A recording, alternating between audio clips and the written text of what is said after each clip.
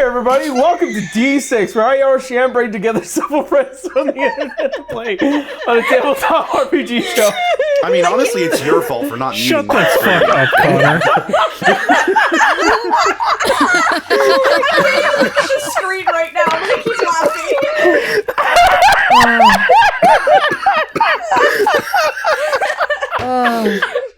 For those of you not on our Patreon, you won't even know what you're missing.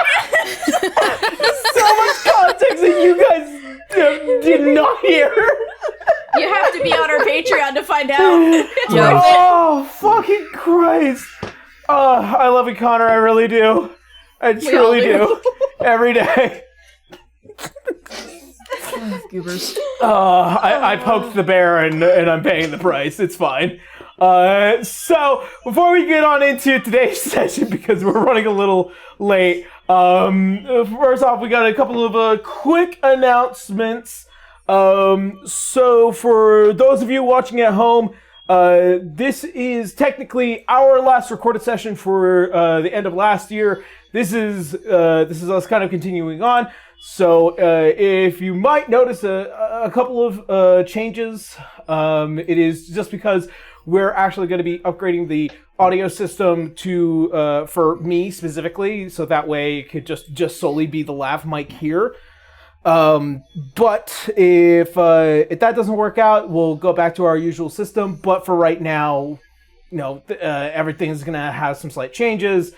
I'm probably also going to look into getting a little bit better lighting for the room as well. And all that other fun stuff. But, studio changes aside, at this point, especially for me, I have been hard at work writing something specifically that isn't really about this game in particular, but I'm writing a novel. I'm helping. Yeah. And by the time we come back from our break, a good chunk of it will have been worked through. It's been very interesting. It is about a story that me and Blue have been kind of just working through the past couple of years, and I'm finally putting the time to structure it into an actual written narrative. I'm really looking forward to it. There'll be probably a later announcement for it, but if all of you may notice that, I've just been personally a little busy, that's probably the main reason why. That aside, Also, I am releasing one of the brand new homebrew documents very, very soon at this point, as I am currently working on the Barbarian of the Twin Mask. It is a bit of kind of like a sort of bard kind of deal, bardic barbarian kind of deal that I've been kind of just playing around with in the idea of it for quite some time. So if you guys are interested in the Order of the Twin Mask, it will be made available over on our Patreon. And you guys are welcome to do a bit of play testing. Send us back all of your notes so that way we know where to balance it, where to power it up and where to power it down. I'm really looking forward to hearing your guys' feedback about it. Because who doesn't love a barbarian? Yeah. And also, I believe so, the Blast Guard is still available over on the Patreon. I'm also looking into figuring out how to actually sell the PDF documents by themselves on the Patreon. To anyone that knows that you're allowed to actually sell digital merchandise for your Patreon individually, so that way you guys don't actually have to subscribe to the Patreon in its medians in order to access some of these subclasses. They will be priced in accordance to what you would generally get for the tier in which they're made available. But yeah, if you guys are interested, go ahead, check it out, and we hope that you have some fun. Also,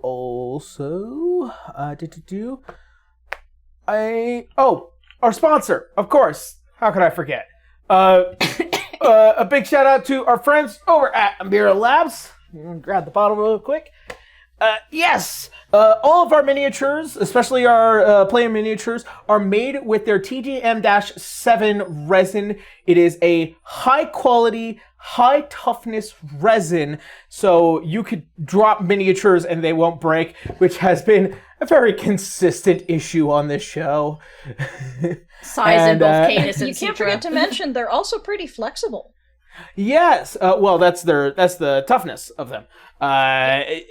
They really take to priming very, very well, and that makes it a lot easier to paint them. Considering with Kendra's help, I've been able to rework my painting setup, and it's been going pretty good. So look forward to more of the miniatures that you have been seeing as of late, and also, again, thank you to Amira Labs and their TGM-7 resin.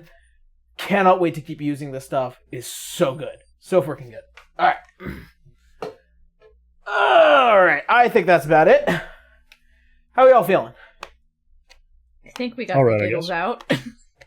Unfortunately, we? the snow stopped outside, so I'm sad. No, I wanted to come back. That was- We may get another wave, but we'll see. Yeah. I will not stand for this. Alright. Well, that being said, let us get into today's session of D6.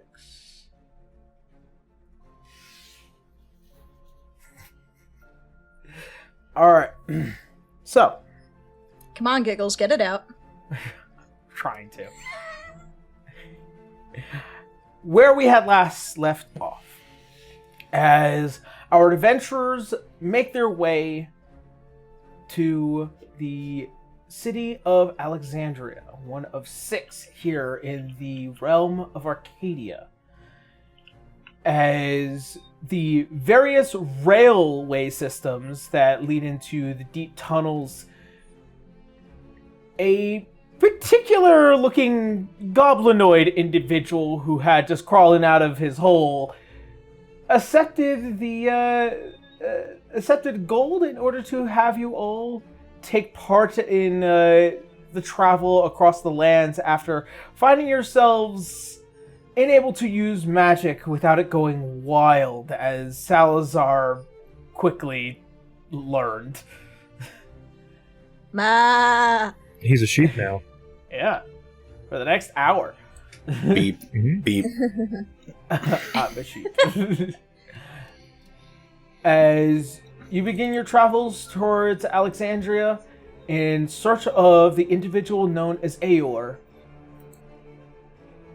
your adventures leave you to pile into the back of these small carts as you find yourself being whisked further into Arcadia. As such, the travel probably take about an hour, but it's better than the 4 to 5 that you guys would have had to do. Regardless, Salazar has to suffer an hour in sheep. I mean, he can have someone to talk to. He's just chewing on grass right now. I suggest maybe just leave him be, because I can only imagine he's probably pretty frustrated. I mean, like, I can ask him. Can you speak to animals without casting a spell? Yes. I can, actually. Just, are you... She's like, is he okay? Are you okay? And no one else can understand other than Salazar, but Nyx is speaking Druidic, but magically, in some way, or not magically, it's just like a part of them at this point, I think, is how it's written. Yes. They're able to communicate with animals and plants with their dreadic. Angry. He's angry. Yeah, we kind of figured. Isn't that normal for him? Yeah. Checks off. Checks out. Even more so. Probably. Oh, Magic. we'll make Bad. Bad. Everyone collectively just like say the line. I should get inspiration for this. You should. absolutely. If only it was that kind of game. Aw. Only Arya can do that. Haha. Well, Arya didn't understand it, or she would. Nyx does give a little bit of a chuckle. It's only for an hour. Sheepy squint. With their weird sideways rectangle eyes. Rolloy's offended by that somewhere. The fucking rectangular pupils that are creepy as fuck.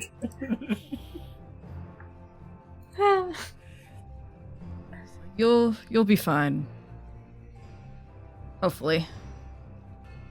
Someone would dispel magic if it wasn't for the fact that it would cause chaos. Yeah, Yeah. and that's probably caused more problems than it fixes. Yeah. Yeah. Actually, we didn't ask if it was arcane magic or just magic in general. Would you like to test that theory? I'm not. No, I would not. I figured. Yeah, the last thing we need is me accidentally turning me into a dragon or something. Or a second sheep. Or a second sheep. Second I'd probably be a lot smaller. You see, as the goblinoid looking back, or a potted plant. What he said. I seen it happen. To be honest, I'd probably be easier to carry around that way. Has it always Yeah. been like this? No, it's just happened recently. Of How course. recently would you say?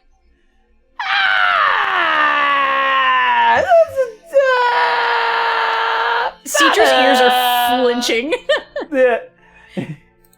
I'd say 2-3 weeks. 2-3 weeks. Yeah, no, that about lines Yeah, up. that checks out.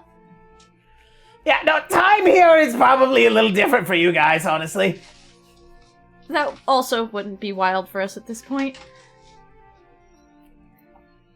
Yeah. It's just like, you know what? That sounds like a story I don't want to hear. Nah, if you're living in bliss, I guess for now, it's fine. Yeah. Yeah, is you trying- too, buddy. Nyx is trying very hard not to keep petting Salazar. They just like animals more than people. Citra doesn't want to get bit, so she's not doing that. Canis may have armor, Citra does not. I think if he does get pet, he just like raises an eyebrow. He's more confused. What? Does Willow have like the big teary eyes puppy dog thing and just inching slowly closer with her hand?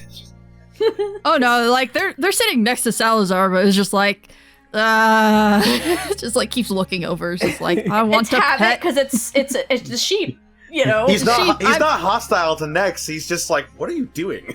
You're a sheep and it's soft.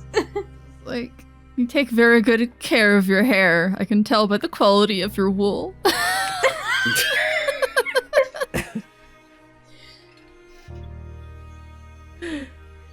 They're an awkward Okay. little being. They're such a weirdo. As someone who's super isolated, I imagine just being pet is like the weirdest shit. Like, may I? Do-do, do-do-do, do-do-do. So you see is like the little conductor minor goblinoid just like looks back. Alright, I'll bite. Where are you like from in a way? The material plane. A little far, don't you think? It's been a long journey lately. Kind of Yeah. some Oh. unexpected traveling. Yeah. Right. happens. So, like, it's just like, you all, like, fell into a pit and went... bloop. Nope. We've had help. You Yeah, we did come have here had help, willingly. but falling into a pit is actually not that far off from what happened. I mean, it was kind of like a swirly portal thingy, but Yeah. Well, that's kind of how that happened with me. You weren't from here? Long ago. No. how long ago? Well, where were you Yeah. from? Well, I was originally from, God, I don't even know if it's still around. Wallenstein? Yeah, it is. Yeah, I've seen Wallenstein. Oh. Oh! That place sucks! That's currently Yeah, at war with everybody. It was kind of terrible, but I met some good people there.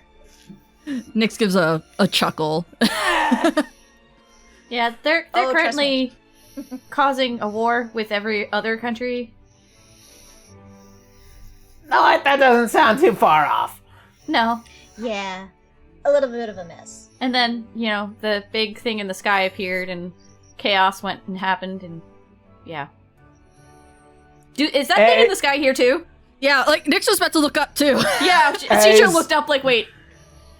As you guys go to look up, you see that the dictation of the sky here is not like Elysium, which is on the furthest fringe of the outer planes in the upper outer planes. However, here in Arcadia, it seems like the sky is not dictated as it genuinely would on some of the outer planes, but here it is almost like a thin golden veil. And Okay. as such, you guys can't see out into the astral from here. But the weirdest thing here is that there is a very obvious and prominent orb that's just in the sky. Citra is And- very itchy again, like, it gives both light, but also you can kind of see a slight sliver of dark around it. Yeah. Was that there before? Oh yeah, no, that's the day-night orb. It just exists. It's a thing It's been here. It's just Yeah, been it's- here. Okay. So Yeah, that no, been dictates here the since, day-night like, the- cycle. Gotcha. Yeah, it's just been here since apparently forever. Okay, that's not as alarming. Okay. All right, makes sense. Cool. Good to know. Day, night, orb. Interesting. You guys seem really weirded out by big orbs. Well, Uh, a specific big orb, planet-sized, appeared in our material plane, and it's there to eat the star. So it's not great. Very spooky stuff. I feel like I should be having a panic attack about that. It's Well, not I my mean, if problem, though. It could be. I don't know if you left any family behind, but Oh, yeah. No, I did. It's just, they all sucked. Ouch. fair enough. No, family I mean, can suck. Don't worry. I can't fault you for that. It's just like, you see as he kind of does this to himself. Goblin. Our family structure for us is like a dysfunctional circus. Like, you're going to go see the things that you're gonna want to go see, but somebody's gonna die at the end of the night. Gotcha. Okay, well, Citra and Sav are just. Family. Ugh. at the very least you're not there. Oh, no. Nyx without thinking gives like Salazar a pet when he says family. It's funny, you're the one doing this, but not Does the Citra. eyebrow raise when he doesn't protest past that? I love that it's you and not Citra. You would think it'd be Citra right now. Yeah, Nyx is just would have been weird really being funny around because animals. Sav would have just been all like, okay.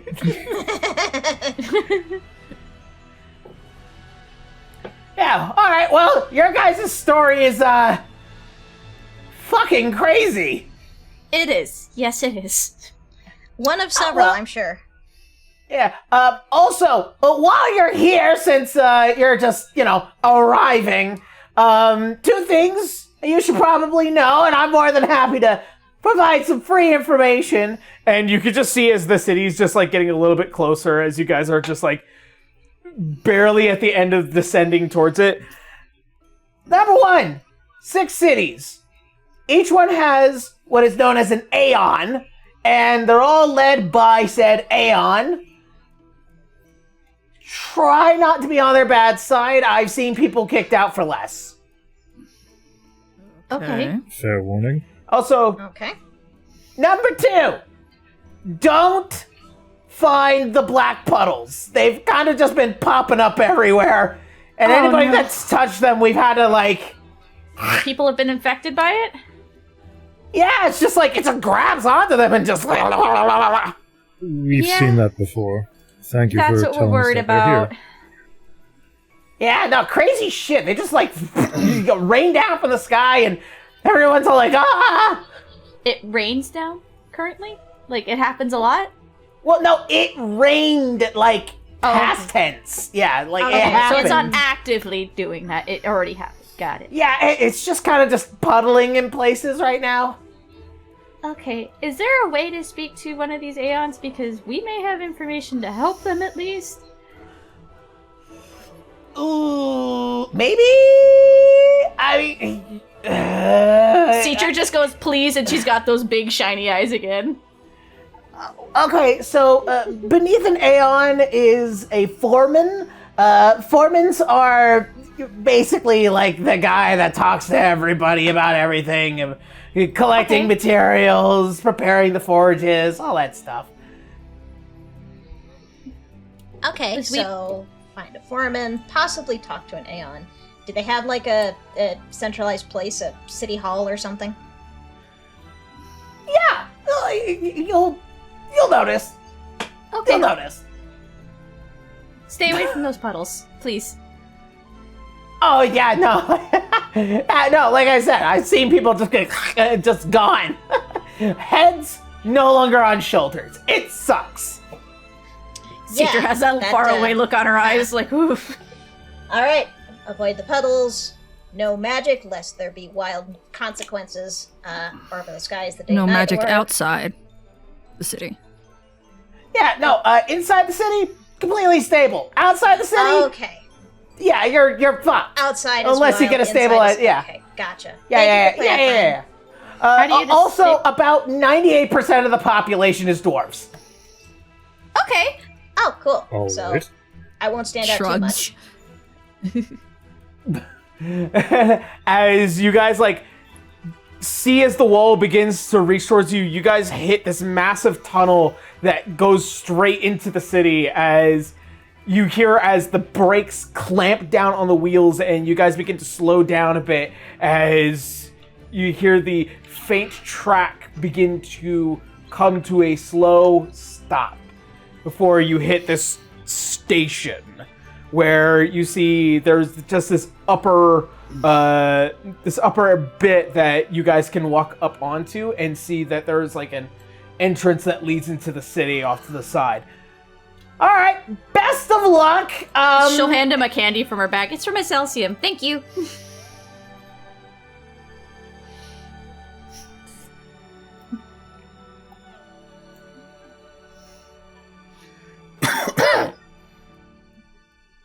and just waves you guys goodbye. Bye.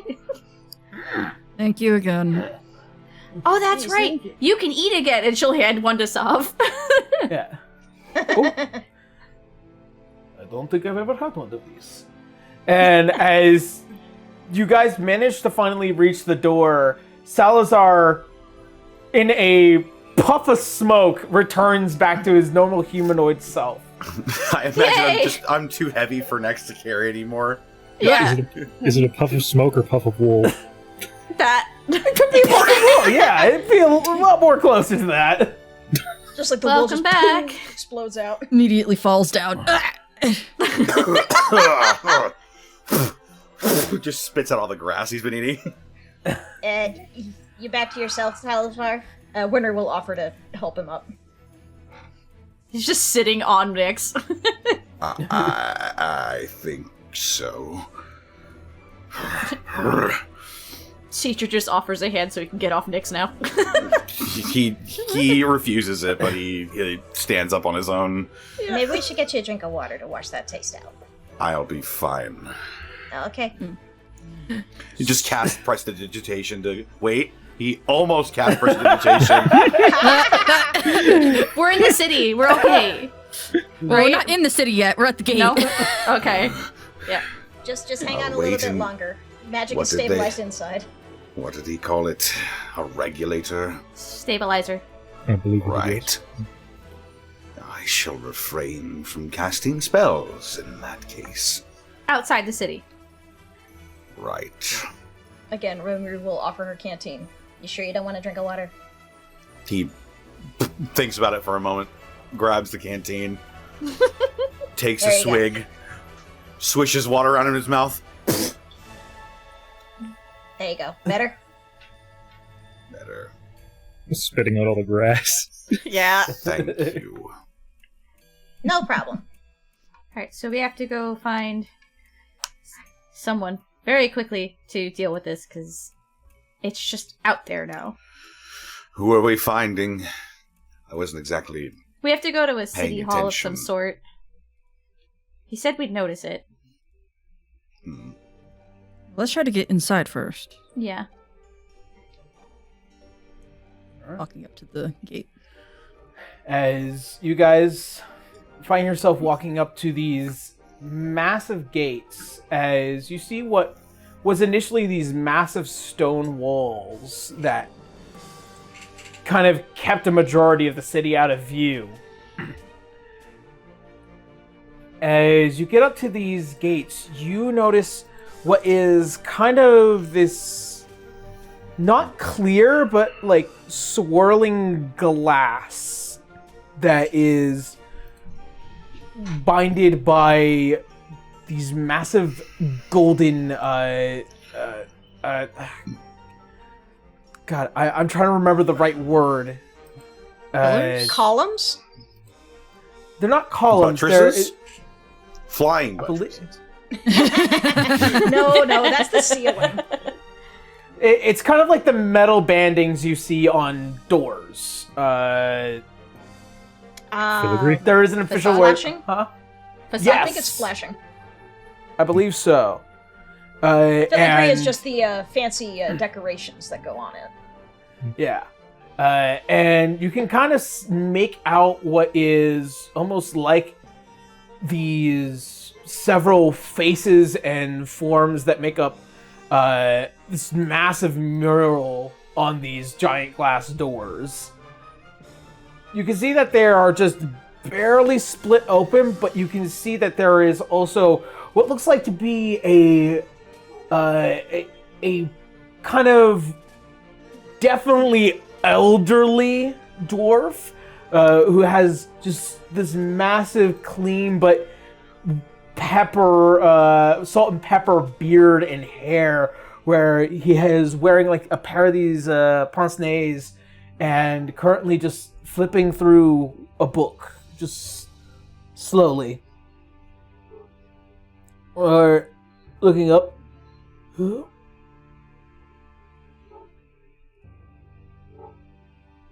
Peculiar. Hello there. Very peculiar.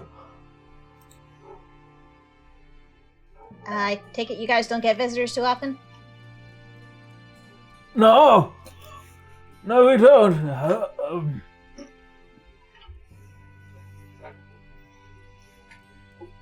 Who are all of you? My name's Wenry. These are my traveling companions. They will introduce themselves at their discretion. Citra. Hi. We're visiting. Visiting Arcadia? Yep. Or Alexandria? Alexandria.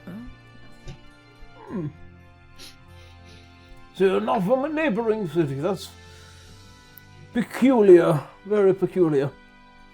You see as he just like kind of goes over and like pulls out a small book and just folds it open and dips a pen in and starts writing all the names that he has heard so far.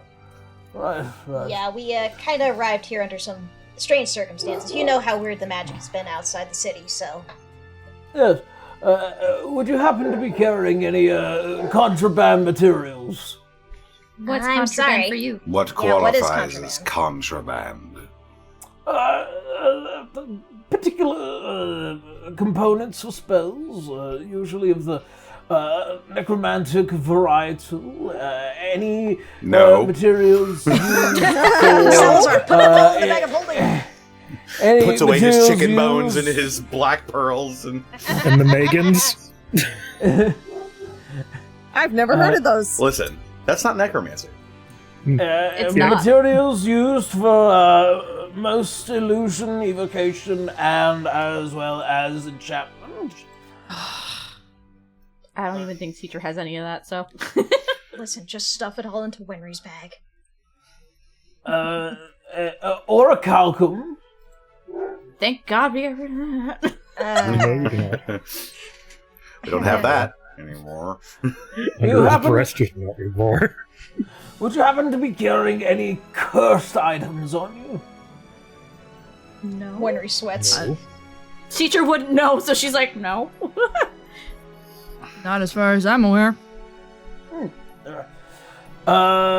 Would you happen to be carrying or possessing any undead creatures at the moment? No? No. No. Right. All right. And it flips the other page. Would you happen to be carrying anything that is a creation of the Allhammer? The Allhammer? Do we? Aaron? The Allhammer was the epitaph name of the god of the forge, Yeah. Morden. Okay. I'm assuming we don't. I don't think I don't think we have anything like that. Glances don't at Sav. Have you heard anything like that? Not that I am aware of. No, everything. Citra's I have is Weapon, right? from Elysium. Because we did a forge with Dante, but that wasn't the one we're thinking of, right?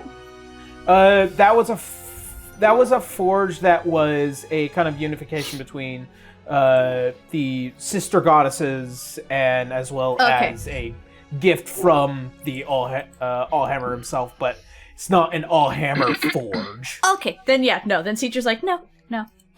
No, we're good. All right. Any dragon eggs? No. No. No. Oh my goodness, Okay. no. Not at the moment. And last but not least, any possession of anything that has come from the astral. Not that I'm aware of. No? Does Nyx not have any of believe. that? I don't think so. No. I don't think so. Listen, the only thing Winry's worried about is them finding about the clink decks. Teacher has no idea, so she's like, The compass doesn't count for that, right? That's a Fae thing, right? That is a Fae thing. Yeah. Okay, don't- making sure. we're not Right. trying to lie, Aaron. It's just we're actually, some of us are like, do we? Yeah. It's like, I these haven't are checked very my interesting inventory in a things, long but time. Do note them for later. All right. It does seem if these are items not of your possession, though it looks at Salazar, you seem of the necromantic type. Do try and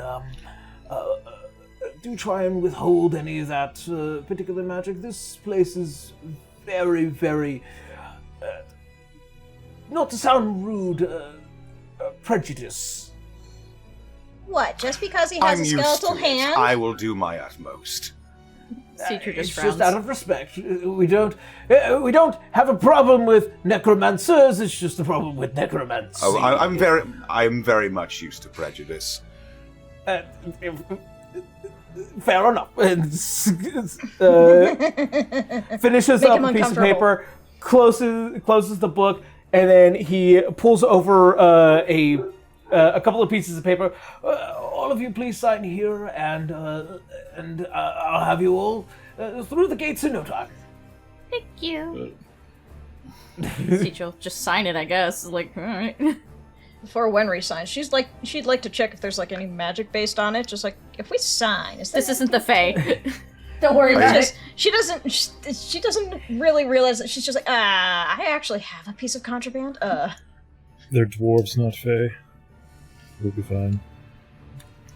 Salazar holds up his arm. I should mention, this is an affliction due and caused by a necromantic ritual. I cannot stop it. I have been living with it for a number of years. This is just how I am. I cannot prevent it. Well, Just for your records. Yes, of course. Like I said, we have no issue with those of necromantic design. It's just the performance of necromancy here is illegal. So if someone dies, you don't even use Revivify? That is correct. Death is quite sacred here. When it happens, it happens. Good to know. Bully for you. And it's like, please do complete the form.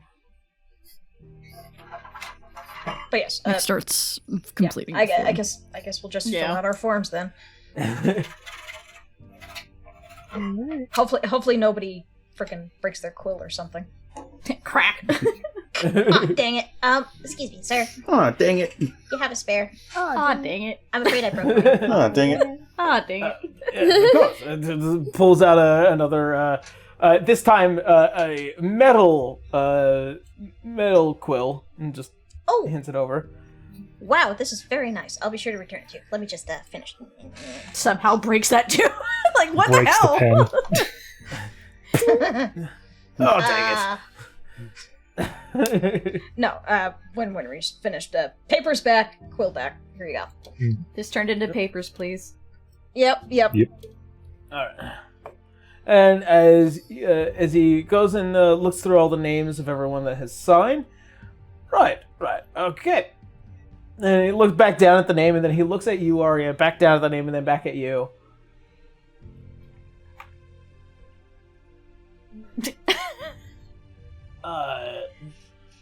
You wouldn't happen to be the goddess? Yes. Indeed. Good to know. Just write something down on the desk. Teachers look at Arya like, what was that all about? I don't know. Sometimes people just do this. What, does he want an autograph? Given Sullivan's teacher situation, like, is this normal? Arya's just like, yeah, man, it happens. Okay. It's part of the gig. They have to learn, so they're learning from Arya, I guess. All right. And Who better to serve as the example?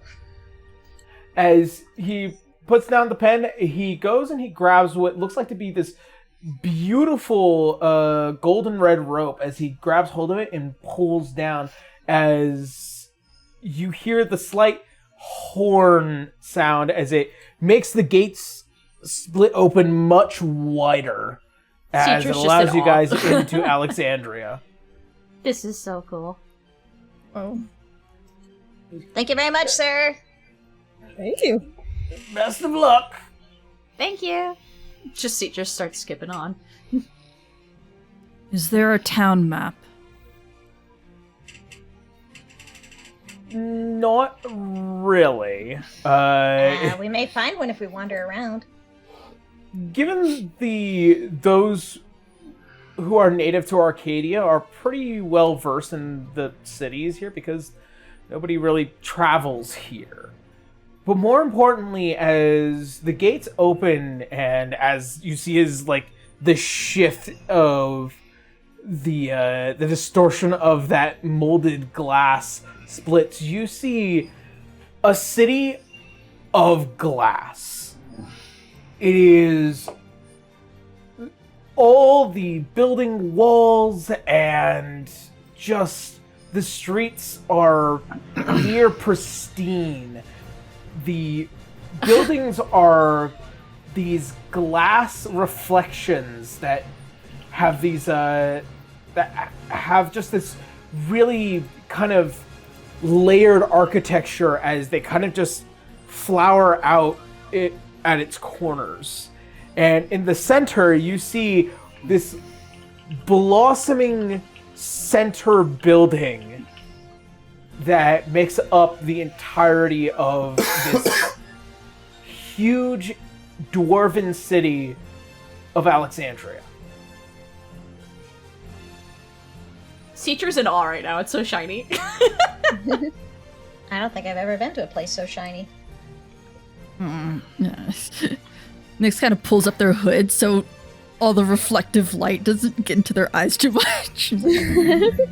Cetra's taking a mental note. Don't ever shift in here. You might blind everyone in like 1,000-mile radius. Oh my eyes! Flashbang times 1,000. You see as Sov is also kind of just taking it all in, like, it's Insane. beautiful architecture.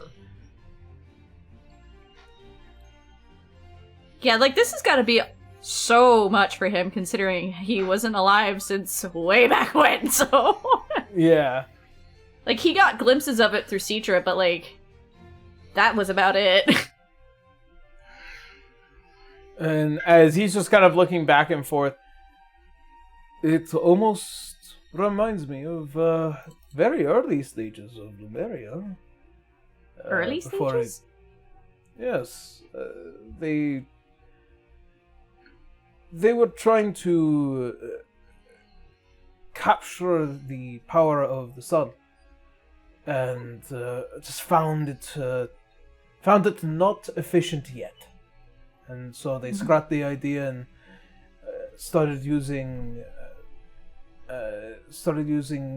stone that was embedded with arcane fragments. Oh. So those you are probably familiar with the magic stones, correct? Carrying a deep amount of elemental magics and whatnot. Vaguely. They are more used in cities like Lumeria. It allows them to create an efficient flow of magic.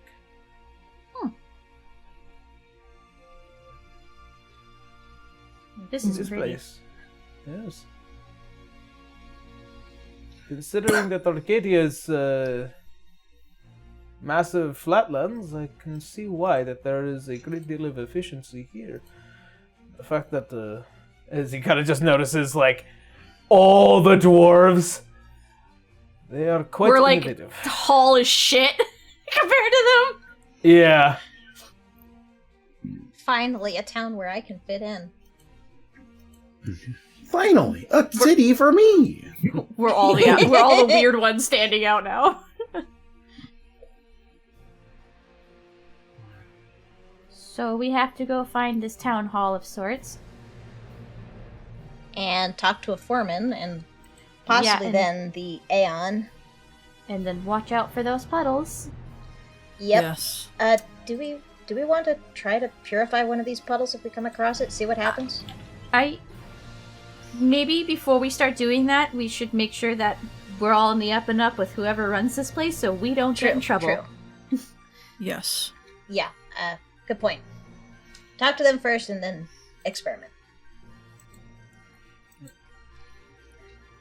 Alright, as you guys push forward into the city of Arcadia, you can see that there is just a lot going on here, but you also begin to hear that there are many very loud voices openly, like, barking their concerns to the general public of what is going on around here. specifically with the arrival of this blackened ichor that has just caused both chaos and now a loss of production as materials become a bit more rare, considering that many of them are too afraid to leave the city walls.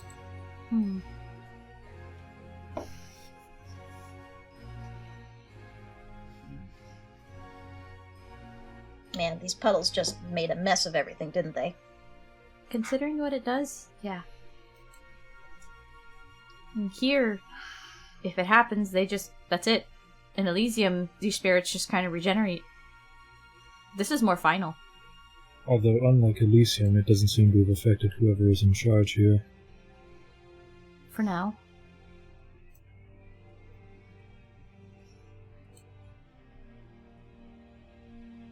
Only one way to find out. I suppose we can just keep looking around. The goblin did say that we would know the building when we saw it, so... Yeah. Can Nyx use one of their... Nyx would like to use one of their wild shape forms to basically turn into, like, a flying creature and try to get a bird's eye view. Okay.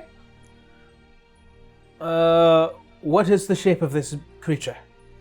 It will be an owl. Right. As you transform down into this owl, obviously with the little horns on the side, as you take flight and begin to kind of make your way up. What's the passive perception of the owl?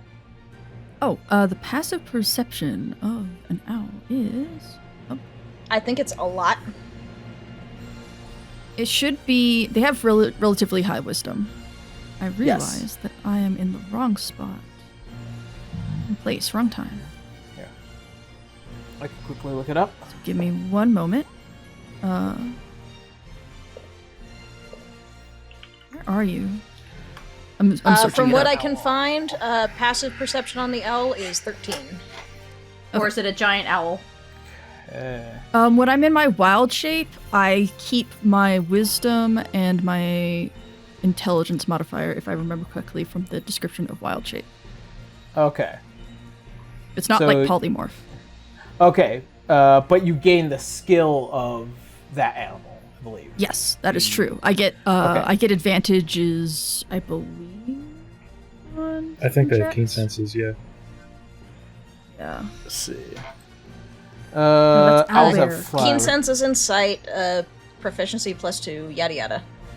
Is, you have a +5, so +5 plus. They have advantage on wisdom perception checks, yeah. Yeah. Well, I just want the passive. That's what I'm asking. Oh, So- yeah, then it should be my own passive. Yeah. I'm trying to give you the advantage to see if it might be a little higher because they have a +5 to their. Oh, do you want me to roll it? Yeah, I can roll it. No. What's your wisdom modifier? My wisdom modifier is +5. I have 20 wisdom. So. Okay, so. Was that Nex was is very wise. I'm sorry. I needed to clarify this. Was that after the level up or? Yes, I. Okay, I've- so that's why. Because You didn't update I it? see it as 19. I thought you were having a. Yeah, it should be 20 then. Yeah. It should be 20. Yeah. Okay. Shame, Aaron, you didn't update things. That was the one that was confusing me a bit. I'm all like, Wait, what? yeah. All right. So 20 passive perception. As you take flight to the skies of Alexandria, you notice that there is the general city layout kind of splays in kind of these thick main streets as they reach out to each gate in pretty much all the cardinal and tertiary directions. So there are about 8 gates in total. You note that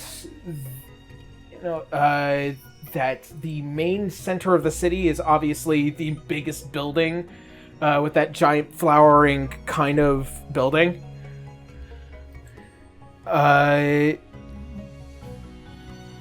There's not too much in the out of the normal aspect of this city. However, you do notice at the top of each of the walls in each of those cardinal and tertiary directions, there is what looks like to be these giant crystal bells on each end, and that's kind of where you hear that massive sound, that kind of gonging, roaring, horn-like sound comes from.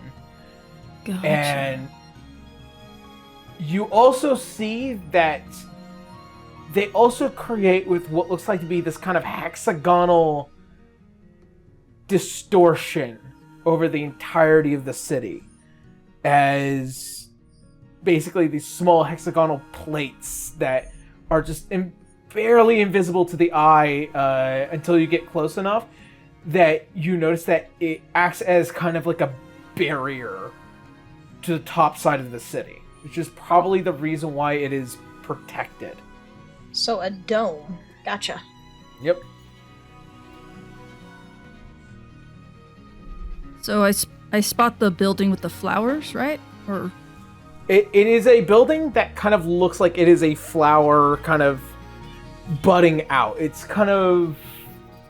I can't really describe it any other way. it's okay. It's okay. I have an idea in mind. Just wanted to make sure it was like one of the ones that kind of stood out, because that's Yeah. what the goblin, basically said. Like, it'll stick out to you. Yeah. So, Mix will fly down and kind of like circle a little bit before trying to lead the party to like one of the buildings. We'll follow, I'm sure.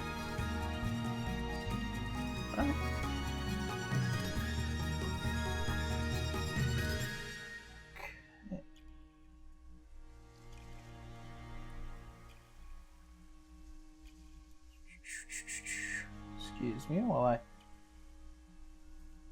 pick out good music.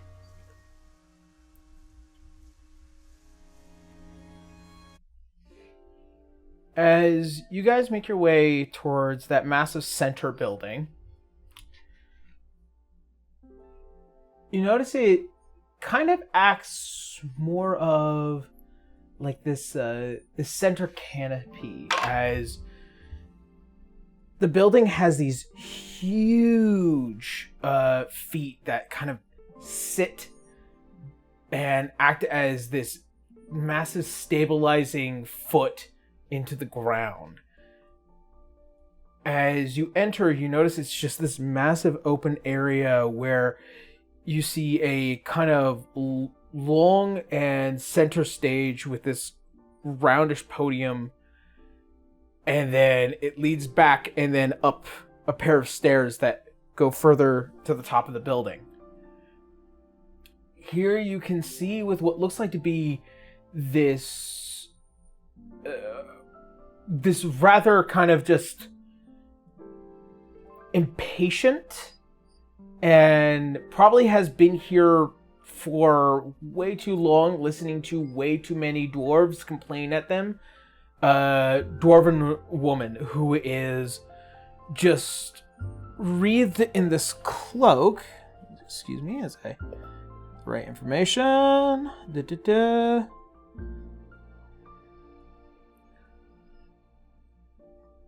Who looks like she is wreathed in this cloak that looks like just the sequin of falling rain along their sides. Her hair looks like that they have like these big dewdrops that get further and further down before there are these pure sapphire crystals at each end, 2 in the front and then 1 in the back, as they're thickly braided. Pretty. You notice She seems like somebody important. Yeah. you notice that there is also this faint shoal that also kind of just looks like dripping rain that goes down just halfway across the torso. As you just continue to hear as these dwarves keep going back, and you just hear as it's like, I know and I understand there's just so much that we are trying to take care of. And it's just like, you're not taking care of enough! The materials are drying up! And you and the other kings and queens are refusing to do anything about it! And then you just hear, and that's not to mention the lives that have already been lost from on the outfields. And it's just more barking left and right, and you see as she's trying to collect herself before the tap of a foot, and there is just this slight thunderous roar as you can kind of hear the entire building shake as panels begin to just slap across metal and wood.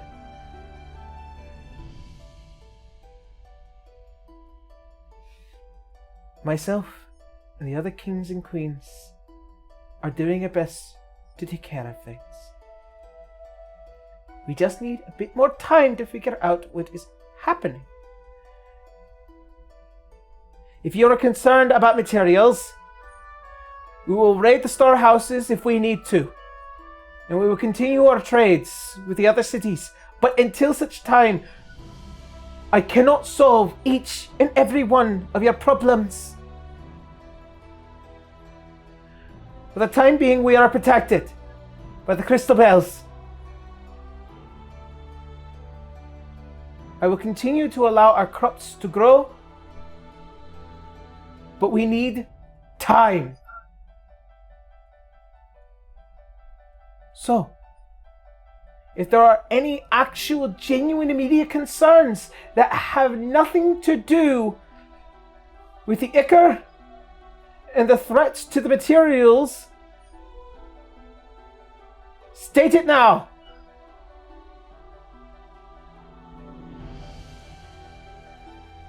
You see as many of the dwarves kind of just... Citra's just looking at Canis like, should we tell her maybe if it's a solution? Like, she's muttering to Canis, so like keeping it low so she doesn't gain attention. Yeah, I'm worried about it causing a uproar. We can wait for them to disperse before doing that.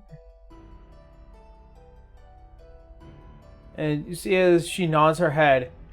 Very well. Should anything be pressing, please speak to the foreman first. That'll be all. Where's the foreman? All these tall creatures. As just like you barely peep up and it echoes throughout the entirety of the room before the head looks up towards the lot of you. And then it turns at the noticement of one. Which one? The one that's probably the most notable of your group, especially for the outplanes. Oh, it's Wenry? You gotta be more specific, Aaron. We're all the very most interested. notable one. Yeah, The most we're all notable weirdos. one of the outer planes, the goddess. The goddess. Got it. Sorry. We're all weirdos, Aaron. You gotta be more clear. Sorry. Didn't want to interrupt. See, as many of the other dwarves are beginning to kind of disperse and being left behind, you see with what looks like to be this, as all dwarves are relatively bulky, this one in particular is helmeted and fully armored to the teeth. You can tell he's quite a unique-looking individual, as you know, he looks up towards the woman and then back towards all of you as kind of beckons you all to get close. Yay, finally, direction. Woo!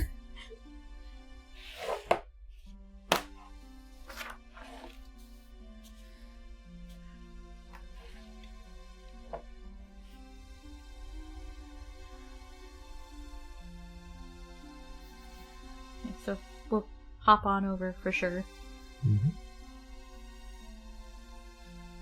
All right. As you approach and you guys get close to these two individuals, one currently up on the stage looking down at all of you, and the other one who's just like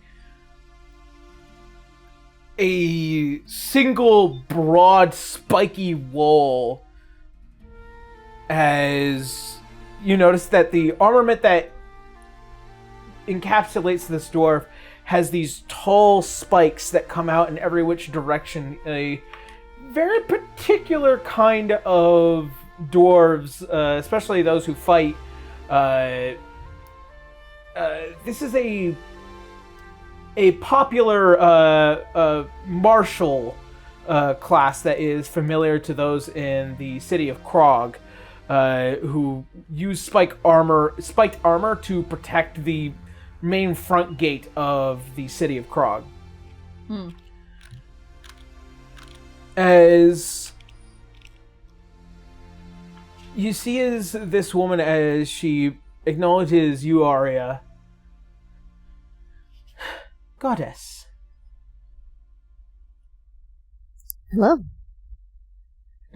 The pleasure is actually mine, and at a time not too soon. Thank you. Now, I do apologize. There has been quite a bit of chaos here in Arcadia and Alexandria no less. It's the Ichor, right? Yes, actually. We didn't want to say anything too out loud, but we do have more information on that, but don't want to cause chaos that you already are dealing with. And kind of just seeing some of the straggler dwarves who kind of like... Yeah, she's notice keeping you it guys hush. Yeah. Anthem, do me a favor and bring them up. I'll see you all soon. Okay. As you see as she goes to walk away, and you see as this spiked dwarf approaches, Lady Nomona has given you her grace to see her at her throne room. I will take you there now. Thank you. Thank you very much, sir.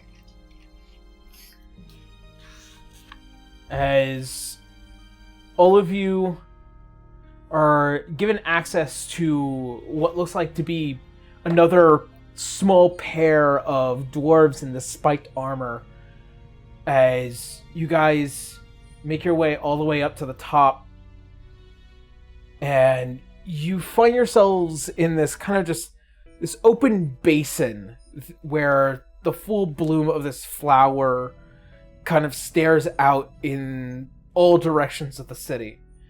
And the glass is perfectly reflective to allowing the vision of being able to see both back and front of the city just wherever you look. Pepper's ghost this bitch. Let's go.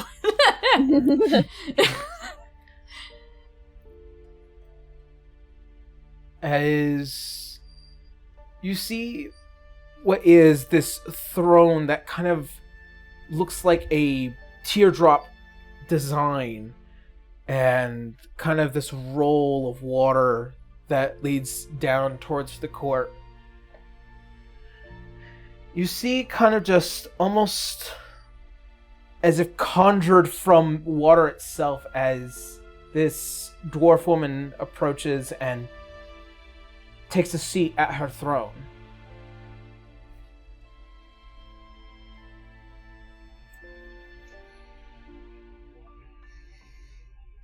Thank you all for coming here.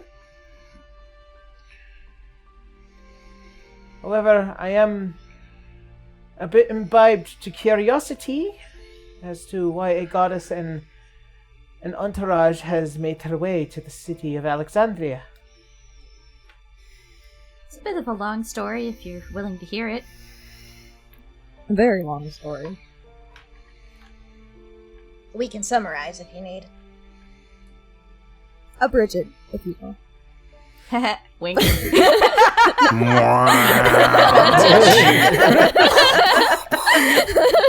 Of course, Lady Hestia. I smite you! As she kind of politely just interlocks the fingers and lays them on her legs. Any information is good information. Something that I can dictate to the other kings and queen.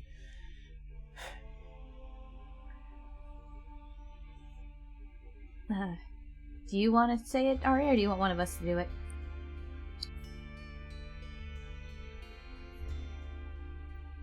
Well,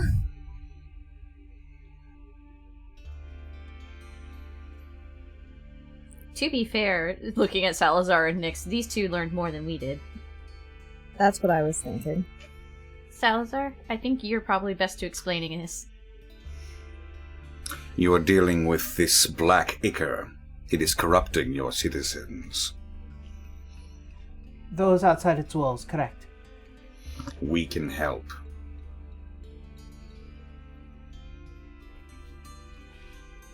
That doesn't explain anything, but I'd be welcome to accepting that help once I learn more.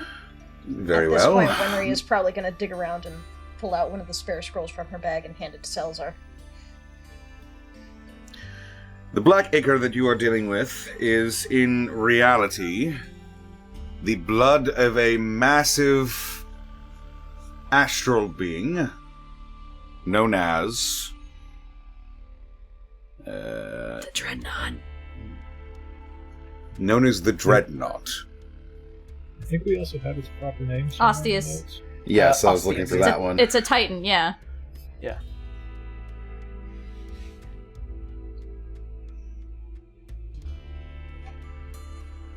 It is attempting to corrupt not just this plane, but all of them. We just came from Elysium. These? Mm-hmm. They were also dealing with this, and it was awful. The It's upside spreading is across the plains. The upside is we did find a cure, I suppose. My grandmother, Erithis, had a spell in her workshop that seems to deal with these things when it affects a person. On its own, I believe you said it was weak to fire, and she's looking to Salazar for confirmation. Like, super vulnerable to fire. Yes, something like that. This scroll contains said spell. At least one of them. There are two that we know of. One that can be learned easily, and one that can only be performed by the most skilled of mages.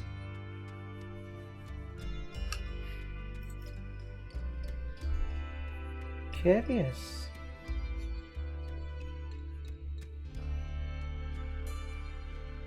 That would be extremely helpful then. But as part of this dreadnought, It's currently in our sky, and here to eat the star. It's that just waiting. is a wonderful what though? If it has managed to... Which may be the reason why the forge has gone cold. The forge is gone cold? Arcadia was the home of two very powerful gods. Oh, A- yeah. The Allhammer having been the one to keep the Arcadian forge warm. No longer here, so we haven't been able to create any unique technology. Most of the gods are either gone or dead.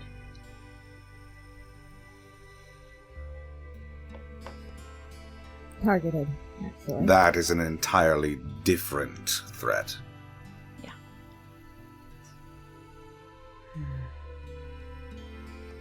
It just happens to be a problem happening at the same time. But for a bit of good news, if ones can learn this spell, you don't have to just kill your own people. You can get it off of them. That would be extremely useful. These are known as the forgelands, but they were also known as the peacelands as well. Arcadia has never needed to spill this much blood before. Myself... Cedrid, pause. Continue. Sorry, I brain derped. Myself and the other kings and queens, we concern ourselves with trying to make sure that we do not cause a great deal of conflict. But since the arrival of this dreadnought, it seems like everything has gone topsy-turvy. It's all out of balance, yeah. Magic has become unstable here as well. But I feel like that might be something else entirely. I mean, from what I've heard, what we've heard is that it started a couple of weeks ago, which kind of lines up for when the dreadnought appeared and the gods. Yeah. Apparently, it's affecting many realms: Elysium and the Nine Hells. Yes, but have any of these realms been dealing with wild magic? The wild magic bit, that's new. That seems to be unique to this place. It may be that every place is facing a unique challenge. But Cedra so will far- tug at Canis's arm for a second. Hmm? It wouldn't happen to be that book, would it? That was my thought. You could ask, but I don't know how much information you want to give.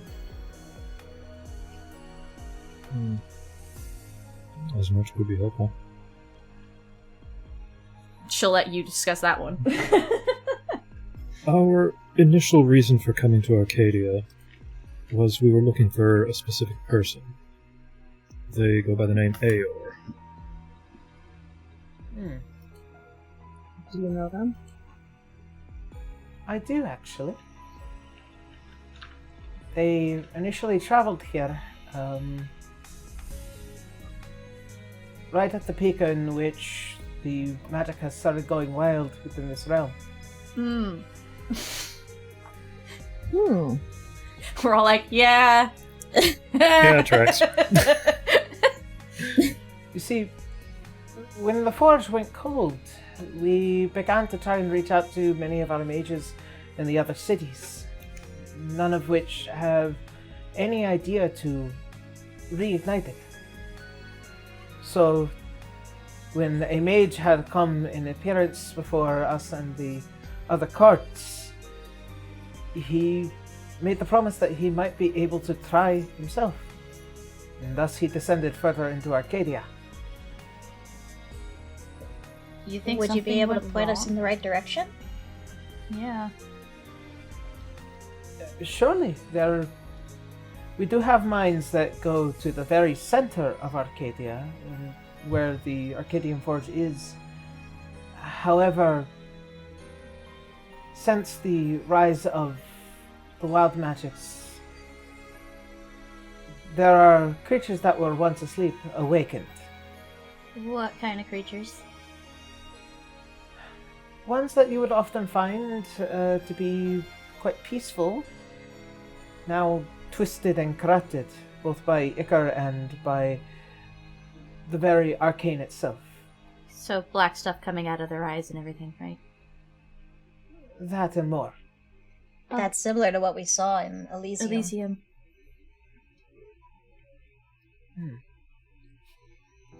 It's pretty, it's got a pretty good resistance against both, radiant damage and pretty much immune to necrotic damage.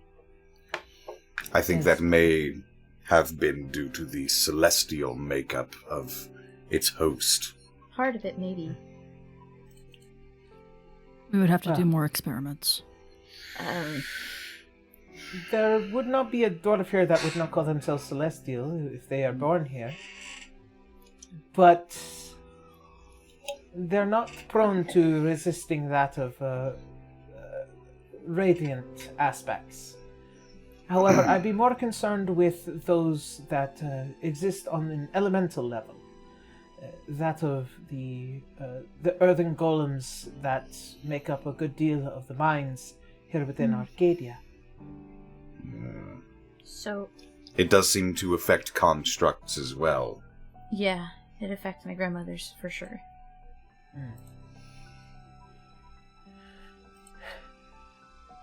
Well, as gladly as I would allow all of you to descend into the mines, there are still various concerns, many of which I would like to avoid. Which are? Well, the most prominent is that all of you are outsiders. Yeah. But do you have any other answers? It sounds like you're hitting a pretty dire situation at this point. It has long since been tradition to not let those get close to the Arcadian Forge unless it was a dire situation.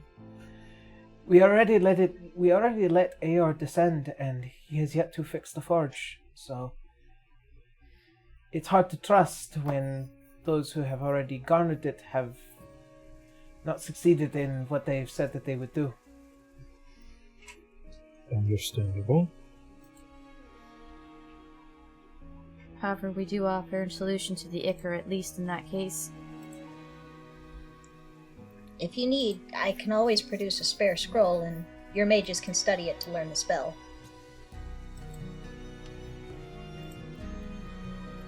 Then We don't want to overstep, but it just seems like, at this point, there's no other answer. At least none that we found. Yet.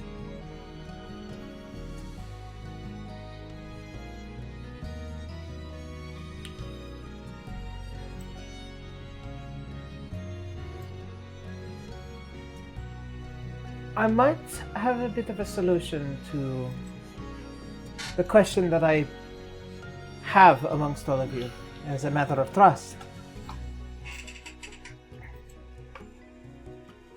The spell that you all proclaim to have, and if it does work, and I hope it does,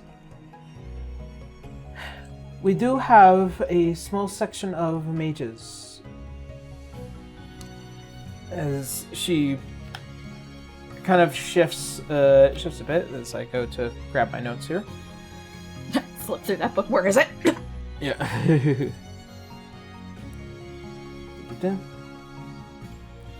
By all means, if it would make her feel better, Winry would be happy to offer a copy so she can just take a look at it and study it herself.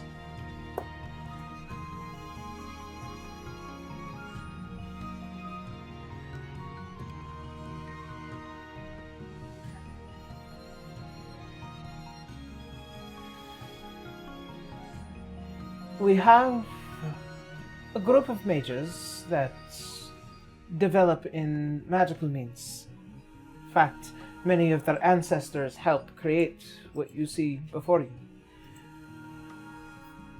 They are known as the Forged Brand Assembly.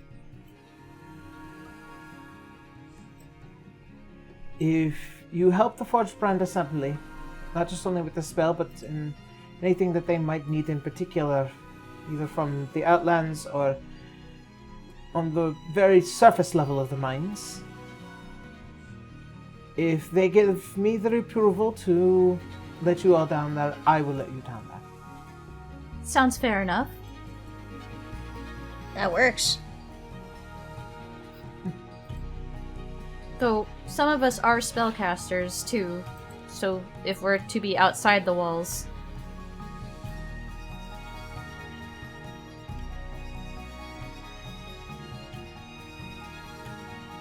I am sure that they will provide you with a stabilizer in order to assure those of you who intend to use arcane means to find solutions to their problems.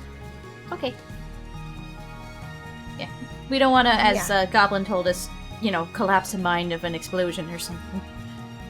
Or turn ourselves into a potted plant.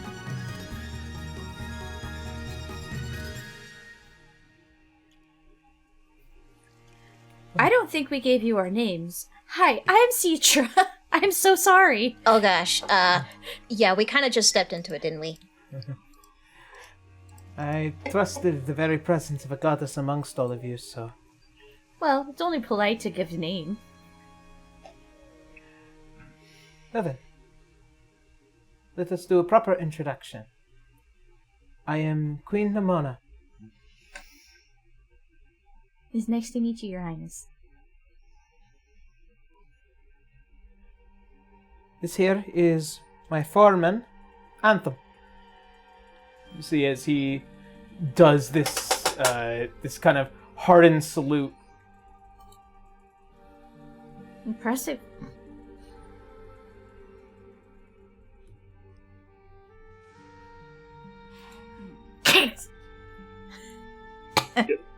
I'm always kind of unsure of ripping him how. inside. I'm always unsure as to what the hell order we do this in. It's whatever. If just find a moment. It's whoever. After you. No, after you. After you. That's, Doctor. The Midwest standoff. Yeah. In which case, Winry may take this opportunity, just like, my name is Winry Tea Leaf. I am a sorceress, and I actually helped to create the scroll with the help of Canis over there. And Canis just gesture. Canis Matilius.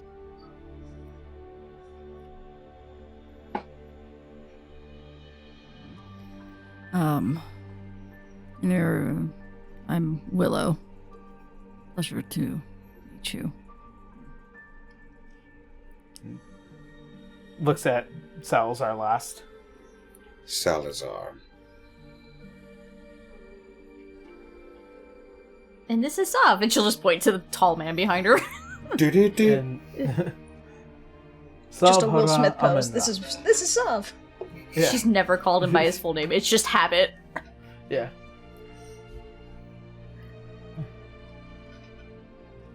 It is a pleasure to make your acquaintance, Outlanders and Goddess.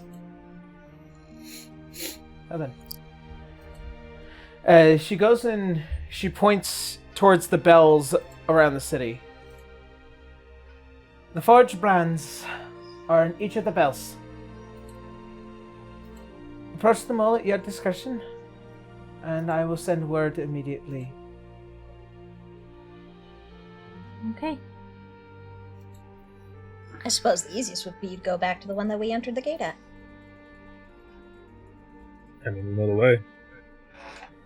Yeah. As she gives you all a nod as a permission for dismissal. And you all make your way down from the center building and back Aside into the from the- streets of Alexandria. Well, aside from the weird wild magic moment, I think this is a better start than immediately being attacked. Oh, don't jinx it. You never know when something will pop out in these worlds. This city seems pretty well protected. Now we're just begging for trouble. I'm not, are you? And we stand out quite a bit. So tall.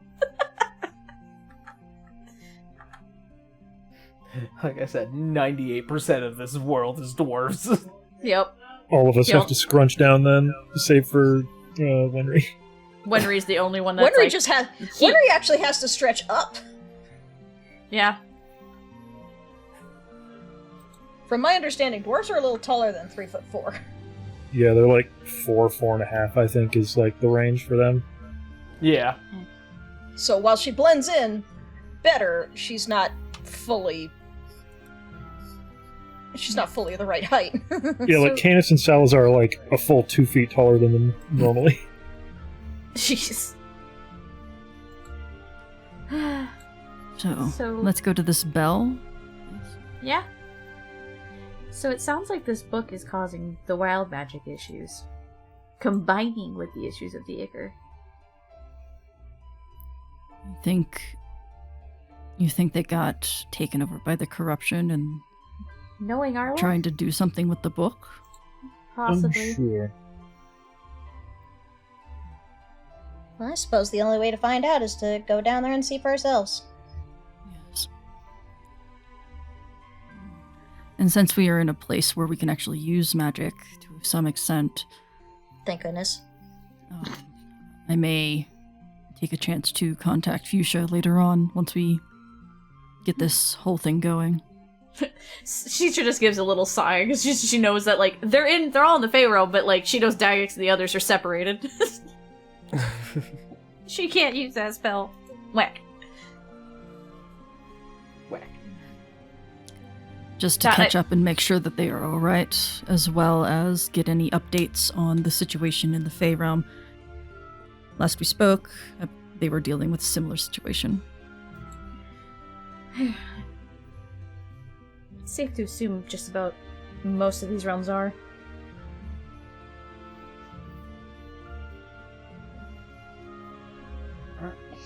We're just talking as we're walking. Yeah. Yep. So we're here for the book, but also that divine power or whatever it is that's also here. I need to ask them where their world tree is. Mm-hmm. But No, we it will do is a that world- after. It is a world tree. It might be pretty big. If we spot it ourselves, then answer solved, but... Depends. It truly depends on how much it has grown. It may be underground. That's how this world works. Nyx nods. An underground tree? It's magic. True. Magic is as magic does. Yes. It is possible for a tree to be underground and still have access to what it needs. As you guys reach towards the first end of the city, as you see the massive wall where that giant crystal bell is. As you make your way through an entrance that kind of leads up towards it and climb this tower. Inside of these walls, these massive glass reflections, is still beautiful crafted stone and woodwork that can only be done by the hands of dwarves. This architecture is just phenomenal. As you make your way up to the top of this tower, as you find what are those same exact kind of, like molded glass doors that distort what it's looking into. As you go to open and approach it, there is a rather youthful, astute, and slightly taller than normal dwarven man who has his hair pulled all the way back and these long strands that make up the beard. And Tall dwarf. yeah, as well as the kind of the exact same sapphires that you see from the queen, only just smaller and more polite adornments as they kind of braid together towards the end. As the head turns towards all of you, you must be the outsiders? That would be correct. Hey, What gave it away? I take it you've already received word. of course. Myself probably and should the have given other the forge team name. plans as well. We probably should have gave the team name to make it easier. You all have a collective name. Yeah, it's new. What was it again? It was the Wayward Vagabonds? Wayward Vagabond? Astral Wayward Wardens. Wayward Vanguard. Wayward Vanguard, Vanguard? something. Yeah. Sorry, it's been a hot minute. Wait, I think we were called the Astral Corsairs? Rely! Or was it the Azure Crest? I'm not sure. We workshopped the name and then forgot it. Yep. That happens every now and again. Wayward Vanguard. Correct. I am the Southern Forge brand. I am known as Godric. It's He nice to goes meet and you. approaches all of you and gives you all a relatively firm handshake. You can see as the sleeves kind of extend out, you see what is these massive gauntlets that have these deep dwarven etchings. Dwarf magic, which is uniquely designed in the arcane, rather than the usual arcane designs that have been long translated and retranslated over and over again to a point where it's kind of just, magic is designed in a very specific way to where it's very effective for everyone. Mm-hmm. Dwarf magic is a little bit more complicated because it's a very specific kind of magic. So whenever they make something, it comes from a specific rune, a specific design, a specific this. And so the study into dwarven magic is difficult because unless you're a dwarf, that has passed these things down the line, it would be lost upon most people to try and study it.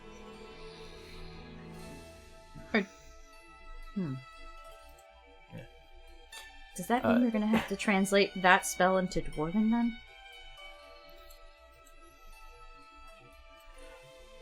Well, that would be exactly what I am here for. I'm lorded across all realms of magic as well as many of the others here. But my particular expertise is in translation. Oh, then this will be much smoother. This will be much Yeah. easier for you then. It will take a great deal of time, but if you do have the spell handy, I will begin the research and the work in order to develop one for here in Alexandria and to the other kingdoms as well. Yeah, Of course, I can make a bunch of extras, but I've got a few right here. And see as he goes and extends out a hand. Yep. Let's see here. Winry will just shove her entire arm deep into the bag, just like, and here we go. Here you go. Here's one. Alright. This will be a good start. Yep. De-resonate corruption. So that should help you out. This is the more magnified spell for very powerful mages. So. See, as you can see, as he begins to kind of read it and see as like the thick mustache kind of bristles a bit. This is really something of a new development. Many of the old magics were created by the gods very early on, so the fact of translating something entirely new will be very difficult and long. Well, my grandmother had a flair, I guess, for spells, so... Yeah, it took us a while to translate as well, but it works. Right. Well then, I suppose I will be able to get to work right away. As he goes and he kind of tightens up the scroll. That's it. Well, listen, I do appreciate me being your first stop. You might find things a bit more difficult with the other forge brands. Any advice? Well, some are a bit older than I am. I'm probably the youngest of the assembly. The older ones are a bit more archaic. They would much prefer that all of you stay out of the way. Alright, so we really gotta lay on the charm then. Well then. As all things go then, I will go ahead and start at the beginning of my research, and as soon as I've managed to complete as much as I possibly can, I'll reach out again and see if we might be able to put this to the test. Okay. Good luck. But that said, I am well appreciative, and I will send word to the Queen that you have my approval. Yay! At least one. Thank you very much, Godric. Is there anyone you can point to that might be a little bit more amenable to us? Yes, they are older and in their ways, but still.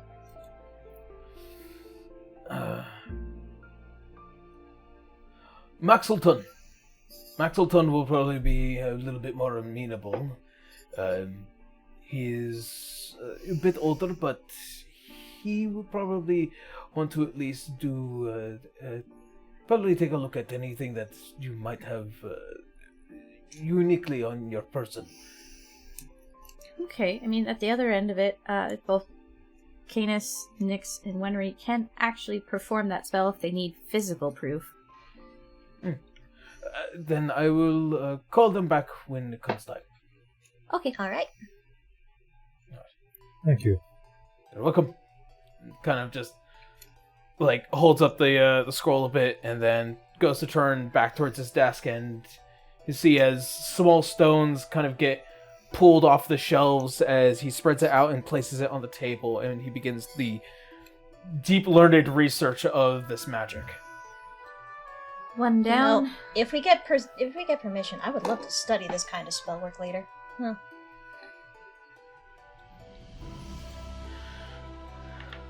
Something tells me we're going to be here for a few days, so we may also need to figure out where we're going to stay. Yeah. Well, That is a fair point. Wenry would like to look up at the day-night orb and figure out. Day-night orb? Stare much- directly at the sun. How much light do we have left? Ponder the orb. You guys, having been here for at least a few hours now, you begin to see what was once that dark sliver is starting to kind of come over a little bit more. You guys probably have about 4, maybe 5 hours before night begins to take over Arcadia. We might be able to get another gate, maybe 2 if we hustle. It's a big city, but yeah. It is a big city, so. I'd prefer not to split up as much as that would try to cut down time. No. I don't want us to split up. No, I'm just saying. Simply walk faster. Yeah. Picks up Wenry. Okay. I can use fly, but okay. That saves me a spell slot. Doesn't fly only last like a minute? I thought 10 minutes. Was it 10 minutes? I meant there an hour. I gotta It's double up check to that. concentration for 10 minutes. Oh, okay. If I Thank remember you. correctly. But I can go like 60 feet. But again, we don't want so to split up, it's really so. fast. Yeah. And We don't want to if split up, so yeah. Citra can fly, but If it we would... prefer, Yeah. I can create a space for us to stay. Although the If we last don't- time I tried to use magic to make our lives convenient, We're in the city, it's okay here. I guess the only difficulty then would be finding a free spot to do it. Yeah. It's not as if we could simply sit down in the middle of a park. Yeah, that may be frowned why upon. not? What spell are you Well- thinking? Tiny I hut, recently tiny hut, came across- Tiny hut. Nope. No. It's a bit larger than that. What fancy Is it spell a does Salazar magnificent have? I'll need a silver spoon. In a dwarven city? That'll be easy to Canis, find. I'm assuming you don't have one, in spite of everything. Oh, wait a minute. Like, fool, I get a laugh from Nyx. Oh, he Just got a you slow, like, neck crane turn over to Salazar for that. good. Got you good. No, I don't think our kingliness has one. Arya Former. in the I'm background sorry, I is left it at home actually after I was assaulted. Arya's just like having the biggest shit-eating grin on her face at the shade. She's living for Doesn't it. the Hope family, like, make fun of Canis and shit? I'm pretty sure Acelia did. All the Yeah. time. So this isn't new. Unfortunately, this spell does require a component. I'm sure Okay. we can probably find a silver spoon here somewhere. Let's find out. Otherwise, we'll just have to stay It will in. assuredly be cheaper than finding rooms for the night. Yeah. Well, I only- I suppose we can probably look for a shop as we're going over to the next gate. Yeah. It'll take 5 minutes to stop in and buy something like that. Yeah, In terms of a general store. yeah, general goods. We're buying silverware. A silver Yeah. spoon, legitimately, yeah. Maybe an upscale general store-ish, because I don't imagine silver Like, is going to be handed Real out. silver, yeah. Yeah. Probably some dwarven handcrafted shiz. Mm-hmm. Oh yes, no, definitely. There are probably a number of kitchen craft stores that are quite notable here. However, even dwarves recognize that the cost of silver to make something plus a little bit of time for labor, it's not going to cost all that much. Probably half of a gold piece. Teach will hand over a gold piece. Specifically, it is 15 gold worth of small figures.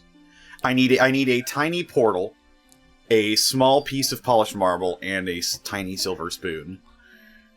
Those are probably easy to find here. It's a city of dwarves. Again, it's excellent. Yeah, we're in the best place for this. yeah. I can go ahead and purchase that. And craft and innovation is well known here. Probably not a bad idea to stock up, just in case we need to do the spell again. Fortunately, it does not consume its material components, so all I need is the components, and then I will be able to cast it from henceforth. Oh, that is very convenient. Suppose I should think about getting materials for potion making as well.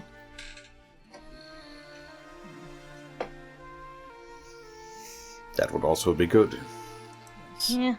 I'll keep an eye out for anything, but unfortunately my wallet's a little bit light. Winry looks at her piddly little 13 gold pieces in her pocket. Unfortunately, I had to leave all of my chicken bones at the door. Well, you could have stuffed them in my bag. It's not like you can find anything in there unless you're really looking for it. I imagine it won't be terribly hard to find another. Something to note. I have noticed that there is a gold issue in the game at the moment. That is going to be solved here. At least a good chunk of it. You know what? I'm Just not for sure what that, you're Aaron. referring to. I have 7 platinum. Just for that, Winry's going to keep an eye out on the streets, see if she can find any loose Chicken. change that's fallen down. Oh. Sorry, I don't think I Something got like assaulted that. in my own home and teleported I don't away. think chicken bones are going to be anywhere but the garbage bin. Cedra has Well, 390 beggars gold can't be pieces if you need. choosers. When you need zombies, you need zombies. Winry, Mhm. Winry, if you need money, just say so. Same.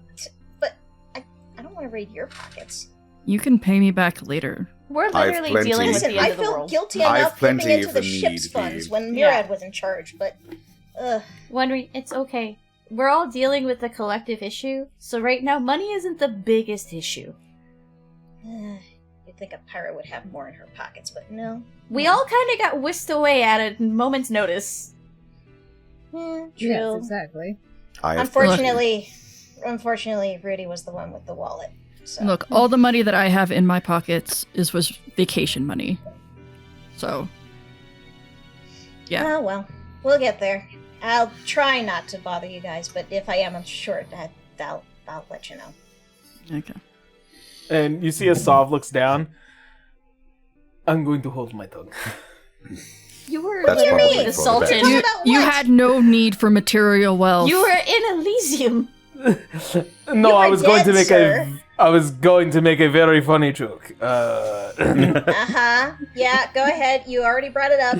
Might as well finish the joke. No, About tell us another about silver your spoon? kingdom you burnt down. Or is it something about being shortchanged? Come on, you tell are us a funny so- It's short, yeah. Come on, Aaron. You already started it. Giggle, giggle, giggle. I was going to say, well, you are already short, but Yeah, I expect I was Wow. going. Short I was, jokes. I was trying to make light Original. of what was already happening. I do apologize. Yeah, sure. Winry will probably smack him playfully. Watch out. Gentle. They call for the deaths of all short people. Gentle ribbing. Don't worry, I'm used. Would you like And a he step does ladder say to that look him in the eye character, until by the way. Oh, don't worry, don't Yeah. worry, Canis. If I need to, I'll just take out his knees. I mean,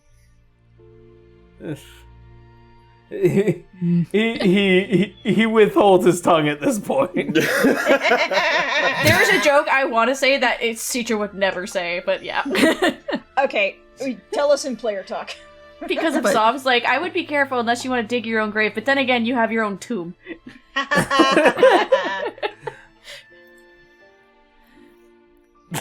Good Teacher would never banter say it. as we walk to the next Yeah. bell. So we require a spoon. Yes, we are looking for a spoon. Yes, You- it's you a little pick one, up- general stores. Yes, you pick up all the materials that Salazar is in need to create what he needs to create. I shall pay for them. Okay. What is the silver to gold exchange rate? I believe for my game it is 10 silver per gold piece. Gotcha.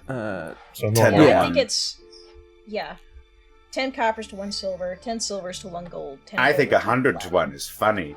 But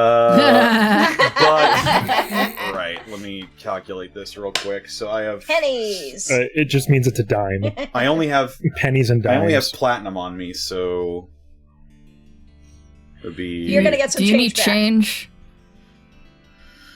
yes. The platinum is 100 The silver. platinum is 100 silver, so converted to 10 gold, it'd Mhm. be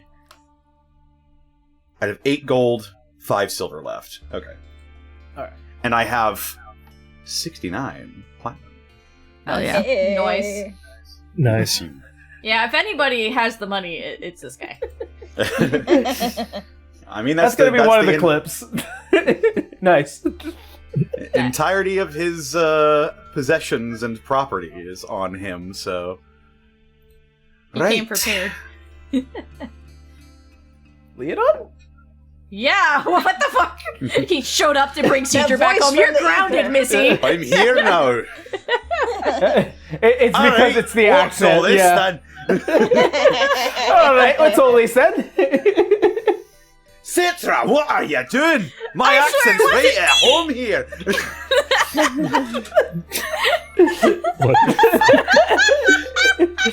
It was moving. So It's because I've- my axe is embedded into his nervous system.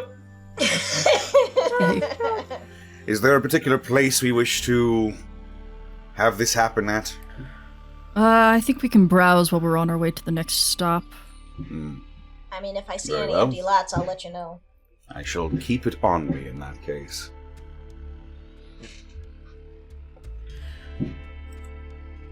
Alright. And as such, as you go to make your way to the next bell, the scene shifts a bit. As the eyes of the world pull from the outer planes back into the material.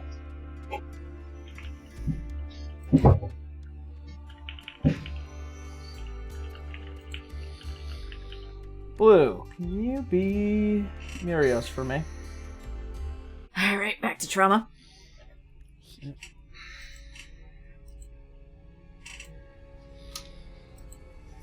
Sorry, it's a little bit too much. Hold on. Oh, it's too much trauma, so we gotta bring it back to a little bit of trauma.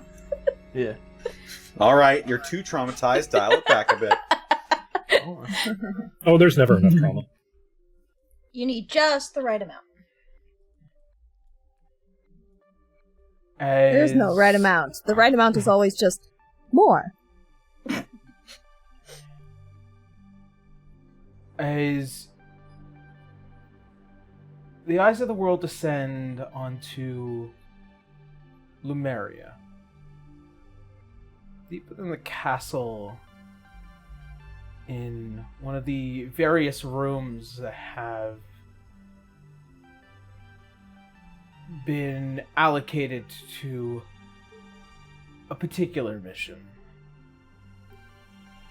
Murios, as you have been standing here for the past several minutes, watching as your king constructs a body around this soul. Oh, yeah, she's upset.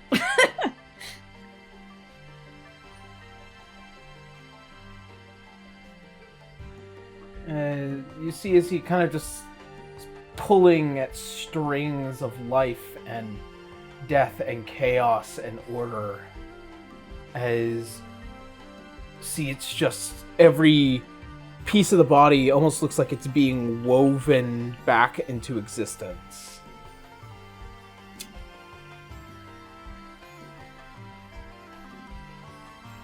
And the eyes look up towards you.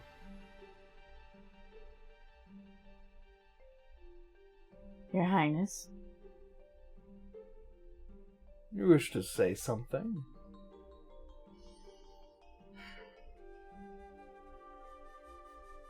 Not that it would make any difference.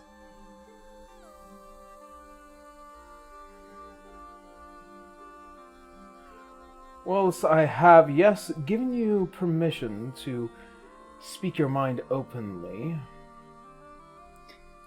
It is to do so carefully. I am well and aware of the threat you hold over my head.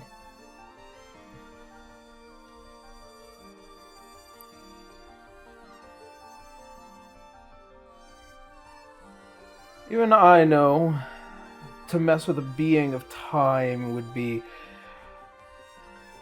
troublesome. However,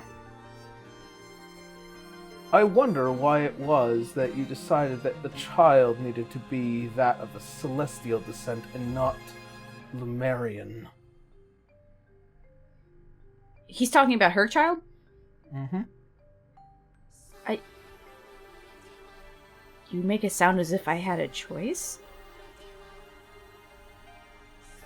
See, as the hand just pauses a bit, as you see as the weaving comes to a slight stop. A mage such as yourself, the caliber that you have, do not think that you could have attempted to at least offer the opportunity? Out of character, would she have known this? Because I don't. There is a particular spell that is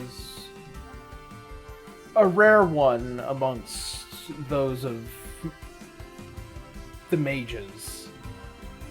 Reincarnation has a very unique ability to be able to change from one race to another. In fact, it's probably curiously how some Umbrians, to your knowledge, have continued to exist. I had been retired for quite some time, Your Highness. I didn't exactly have that spell in my repertoire, and I left it up to fate. And given that Lumerians aren't really around much, and Aasimars generally are a little bit more common, and I use that term very lightly. My son is fine just the way he is. I suppose. However, their superiority is overstated. If she could roll her eyes, she absolutely would, but it's just galaxy eyes.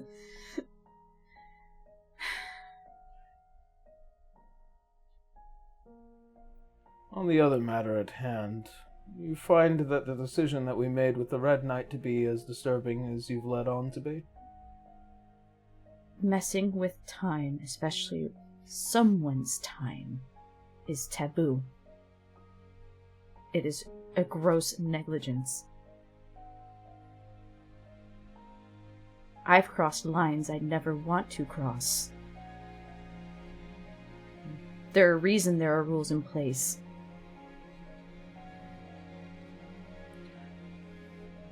You worry about rules. And you see as he stops again, and yet I stand before you. Yes, it is a marvel that you're here despite being, as you said, dispersed. I had no idea there was even a fragment of you here. And yet, you understand the reason why I was fragmented and shattered. Yes.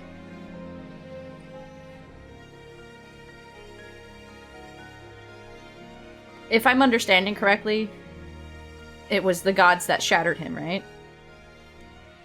It was a spell provided by a god. Ah. Was it Bahamut? Nope. No. Then would she know? Yeah. Okay. I just want to make sure before I answer, I don't want to say things she wouldn't know. The only thing I know is that the gods betrayed you, and in my mind took out the only way we could handle the Dreadnought, and I have been furious with the prime deities the entire time. My friend was shattered to the wind. And yet now, fate has put me exactly where I need to be.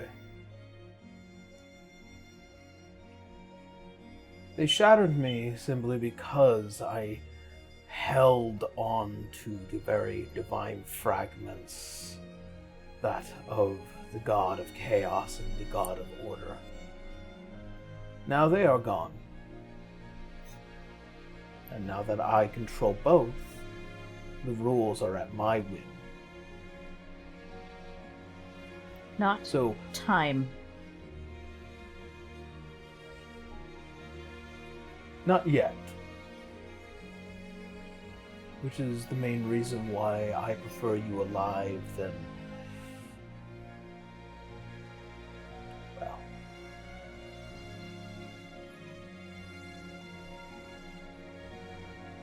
So... whilst I am in control of most aspects, in due time, as... Sorry, that was me. in due time, as I begin to pluck out the divine from the endless gods,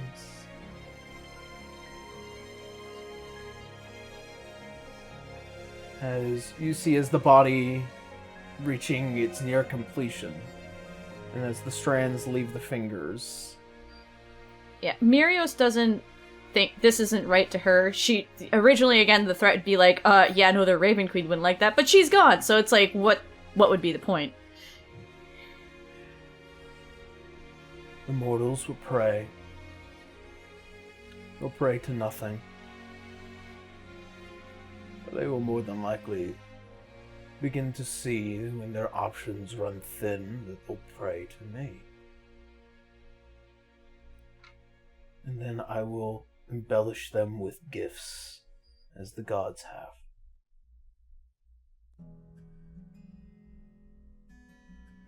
And those who don't follow, well, crusades have been started for less.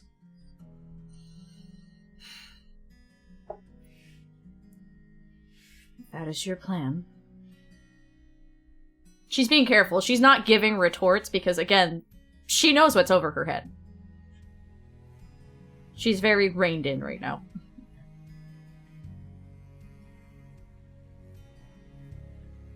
As you see, as he adjusts the arms and neck a bit, and then in the hand a flame is conjured, before finally letting it fall onto the chest of the body that lays on the bed. And you see as the form, cold at first, pale and lifeless,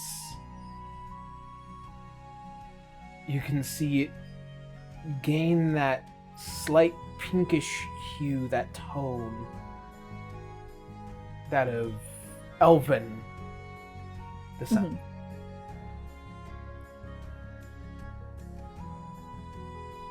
And you see as the chest rise and fall. She's debating whether or not to just leave the room at this point. And see as the hands go behind the back, and he walks around the end of the bed.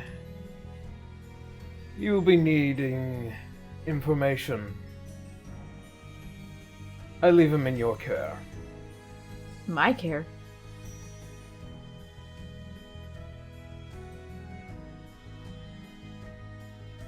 He has been asleep for thousands of years. So of course he's not going to know as much as he should. You are more perceptive and more capable of doing such things. So when he wakes, I leave him in your care. And when he is ready, I will send him out to do his job, as the spy master is supposed to. Fine. As you wish, Your Highness.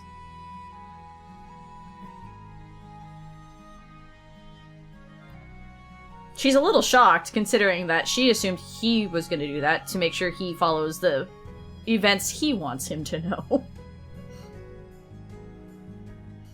You get a feeling that he is confident enough to leave this behind. In the meantime,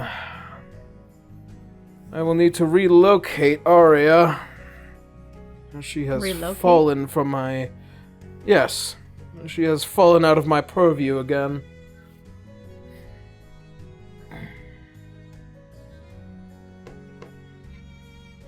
Not something I can help you with. I know. As... He doesn't even open the door, as it just opens for him as he leaves the room, and it closing behind him.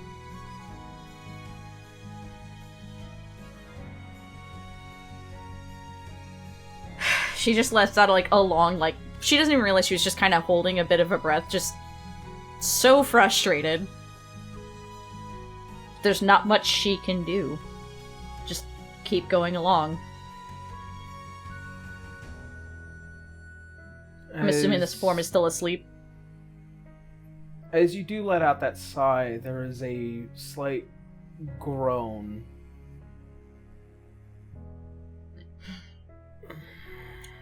She'll just step over and probably assuming he's gonna be... I don't know. This is new for her. She'll just cast a slight cure wounds to help ease whatever kind of pains he's feeling. As a resurrection spell like this does take a Yeah. massive toll. Oh yeah, I've read that spell. As the head turns towards you, and as they open, you see those bright forest green elven eyes. The thick and slightly brownish beard. And just this realization of your existence. How do I pronounce his name again? Vorkal. Vorkal, sorry. It's been a hot minute. Yeah. She'll just kind of... I have no idea how to write that, so I'll just ask you after session. Yeah. Yeah. It's no illusion. You're back. Vorkal.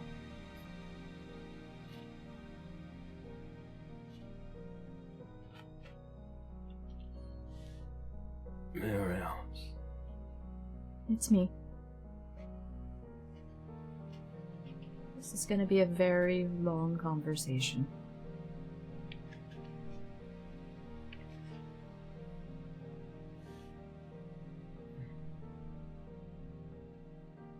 As long as you're not trying to blow me up, I think I'll be fine. Nah, I'm a little, over that these days.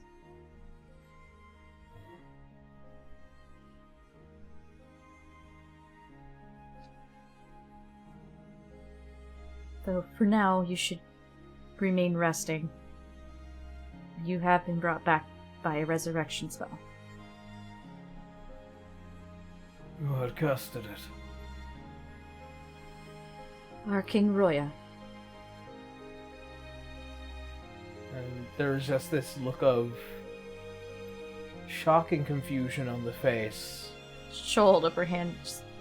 I will explain everything. In order.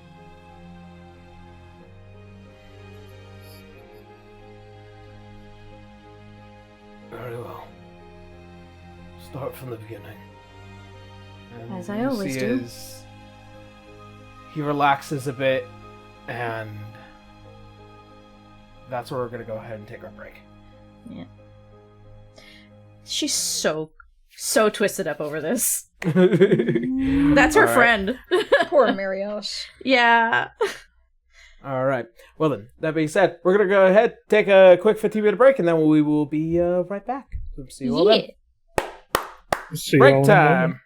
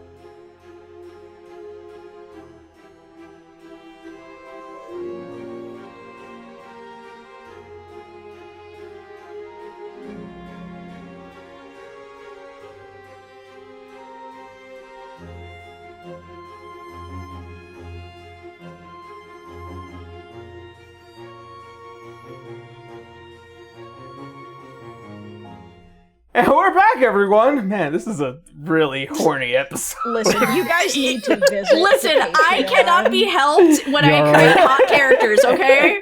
No, Yarrow, there is going to be no context for that statement. Yeah, no. Unless you It is all subscribe to our off-camera Patreon. shit. That's horny. No, it's only on the Patreon. Patreon's gonna know. Yeah. Like, hey, listen. The extras come out at the same time as these episodes come out, so you don't have an excuse to not see them. You can subscribe to our Patreon and see it in full context. Mm-hmm. Yeah. Otherwise, $10 a month. sit there confused Yeah. while laughing. All right. God. Bienvenue, Power Bottoms. That being said, let us get back into session. As I know. Where are you? There you are. Oh.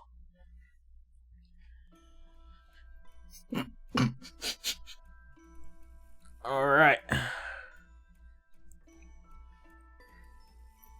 As the Wayward Vanguard makes their way through the city of Alexandria, you find yourselves heading to the next Crystal Bell.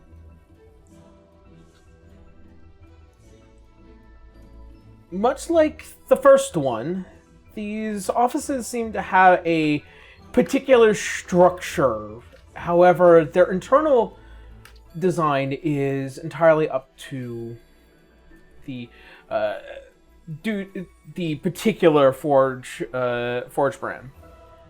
As you make your way through the next set of doors, you find what is a much more darker-skinned dwarven individual whose beard kind of has these large curls that kind of drape down, and as they lean, there are just these tiny sulfuric raindrops just all at the bottom, kind of hang on these 8 long curls of from their beard. Their hair is a little bit long, wide, very straight and all the way down, and see the kind of stonish gray eyes of this particular dwarf. Their outfit is cloaked with what looks like to be that of familiar to the visage of this black granite that kind of runs down along the sides. And much like the other forge brand, they have these massive gauntlets with dwarven magic runes along them.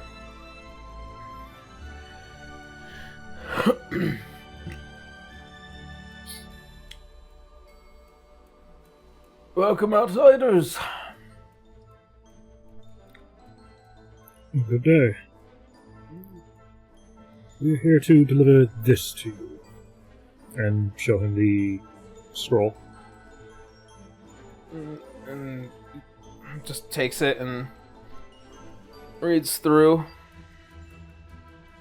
Yes, Godric is very particular on sending me pieces of information to get us started on this, but I'm not exactly too interested in this particular research. Kind of scrolls it back up and hands it back to you. Even if it's a direct cure to the Ichor? Godric has already begun the work. I have no particular need to assist, considering that translation will be something to deal with first. Well, is there perhaps anything that we can help you with on this end of things? If Godric's already got the translation under control.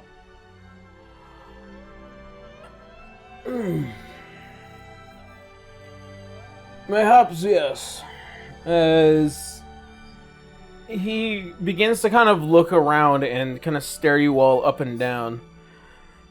You all carry some very interesting equipment that I am curious about.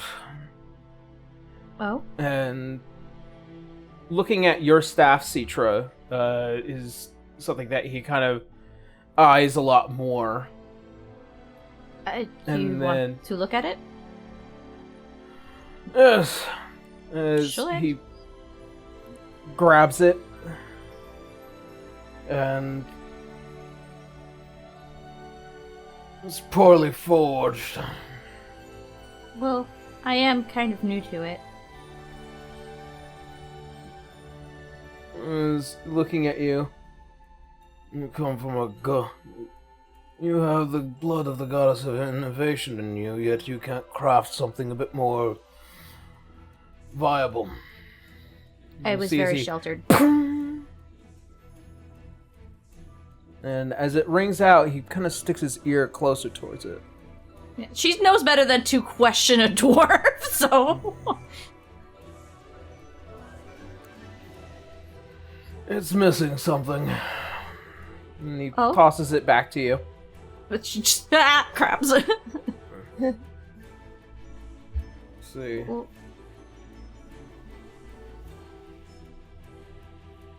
And he takes a look at you, Canis. Hmm? As he takes a step close and he kind of just takes out a small hammer from one of his belts and he kind of just taps the side of the leg.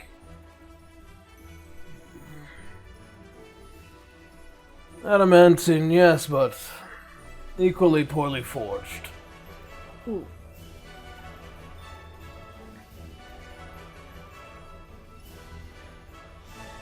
Have you had it enchanted at all? In a minor way, yes. Can you define minor? A small improvement, but nothing specific, simply making it a bit stronger. To send you down into those mines would be potentially sending you to your death. There are many old golem that worked well within the forges that is now deeply infected with that ichor. They could easily break apart this armor if they so decided. As you see, he moves away from you, Canis. He takes a look at Arya, and currently just that's slinged along her side is the bagpipes. Those, however, as he gets a closer inspection, perfectly crafted. Get in Aren't here. they? Bloodwood for the drones. Mithril, the metal bandings. Who forged this? His name was Igor. Igor. The Spartal family. I believe so. Curious. Not too much is necessary to improve upon this. There might be a thing or two, but it is certainly at its peak at the moment. Keep an eye out for anything in particular that you could use to enchant it further. And he moves, takes a step towards you, Nyx. And you see as he pulls out a very long, thin, almost kind of like a conductor's wand, and he just kind of slides it along the bone of your armor.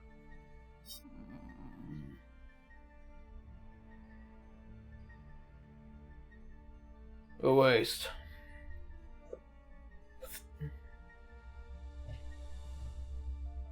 And he moves away from you. Nyx just rolls their eyes a little bit. And you see as his eyes kind of track towards you, Winry. And even though he kind of does stature over you by a few inches, he is definitely He's eyeballing the Kling Hex and as well as the robe. Well, which would you prefer to critique, sir?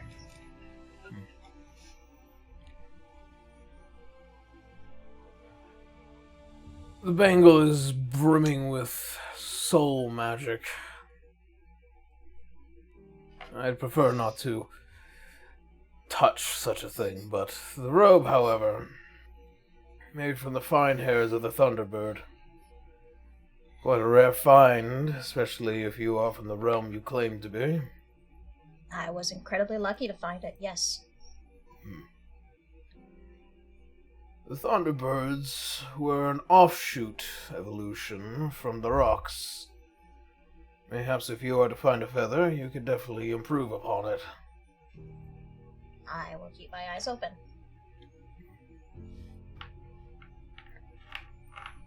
And then his eyes descend upon you, Salazar. He just folds his arms in front of his chest.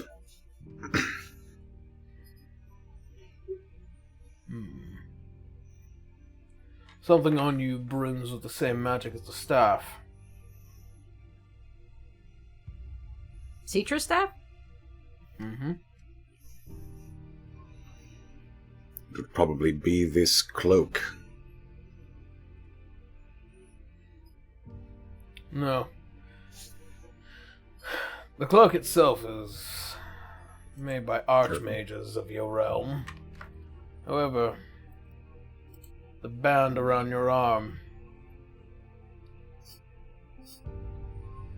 something about it in particular,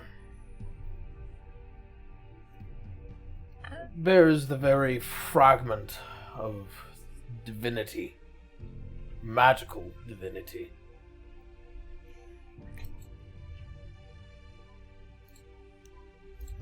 It is very reminiscent to the same frequency that plays from beyond these walls.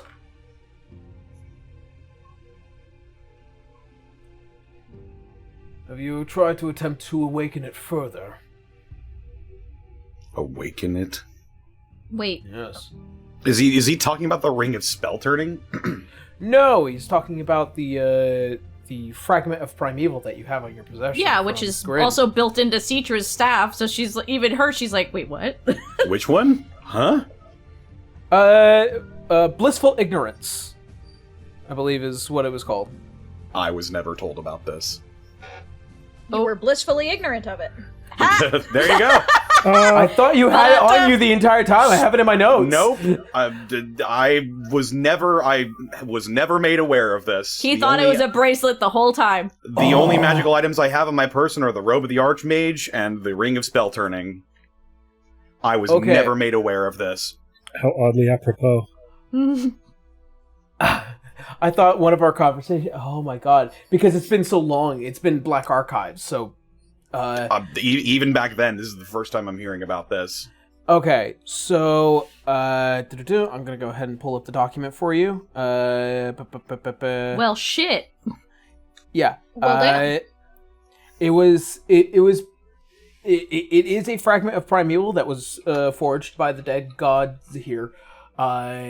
It basically allowed those who were using enchantment magic to give others the ability, give others disadvantage to enchantment magics, and also it slightly gave a boost to, I believe, the spell DC. I'm trying to remember.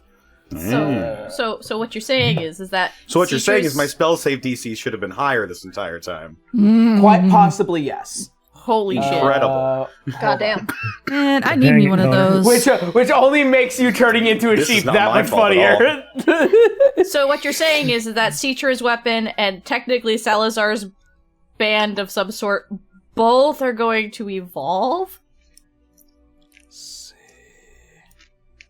What? The staff is evolving. Well, if he is in fact wearing this, it's probably wrapped around his lower bicep. Yeah. Right around where his arm becomes skinless. Mm-hmm. Otherwise, it's just rattling around there. Yep. Blissful Ignorance. Made from the tear of Zahir, its silver bangle is layered with emeralds. Has a serpentine design made to make those who are in eye contact of an experienced enchanter to bend their will easier. This fragment of primeval naturally bends many a spellcaster's will. The magical item carries a few notable properties. This item ignores all immunities to the charm effects, and those with advantage rolls do so with disadvantage instead. All enchantment spell durations are doubled, and once per short rest, you can cast an enchantment spell at a level higher without expending the spell slot. Holy All shit. right. Well, you're gonna have to send Well, that to damn. me in written format so I can copy that down. Yeah. You want to know what? I'm sure it's in the Arvello document. I will copy that over proper, and then I'll send you the actual. Also, it is a +1 to your spell token spell DC modifier. Good Plus God. 1. Yep. Hey, I guys. need one of those. Guess what that makes Yep. my spell save DC? 21. Don't 21. fucking say it. Of course, in this game. 21. Yeah. All right. So I'll make sure to get that to you this week, so that way we have it for next session. Excellent. As just kind of inspecting both of the items. Yes. These particular items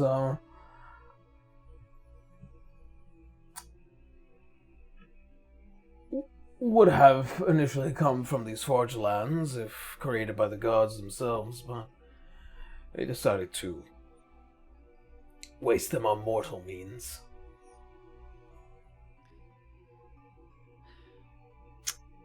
So, what are the points of these critiques right now? To send you into the Arcadian would to send you to your death. So, how do we fix this? You need materials. Materials that you currently are not in possession of. Materials that I am in possession of. Oh. And what is it you want from us, so that you will use it on us?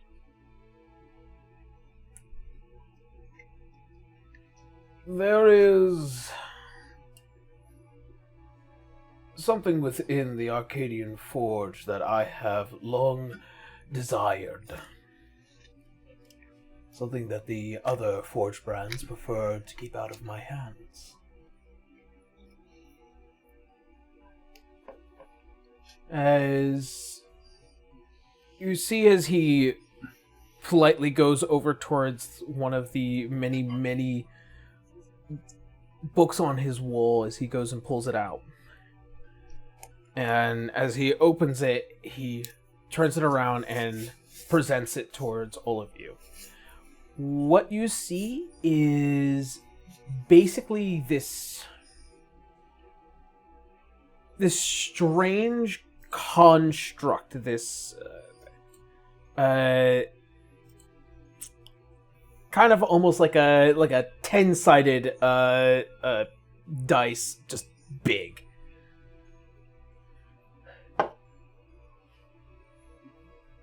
This is a forge light. It is one of the many ways to ignite a legendary forge here in Arcadia. Without a god in order to create them, however, it is extremely difficult. And so I imagine that there are a number within a storehouse deep within its forge. I want one.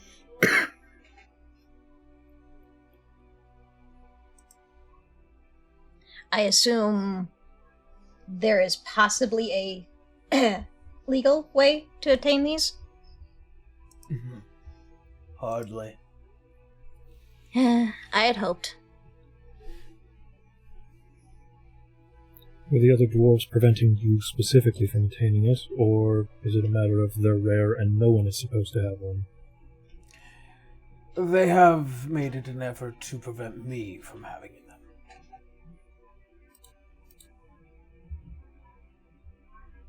and thus, because we are not you, we would have a greater chance. Correct. It's been a little while since I've done anything piratey. Hold on. If we do this, wouldn't we then become enemy number 1? What does it matter? We're trying to save not just this plane, but every plane. If we have to break a few laws along the way, what does it really matter? I'd prefer to break them probably on the way out, not while we're trying to get started, though. Citra is like... Which is the main reason why there's only one way for me to give you all my approval, and that is to make sure that all of you are readily equipped to handle these matters.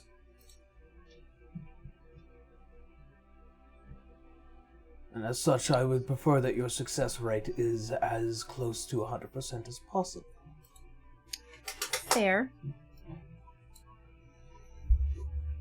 If the other dwarves and the queen find my necessity to creating a particular item with this forged light to be a disruptive manner, then that is a problem amongst them. With you, I agree with the necromancer. What does it matter?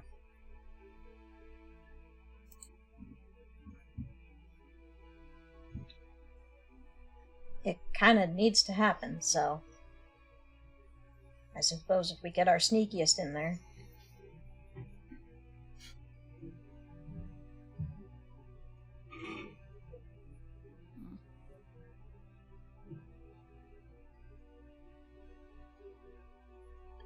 Player talk. Winry is willing to do this, but she's hesitating for the fact that Citra obviously does not. Citra's having flashbacks to the night Dante's like, we're gonna go break into the mansion we just got the guy killed in.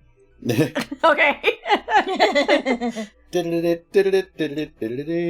She's just immensely going, oh my god, Leon, I'd be rolling right now. Nyx is thinking about maybe taking one of those anyway for the dwarfs back at Hideout. How about you don't do that? How about we don't steal extras? How about no? No, Citra's one. But the batteries. How about we don't do that? Yeah, Citra's understanding. She's just, yeah. She's goody-goody at all times. I'd still much rather not make myself an enemy of a place I'm simply visiting. But it has to happen. Agreed. So it all depends. But also, we need to be able to survive going in.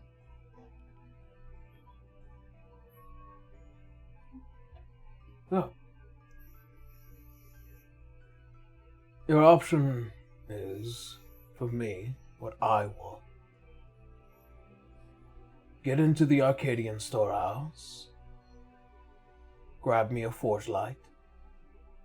I will improve your armor and weapons, so that way we all survive.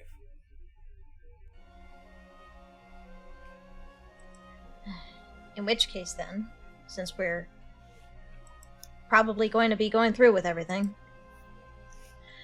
what are the security measures around this? I imagine if they're keeping these here, they've got alarms or traps or something.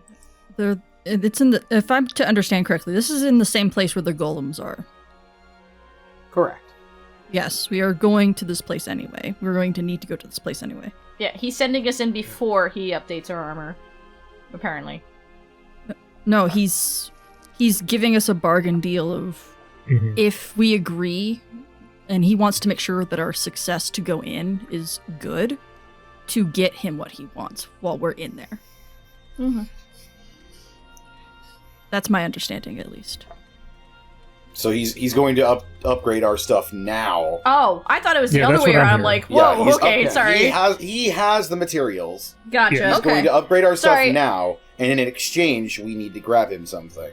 Yeah, that's sorry, what I'm I had getting it So at. backwards really, in my if we head. wanted to, we could just We say, could stiff fuck him. this guy. Yeah, you could totally stiff him. Yeah, Nix is totally thinking about that too. It's just like, Above game, what I'm thinking is, sure, we agree to this, and then we just immediately go to the queen and say, hey, we made this bargain for this guy. Want to just catch him in the act of when we give it to him, we leave, and then you just immediately barge in and arrest him or something. Doesn't one of you have A sting sending operation. specifically? Yes. Don't you guys have sending specifically? You can actually call the queen by name and use sending. Call the Coast Guard. Well, this is just me above game thinking Yeah. ahead right now. yeah, Like, I think we can agree to him and then just set up a sting. That's my plan. that's player plan. Yeah, that's player Because plan. the last time I broke the law with a bunch of dwarves, it did not end well. Oh my god. It's That was like bringing up session fucking like 10. Yeah, like 6-year-old shit, man. Salazar has no qualms with either option. Yeah, To the Nix world's same. eyes, Like he's been a criminal since he was born. Nix is very much same. It's like, yeah, like I'll agree with the goody two shoes, and then later on it's like, oh, we're double crossing? Hell yeah. They'll feel immediately happy about it. It's like, I'm a so pirate. What are morals to me? yeah. Anyway, back to the game of us actually talking with the guy.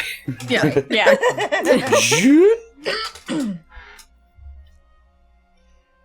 I think we can agree to that as a proper payment. That'll be risky, but I think we can do it. Huh. Very well. Leave your equipment here with me, and I will have it all upgraded by the time you return after the new light has come. Except for me, because it seems that you probably don't want to touch any of my stuff, correct? Leave the blades.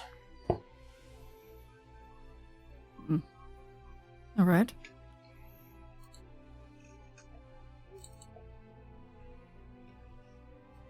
Okay. Alright, well. Glad I wore my underclothes. Otherwise, this would be very awkward for me to leave this behind. Oh, does it take you like 5 minutes to strip down too? Yeah, pretty much. First off comes the cloak, and then she's got to get this unclipped and that unclipped, and then she's got to Yawns in monk. Yeah. Yeah, you just have to hand your thing over. Yep. No armor. You see as Sav is kind of just like thankful that he wasn't like pointed out. Yep. It's like, everything I've made is perfect for me, uncle. What Teachers, do you- do not argue with a dwarf. Especially on weapons and armor. And Dwarf. as you leave the pieces here at the at one of his tables, and as he eyes all of you, also, I will make this very sure so all of you understand. I have no intention of being betrayed. He heard us. Shit! How dare he hear our above game out of character talk? Stupid. He's tapped into the metaverse. He's not stupid. No, like, Canis has He looked understands. uncomfortable this whole time, and he's not a good liar. Neither is Citra. Yeah, like, the To two those- honest people are like, yeah, it's like honesty. And Nix is like, I don't give a shit. And it's like, I don't care. It's like, we can be goody two shoes. To those I will be doing an upgrade with: the staff, the bangle, the robe, the blades, and the armor. Considering that, as he points towards Arya, the Galahorn is already perfect to him. I will be placing a rune on all of them. Should anything imply you have intention to adjust our deal, the rune will detonate. And it will destroy the very items that it is upon. Damn it. So if you value these things, I would recommend keeping your word. Ari just kind of crosses her arms. Personally, I'm offended that you don't trust us. So you'd be willing to destroy perhaps your best chance at saving not just your people, but many other planes, just so you can get yours. Yes. You're outsiders. Trusting you is a long shot.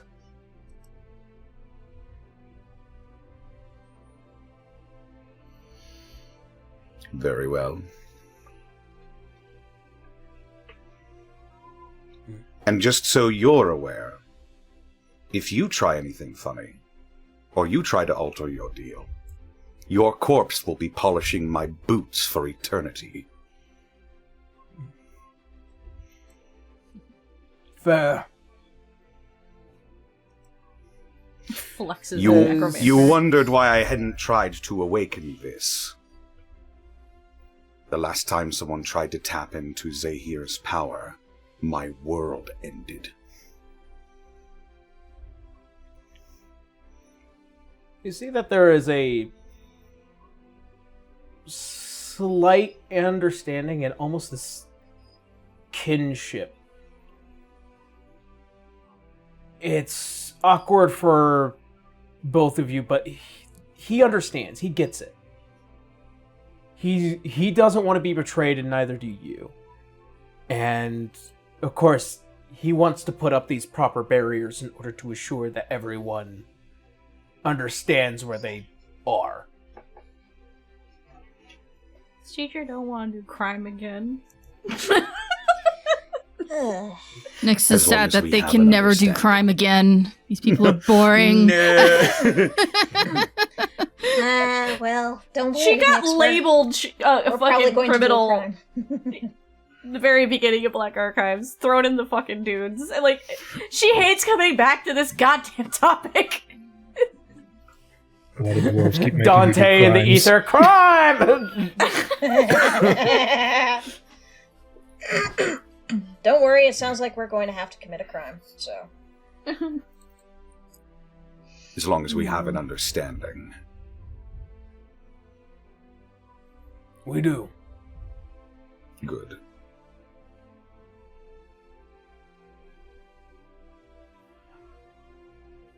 Upon the new light, these pieces of equipment will be made available to all of you again. Best of luck, Wayward Vanguard. See, as he goes and turns and stares out of this kind of large, bulbing circular window towards the streets of Alexandria. Teacher's just muttering to herself, he's not asking me to kill anybody, it's fine. He's not asking me to kill anybody, it's fine. The next dwarf. Don't you listen. Would you like to commit even more crimes? Would I? Would you? Would I? Would I? Would you? You can't be like, who do I have to shoot? Alright, Jesus. Citra is the complete opposite. Next time we go to the Queen, man, you really need to crack down on these dwarf lords. They are fucking horrible. Yeah. Well, the first one What wasn't bad. happened, but By the time we got to the fifth one, I think he was eating flesh. Alright, well. I suppose then the only question left is, where is this warehouse? He'll We're let us know later. outsiders. We don't know where the hell we're going. He will let us know later. Okay. Mhm. We have to find a place to sleep. Well, No, we don't. We need a spot for you to perform this spell. Correct. is there like any As- empty plots or any open spaces that we can use? There probably is. But as all of you begin to leave, you see as the head turns back, the next forge brand you'll probably want to speak to is Helidir. Oh. She'll probably be a bit more invested in the magical means of your issues. Also, your issues. She's not letting him forget the fact this is affecting his fucking world.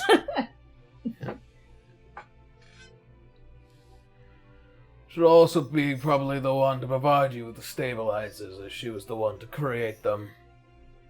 Right, because Oh, outside wild magic. Got it. That'll be nice. Would you be so kind as to point us in the right direction? You see, as he points towards the north end of Alexandria. Thank you. Clear across town. Okay. Thank you. And as you guys leave, you all re-enter Alexandria as the hours pass and the night, if you can call it here, begins to take over.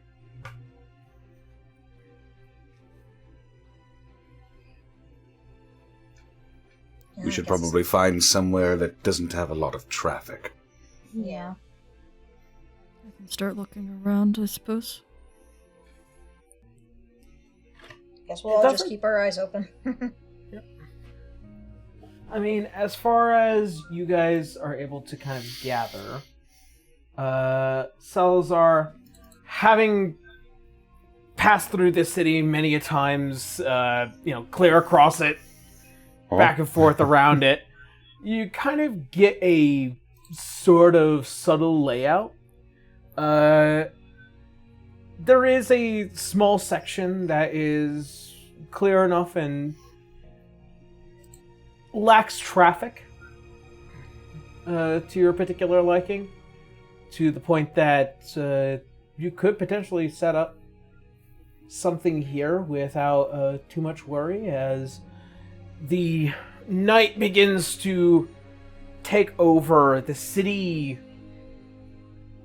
becomes almost near invisible as the reflection of these buildings reflect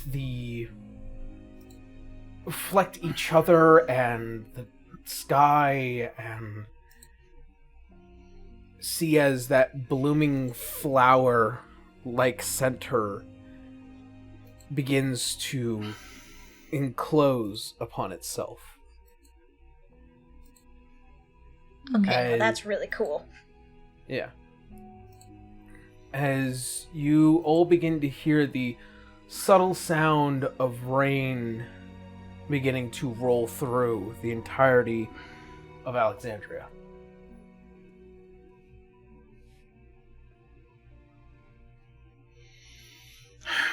He'll find a good spot to perform this ritual. He'll grab the ivory portal from his pocket, and he will sort of place it in midair. He lets go of it, and it just sort of locks in place with his power.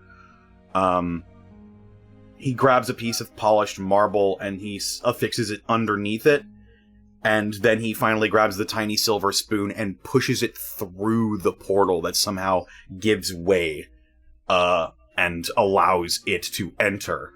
A small sort of magical hum will emanate from the portal, and for the next minute, Salazar will begin casting Magnificent Mansion.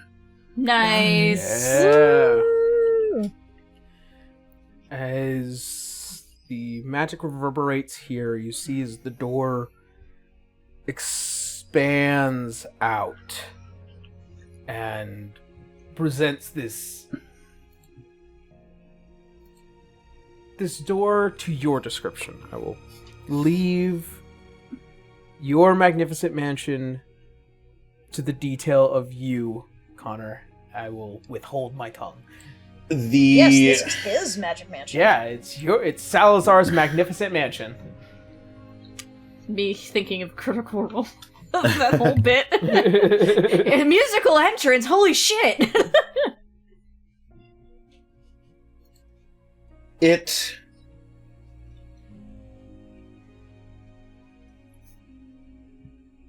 The door is relatively simple looking. It's a large, sort of black mahogany door with 2 iron handles on the front of it. It is sort of quartered off. It looks very nicely carved. And it appears that some of it is painted over in sort of a dark greenish.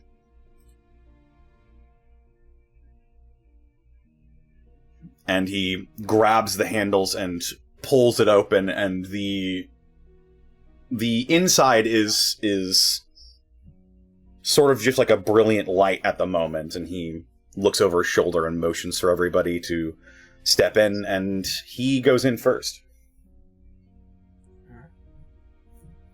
Teacher has no issues, she'll follow. Nyx follows. So Winry is very curious. She's probably going to be looking around. She's like, ooh.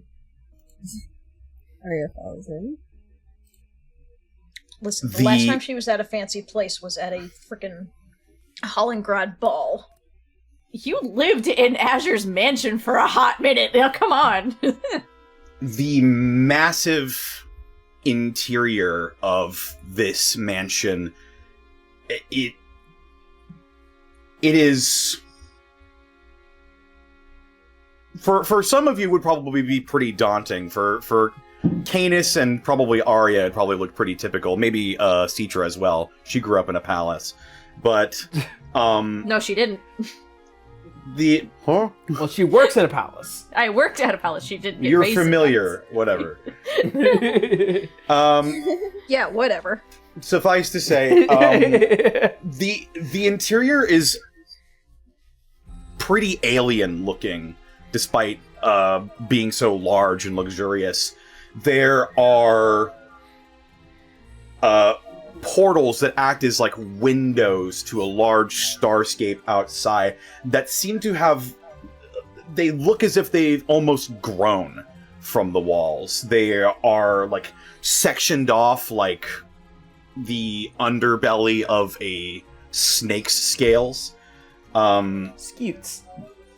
Yes, there are like large silver basins littered around for people to grab water from.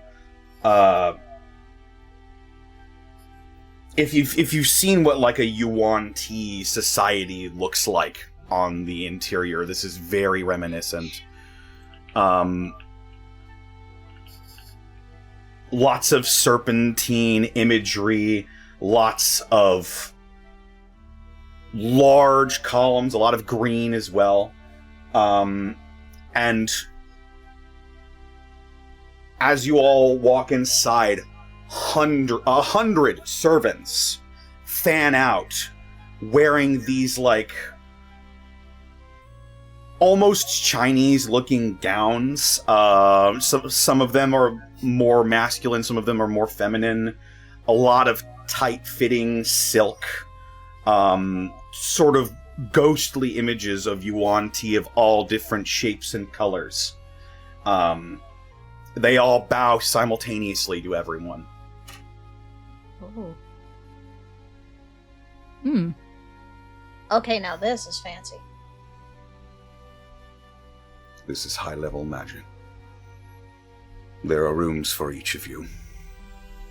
Thank you. Thank you. So do we just pick a room, or is it individual rooms, or... You have individual rooms. And he'll gesture with his back turned to you all up as there's like a spiral staircase that leads up to an upper floor, and there are sectioned off rooms individually with sort of your a golden silhouette of your individual faces and color schemes on your doors to match. Huh. That makes it easy. Ooh, like Encanto. You also see a... No, he's not the grandma! Oh my god! We don't talk about Salazar. There's also a massive spread of food. And then we all remembered we're hungry. We've been at this for hours. Yeah. Winry's first attention is going to be on the food and then the doors. Yeah, Arya's gonna fucking take some noodles. Noodles. She's gonna nibble at whatever food's available. Nyx immediately checks out the room. They're used to not eating for hours. It's fine. They can come back down later. No worries. Winry's going to eat enough for the both of them. Don't worry. This would be a wonderful time where all of you can sit down and write down what each and every one of your rooms look like. Yeah. Yeah. Oh fuck! I have to do that. Oh, now. Jesus. Oh. Probably Thanks, not. Elise. Not during the session, but after.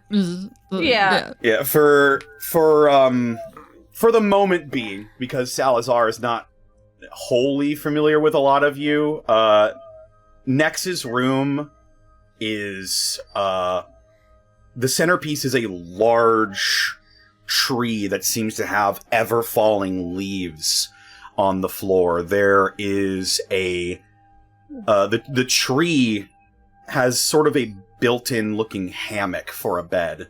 It is luxurious. Lots of silks, fluffy, down-filled pillows. You had A lot of pillows. dark with gently... it's very dark, very dimly lit, but there are, like, gently glowing bulbs. If you use some of your innate magical power, you can adjust the brightness of the interior, as you're given sort of a starscape to look at while you sleep. Ooh. Lovely. Immediately makes a pillow fort. There are plenty, and if there's not enough, just thumbs up. just like 12 servants break off and bring you more pillows. There's just a sign that says no. There's a sign that says no canuses allowed. Oh, we'll get to Canis's room. I'm letting Connor have as much fun as he wants right now. Let's This is go. all him. Yeah. Go. Fucking go wild. Oh, you got silence? Huh?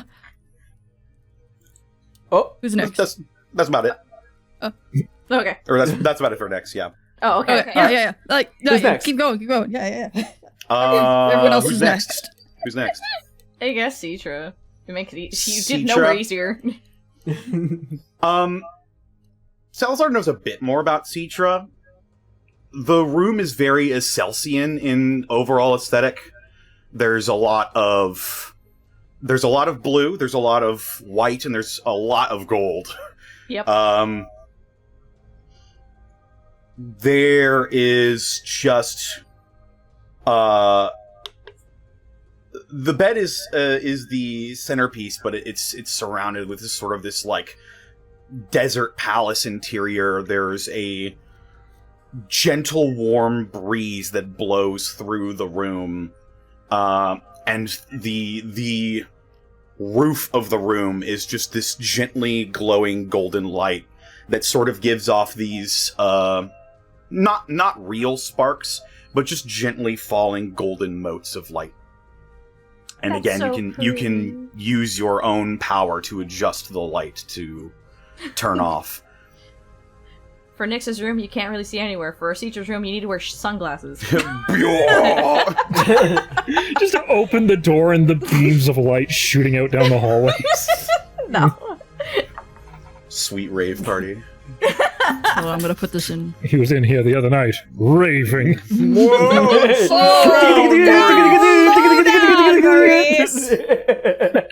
Everyone knows our father's a lunatic. I'm giving a very rough summary of everybody's room in the notes, so... Yeah. All right. Wait, who's next? I can go last. I'm so excited to know what this is gonna be for you. I don't know. You know Winry pretty well, given you played the last game, so... The ship. Your pick. So Winry's next. Okay, fine. Winry next.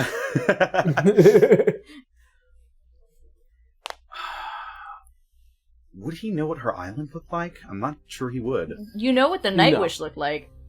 He does know what the Night Wish looked like. You are greeted with a very familiar sight, Wenry.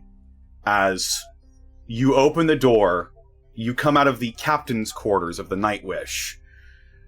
And it's far bigger than you remember, actually. It is a much larger version of the Nightwish that is gently bobbing on just an endless sea. There is a massive starscape above you that contains, like, constellations that you would recognize. Just a not unpleasantly salty breeze, just a cool breeze that runs through the room.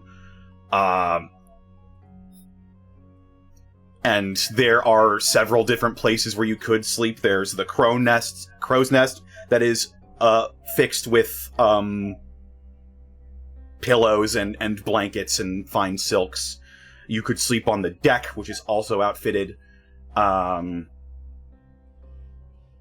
You may notice that the figurehead of the ship actually, like, peels off and looks over at you, and it seems to be a servant in and of itself. If you ever need anything, it can go fetch something for you.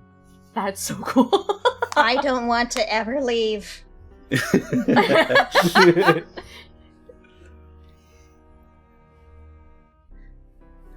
I think Arya Salazar knows the least about. Yeah, I'm very curious what his impression is. So of basically, Arya. he's like, "Can you describe it?" She's like, "Nah, shock me." The only thing Salazar knows about Arya is that she used to be a god. So there is a lot of very, like, luxurious imagery. It's almost Grecian in aesthetic. A lot of gold, a lot of big marble pillars that line the outside of the room. Your color scheme is very prevalent in here. A lot of blue, a lot of green and gold filigree. The bed in the center is just like divine level silk. It's got this, I'm not sure what you call it. It's like a curtain that hangs around a bed. I mean, I know what you're talking about. It's canopy. like the princess bed? A canopy? Yeah, that's probably Canopy? it. So Yeah. the canopy is like ever shimmering, translucent green. When you draw it, when you're looking at it from the front, it is translucent. When you're looking at it from inside, it is basically like a blackout curtain. And it's just a big, like, feather-filled blanket. Very cushiony, very comfy. And the sheets are sort of the oh god, I'm brain farting so hard right now. Sort of the, like, flannel pattern on your bagpipes. On the bagpipes? Yeah. Aww. Might I add one small detail? Sure. A very sexy statue of Braun.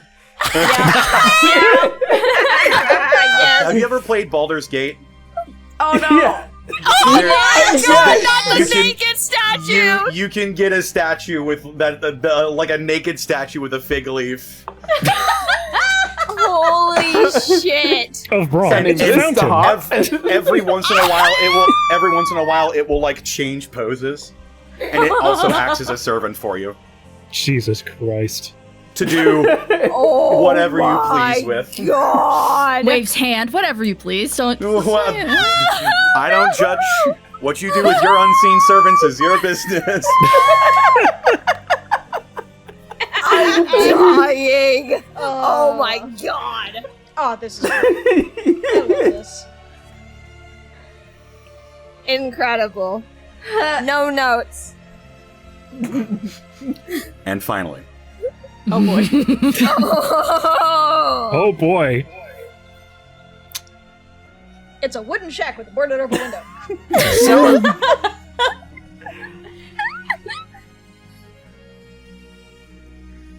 you walk into your room, and it is sort of like a miniature recreation of your exact bedroom in the Adamantine Bastion. But it is centered in the ritual chamber where you fought Zahir. Ooh! Ooh. As a massive, coiled, skeletal snake surrounds the room. And whenever one of the sort of serpentine yuan tea enters your room to give you service, it turns into a skeleton.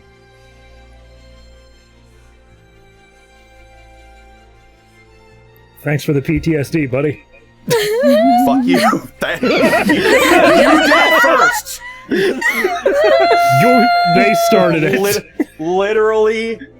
Well, that may be true. However, Well, hold on. There's a Oh my god. point counterpoint.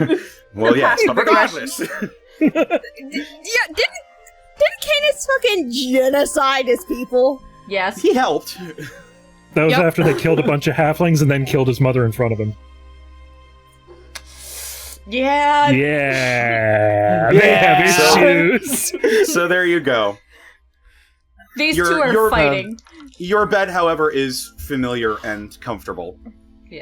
The girls are fighting. You're not gonna like. I'm not gonna give you like a stone bed so you wake up with a bad back. Despite hating your guts, Salazar still needs you, so you do have a comfortable bed. Yeah. I'm assuming Sovs is about the same as Cetrus, considering they're both from Excelsium. Oh, unless you also have a bone to pick with Sov! Whenever. So, it is. Salazar's been around. He's traveled Erdzeheimel a lot in his 55 years of life. Sorry, we've The got a car in car his alarm going room off is outside. beeping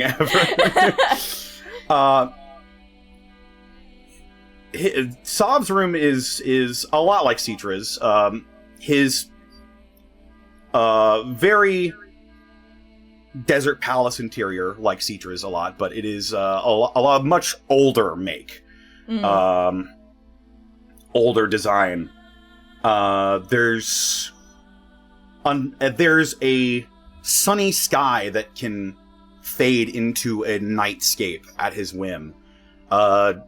Gentle golden sand blows through the room, and it's not actual sand. If it ever comes in contact with him, it doesn't like scrape up against him or get in his eyes or anything. It is illusory sand. But it is meant to evoke a lot of imagery, and whenever one of the servants enters his room, it turns into a tiefling. Oh, God. Salazar's just surfing up receipts. Remember, genocider. Yep. Okay, but now I wonder, what's Salazar's room? Just the dorm room in fucking Slytherin. It's a perfectly listen, white that's a room very- with nothing inside. It's a very fancy setup they have at Hogwarts, okay? Of course.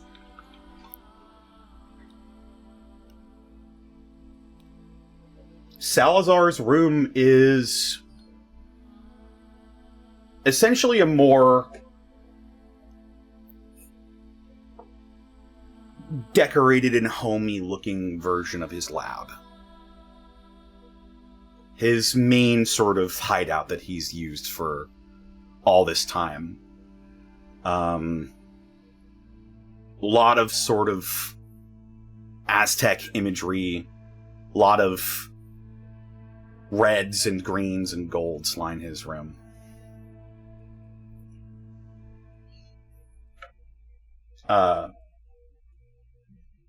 It's comfortable for him. It's familiar. This one hell of a spell, dude. It's an 8th level spell. Yeah. This is high magic. And whenever one of the servants enters the room, it becomes one of his parents. Oh. And if anyone saw, he would begin weeping. As if you'd let anyone in. He would be doing his utmost to make sure no one sees. Yeah.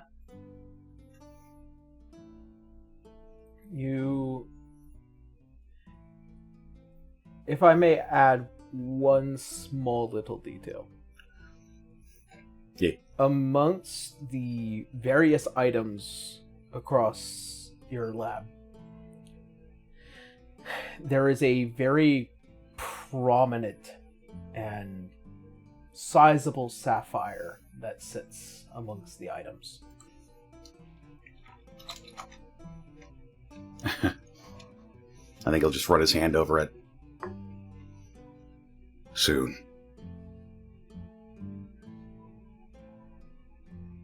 Teacher's still sus about that image in her head saying, we'll see you again sometime. Like, excuse me?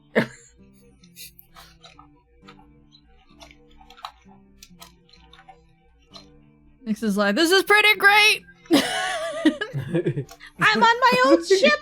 Just like her halfway outside of her room, just long curls just over the shoulder. This is great!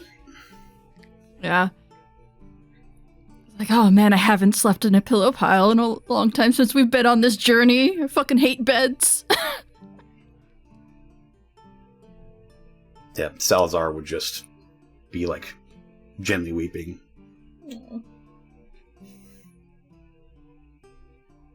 Why did you have to give half the party psychological trauma with your fancy house? Himself included. Yeah, why'd you get half the party? Psychological trauma, but also The ladies were it's left very alone. The nice. guys, however. Yeah, I was gonna say, like, Arya is straight up chilling. Wubba So wubba is- dub dub means I am in a great deal of pain.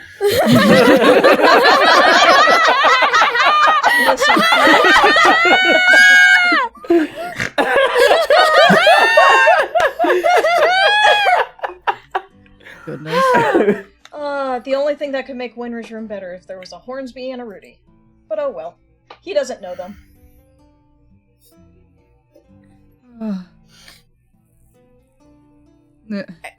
Nix is very, very, very happy. I hope the rooms are to your accommodations. They're great. Thank you. Fantastic job. Excellent. I have You are missed welcome. the Night Wish. After spending so much time on the Sandtide, I have missed the Night Wish so much. He was has so his much back fun. turned to them all. Seriously, Hmm. it's very thoughtful of you. Thank you, Salazar. You are welcome.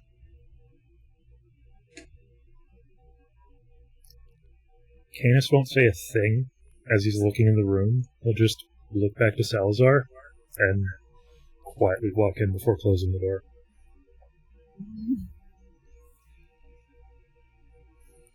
Huh.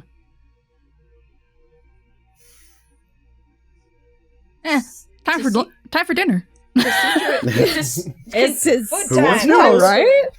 To Citra's insight note, it's like there's something really off. Like, he's quiet, but like, this is quiet. He's not hiding anything. No, kind And of. he's a terrible liar. Is he? Yeah. Fucking lie.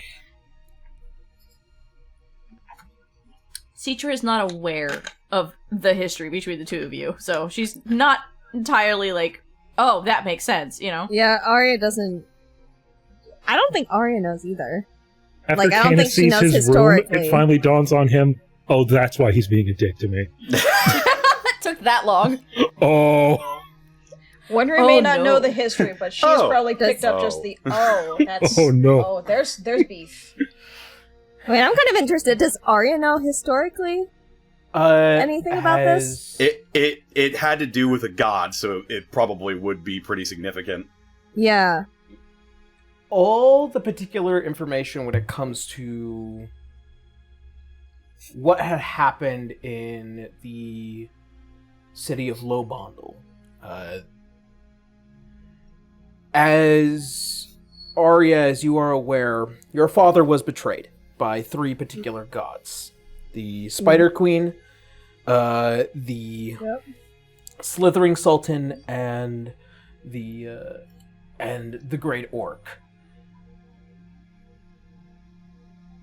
The Spider Queen, of course, killed by your hand.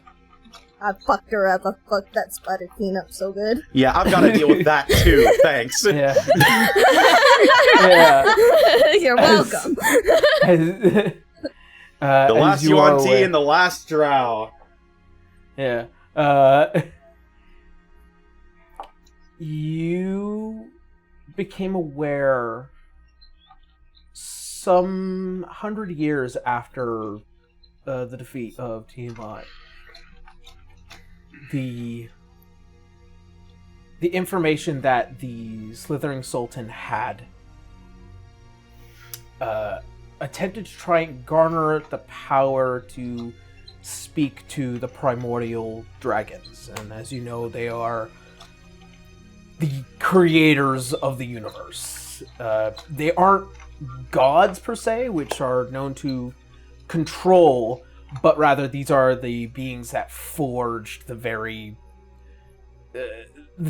things that you all are imbibed by. And they don't manage anything. They're just pretty much these beings with, information from time memoriam before Erdzeheimo, before anything. And this god in particular, as he was weakened and dying, found by his people, were informed that there was a way to strengthen them again, in hopes of an attempt to try and take over the overworld. And the danger of allowing a god beyond the divine gates is dangerous. Even the endless gods have been heavily chained in their power, but a prime deity beyond the divine gates is terrifyingly dangerous. In an attempt to try and garner that power, they were looking for one of the acolytes, those who bore a dragon's mark, and they found one from the Dustlake family. Canis, being one of the party members of River Dustlake,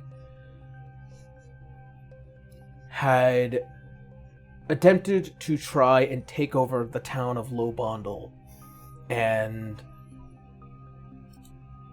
use this pyramid that was long since built beneath its manor to try and reclaim their divinity that they were losing as time went on, having been forced out of one of the planes that gave them power.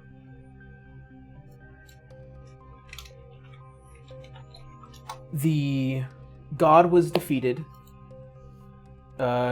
using what was known as Judgment's Martyr at the cost of the revenant soul of River's brother and champion of the Raven Queen at the time.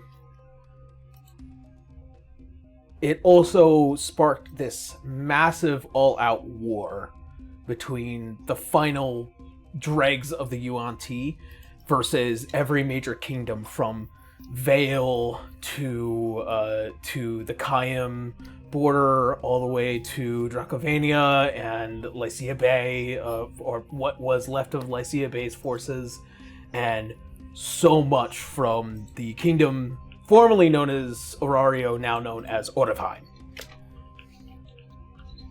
This turned into massacre and genocide, led by the heroes of the Last Age, that being Canis, Helena, River, Garu,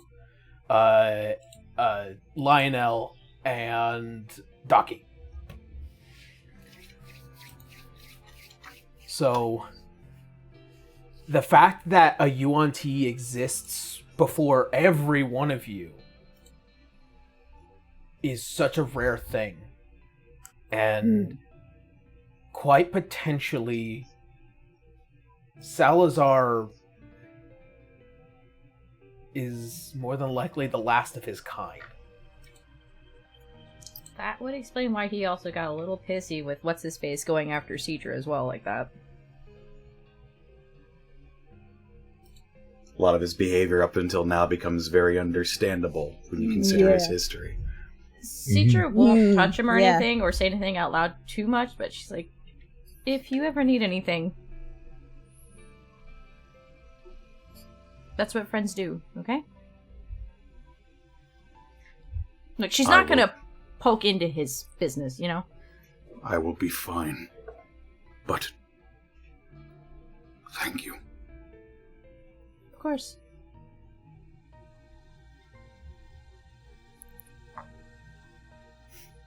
She's not about prodding. You know, if he wants the help, or if he wants the talk, or what have you, she's there, but she's not gonna force it. Ari just kind of quietly looks between Canis's door and then back to Salazar and just kind of gives a little nod of understanding.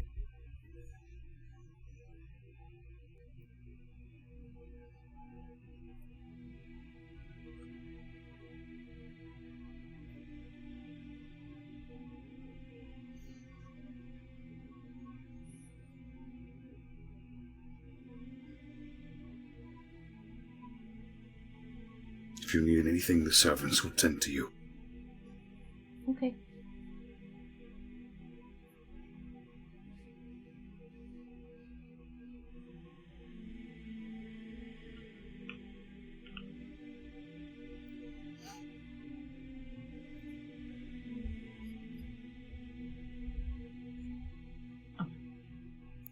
Oh. Oh, I thought that was me. Oh Oh no, No, it's I fine. thought it was me too. No, I It was just all let, of this us. is you guys. This is all I you cast guys. time stop. no! Like it all of a sudden it went quiet. No, there was a you- tech issue. No, Oh. It was a Discord thing. your connection hitched for a second. Oh. Whoops. Yeah, we're fine. Everything just sort of froze and got quiet, and I was like, "Uh-oh, my connection." And then someone said, "Uh-oh," and I'm like, Yeah. "Oh no, your connection." Oh no. Yeah. We're good now. I hope it's not the GPU. The screens haven't gone black, but as you guys already know, my GPU. No, has it been Wait a seemed more second. like a weeks, it seemed more like an internet thing. Aaron, do you have Okay. a fucking D20 tattoo? Did I see that? When Oh you... no, that's not a D20. Oh no, no, that's- okay. It looked like a die. Like I only saw like the little angles of it. I'm eventually gonna get like a dice set like somewhere on me, but no, this Yeah. is my Linkin I only Park saw one. I only saw like a vague glimpse of the shape as you like lifted your hand, and I was like, "That's a die, you fucking nerd." Yeah, no, it's the Linkin Park. It's technically 6-side. Anyway. Oh, that is the Linkin Park logo. Yeah. Well, Oh, the Linkin Park logo before Chester passed. Yeah. Hmm. Rest in yeah. peace, buddy. Anywho, Cedra's not gonna, be awkward and sit there, and she'll probably just kind of like scurry off to her room for the time being.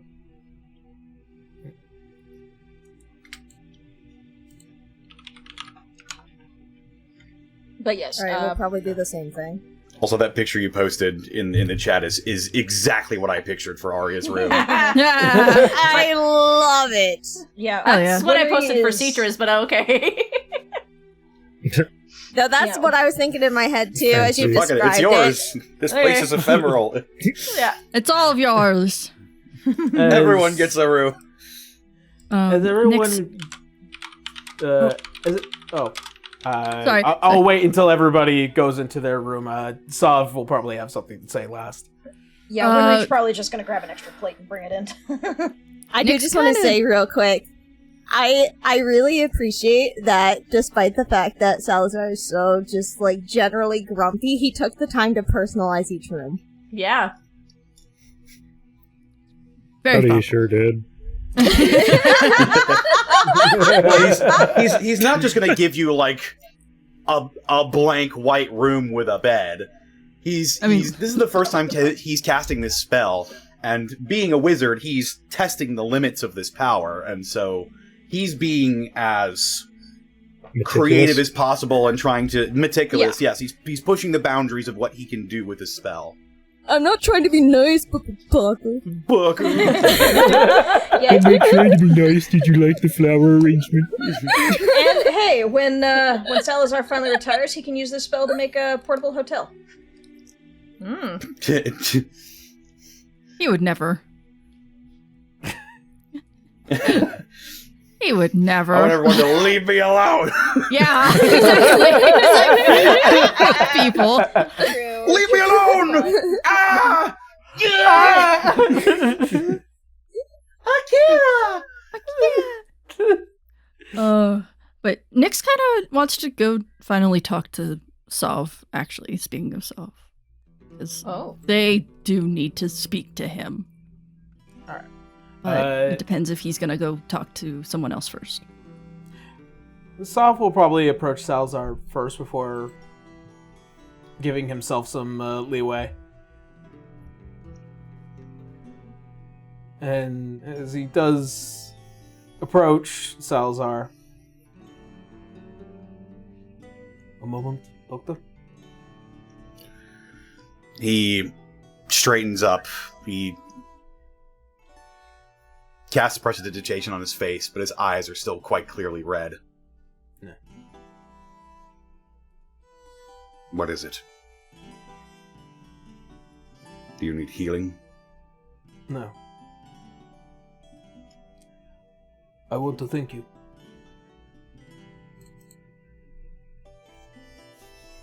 My history will always be rife with the things I have done. I will not deny it. I will not hide from it.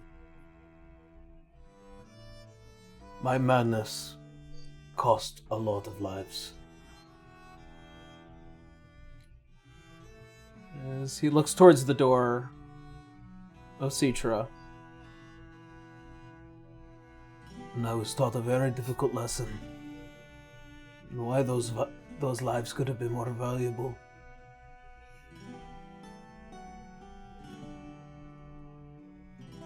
And I believe that I'm going to be learning every single day why that is.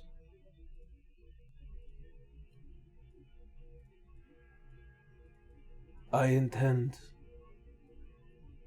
to hold this darkness. I intend to hold this history true. So I thank you for reminding me why I want to change, why I want to protect the things I want to protect, and why what needs to be done is necessary. You are right. I am a genocider.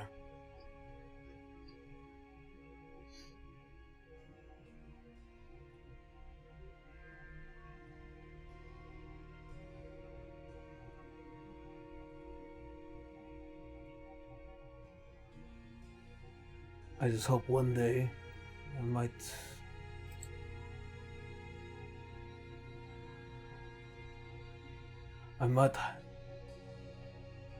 see why peace is worth upholding.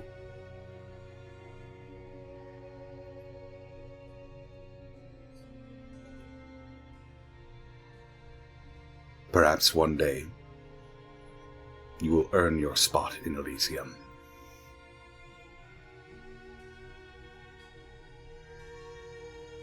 See, there's a smile on his face. If there was ever a moment where it feels like somebody has actually told him something real, where it wasn't just somebody telling him everything's okay, everything is eventually forgiven, there is appreciation to somebody telling him the truth.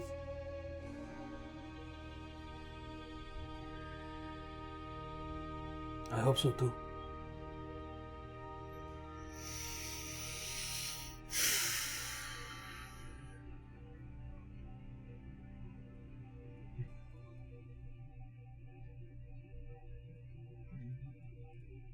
bows his head a bit, and then lingers on the foyer a little bit before waiting to see who wishes to discuss what with him. A small addition. Was Sav ever married in life? Yes. However, the information of his beloved was not very well spoken of, given that, Gotcha. he has a much longer history of various other things, obviously. Gotcha. All right, I'll draw the character. God damn it.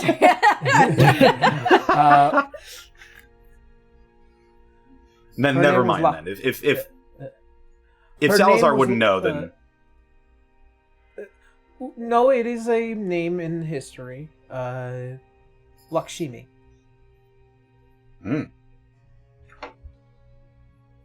She was a normal human being. Nothing significant. if he's got a face to work with, then the next time Sav enters his room, he'll notice that one of the servants is familiar to him.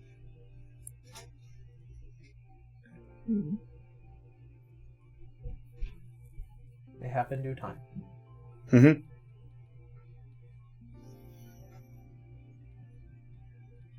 But that's it. That's all I wanted. Alrighty.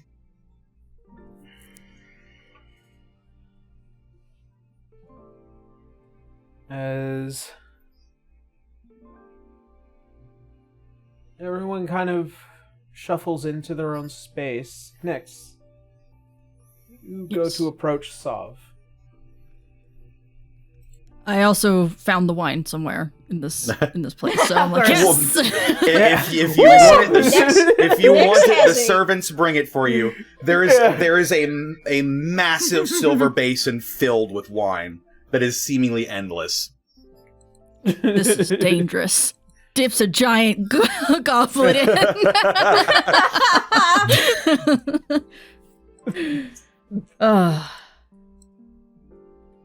Right, I need to go be slightly responsible with my well-being.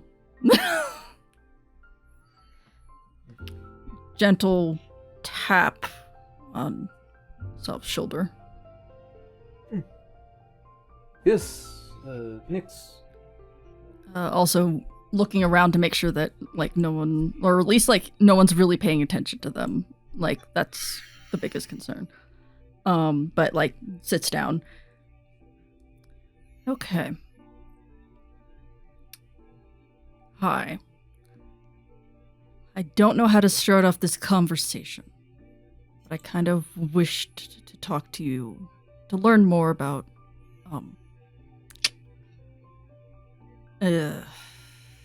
past Roya. I know everyone else doesn't care as much to really ask these questions, but I don't know much. And I feel like it's very relevant that I do know a little bit more. Why?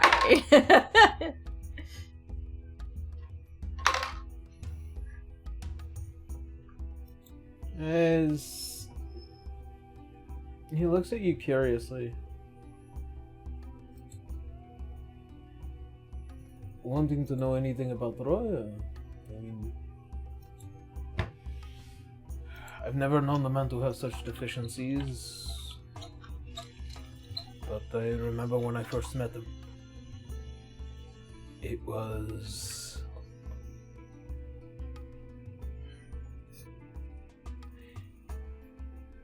It was like watching the sun come down from the heavens and greet you with this respect.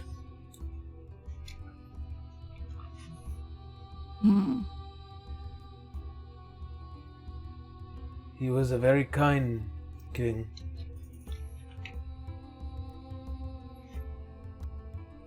when I had initially established Associum, it was turmoil. Nobody could agree on who was to lead what was to go where, and more importantly, the slow and rather obvious nature of the arrival of Infernal Born. Mm.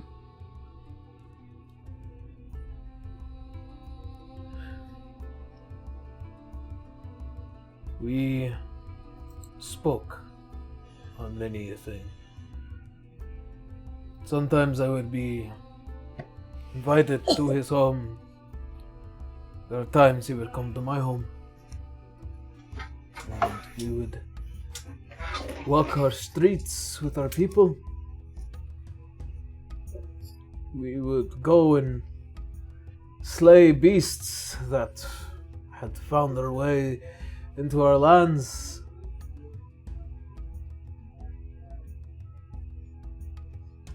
That, the Great Plains of Alanon. He had plans for it all. Hmm.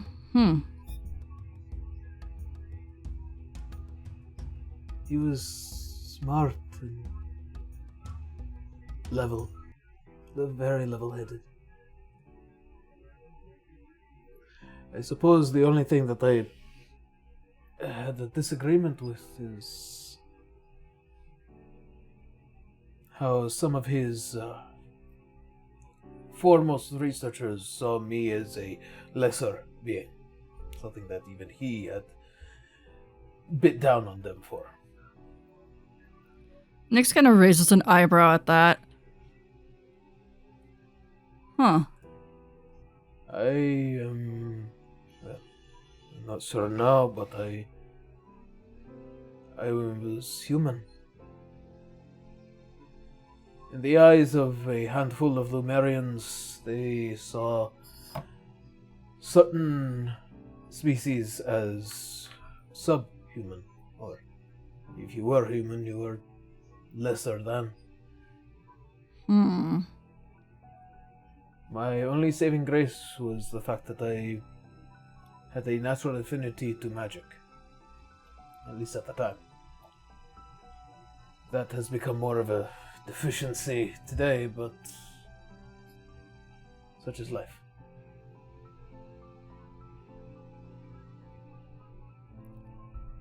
Right. Huh.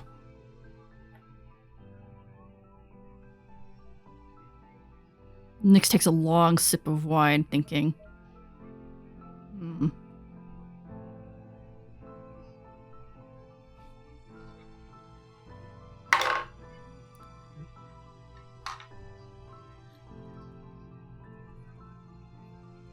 His technological advances were many of my favorite things to look forward to. And so was my friend.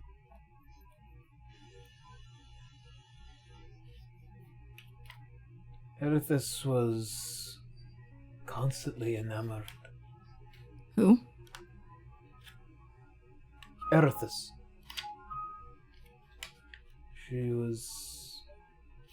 She's Citra's grandmother. Ah, right. Before she ascended to the goddess of law and civilization and innovation, creation was her greatest passion. There was not a day that she would not beg me to go back to Lumeria to see what their inventors had created.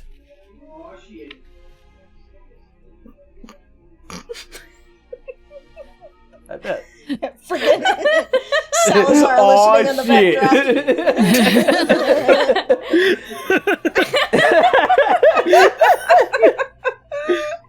Tee. So.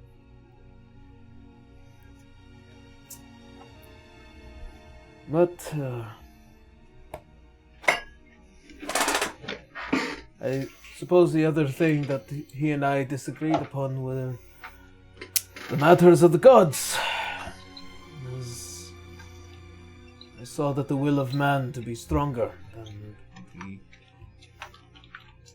machinations of those who we could not even begin to understand. He loved the gods, truly. Back then, yes. Huh.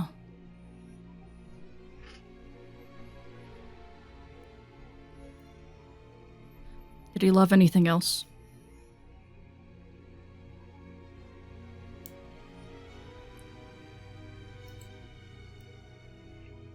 His wife. His people. His kingdom, He had a his wi- land. He had a wife? Yes. An archfey who decided to make her way into his court, deciding to step beyond the boundaries. I remember when he first came to me.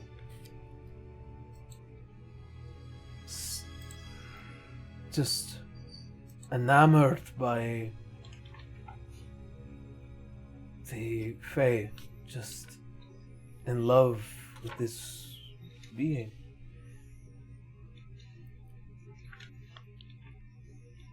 What was the name?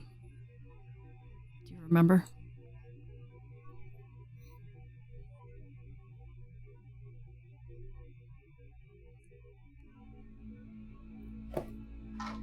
You asked a lot of questions. Yeah?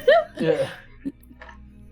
Get a lot Nick's of is also answers. drinking wine, so they're like, I might be getting a little buzzed. I might be Hey, what does he losing a know little bit of about my... this? Does he know about this?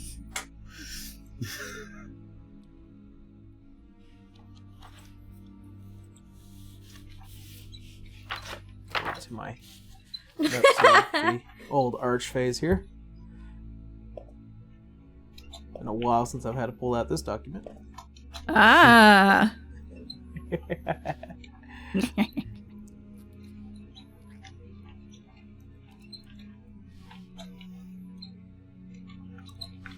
Do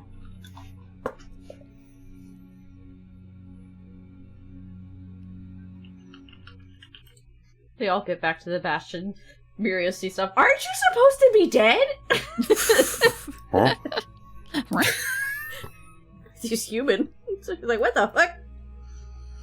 You're alive? You're alive. We get to the Bastion, and Nyx is like, oh, hey, I recognize this hallway. yeah. I suddenly have explicit knowledge of the layout of this fucking palace. Yeah. I was like- He's rearranging my furniture. How fucking dare he? The feng shui is thrown off. I just got a very vivid picture of Roya, like, standing in front of a fridge, stroking his chin. He, like, pushes it a little to the left, and somewhere Canis jolts up. Someone touch the thermostat! Someone's touching my thermostat. This is the most dad thing possible. Just innately like, it's not 72 degrees exactly in here anymore. And I can feel it. As he looks at you, just...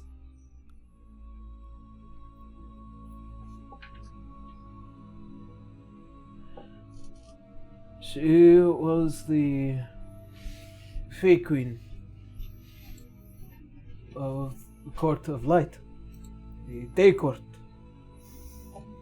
Vernestra.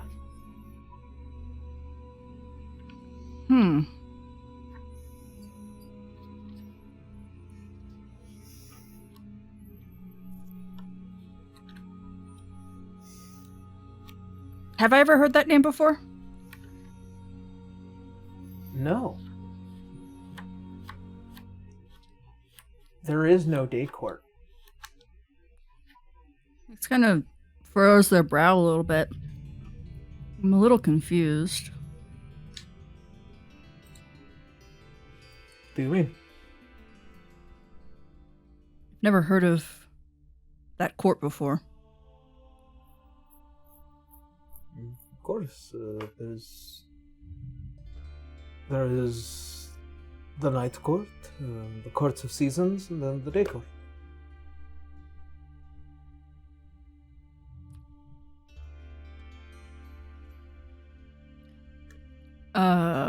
Is that right? Like, that doesn't sound right to me, but... It sounds absolutely wrong. There's only the Yeah. Seelie and the Unseelie. Yeah, like, Nyx was like, okay, so in present time, there's the Seelie and the Unseelie court. I have been to both. I've never heard of a day court. Or a night court. Oh no, we're in the Akatar series. Now you're being Seelie. I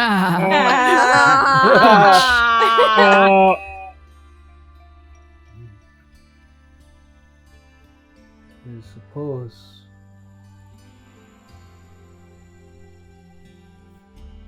It seems like the Phalanx have changed in my time. Yeah. Huh.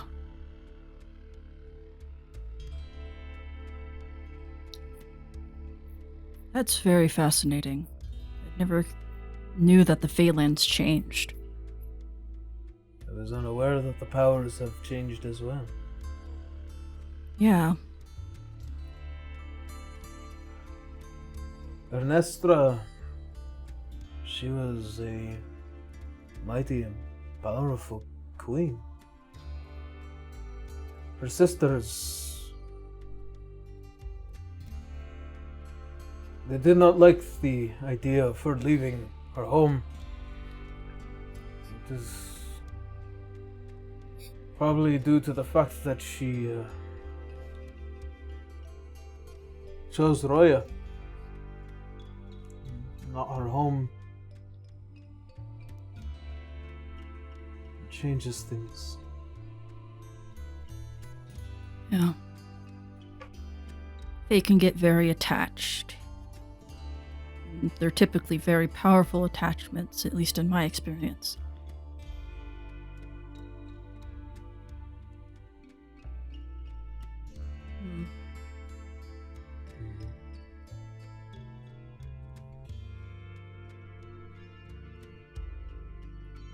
Something happened. And it probably shifted a lot of stuff in the Fey realm.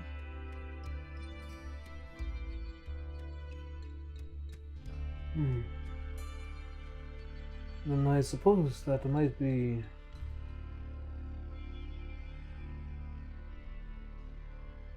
something must have happened in between the time in which I had died and became anew.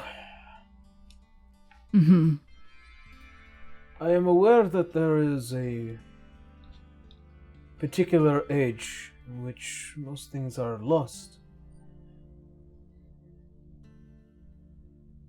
Perhaps it happened then. Most likely. We'd have to find a way to gather information about that. Which has been near impossible. There have been scholars looking for that information for decades, millennia, so on and so forth. But that was back in the material plane. However, we do have mayhaps a means, as I am familiar with those of the story, especially of my people. Much of the more particular details have been left out of the history books. The story, my story, it was kept by a city of bards. Would you happen to know a very particular bard? I'll have to ask her then.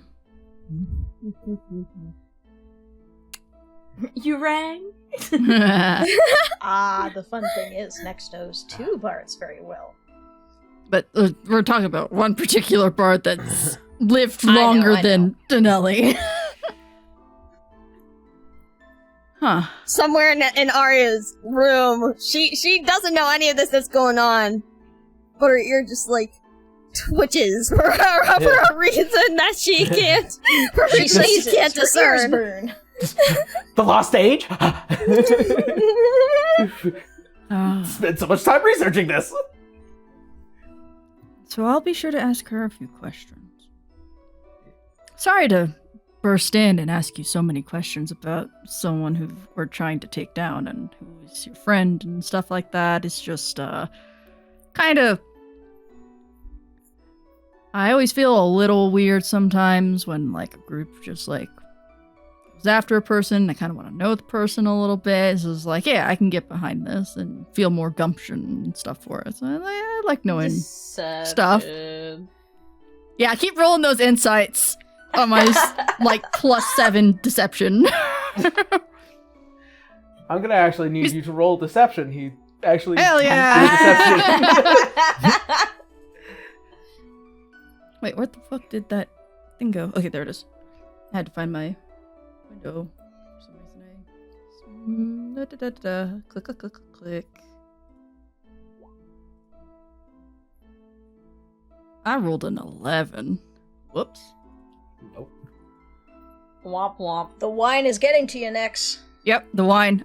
It's all in the wine.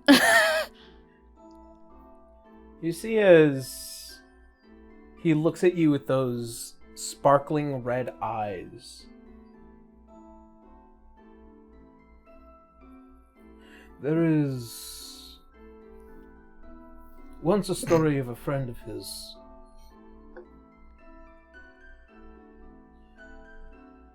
A friend of ours. His name was Falu. Hailed from the far western lands.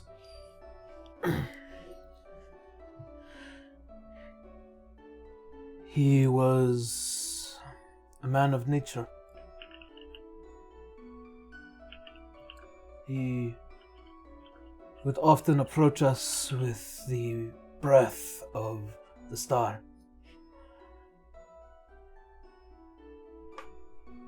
And he often tried to seek ways to improve his relationship with a powerful civilization, with nature. Something I am sure his kingdom portrays today.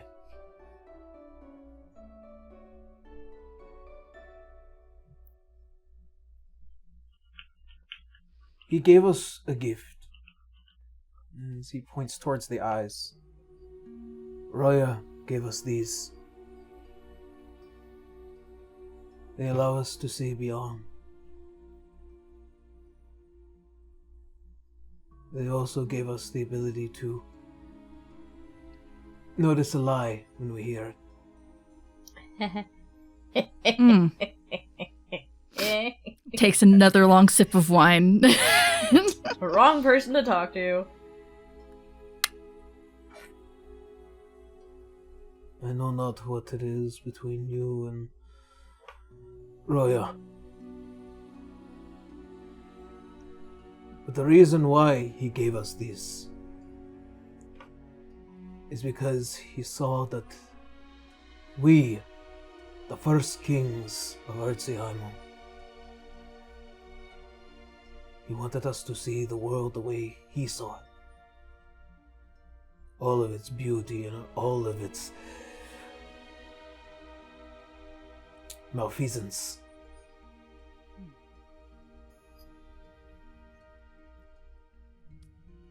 He trusted me and Falu.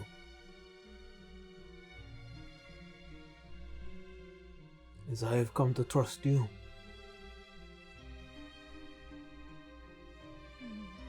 Nyx's ears pin back just a little bit, and they look around to see if anybody is nearby or not.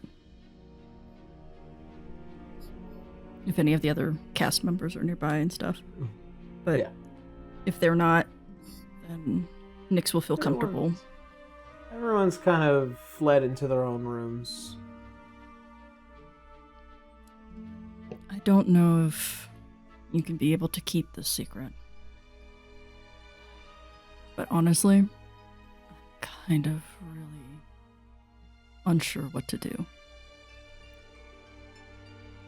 And I don't want to get killed over something that I have no control over.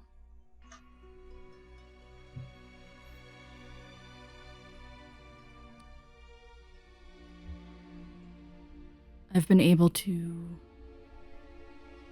contact Roya for the past few nights now.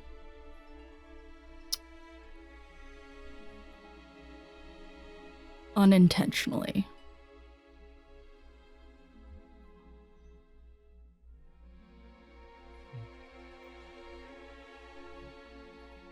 It's when I sleep. Honestly tempted to try to stay up, but I would not want to see the repercussions of not showing up, if that makes sense, since we have already spoken. Of course.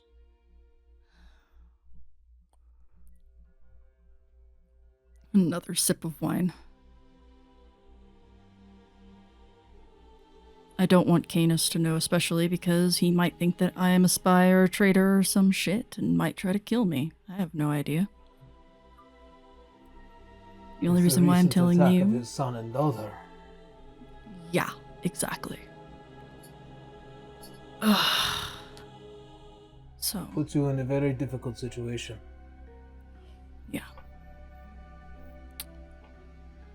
So I will have to continue lying to the party about our conversations, but it is nice to know at least I can let someone in on what I've been having to deal with for the past few nights.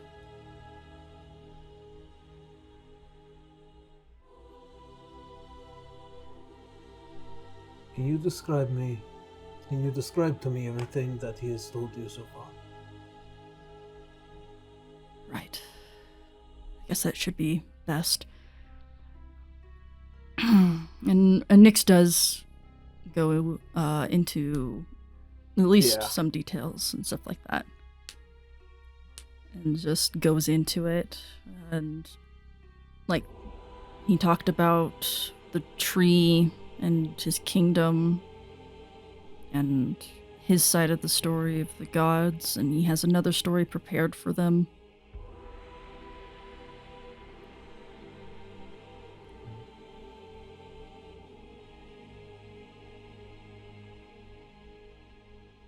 Most of these things on the surface sound like royal. But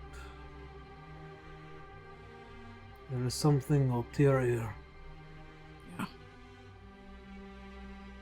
You are connected to the Worth Tree, but Yes. even Falu had failed to do so, at least in his lifetime. What? Really? Huh. But I figure, though, this has always been a concern of mine. After everything everyone has told me so far of his recent actions, something tells me that Roya is not himself.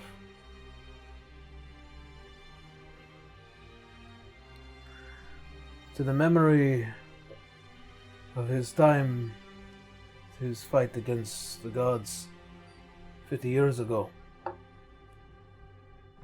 he attempted to do it all on his own, correct? As far as I know, from what everyone else has said. And yet now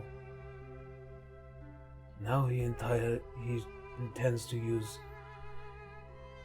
pawns he could potentially not control. He intends to probably gather his allies. This is not the same Roya. I know the man.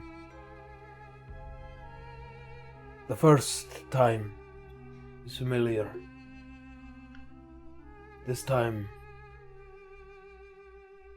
I faintly think that either he has deeply considered how he would take his revenge, which, again, is not something I believe he would do. He's had a long time to think. And he's more than likely somebody that, as I've known, to be reflective of his actions.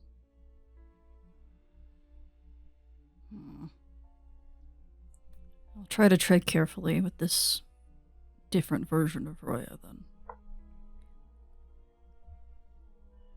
Your secret is safe with me, by the way. Thank you. I appreciate that. I will speak this to no one. I won't. Finishes off their wine, just like... Alright. And I am off to go cast a spell. Drunk. Kind of just pulls the sleeve a little bit before you turn around. In turn,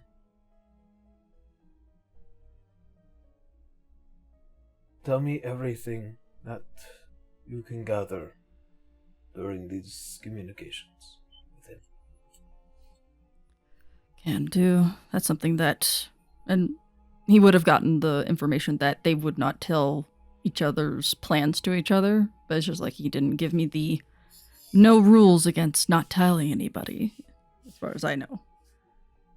So, I can do that without feeling worry.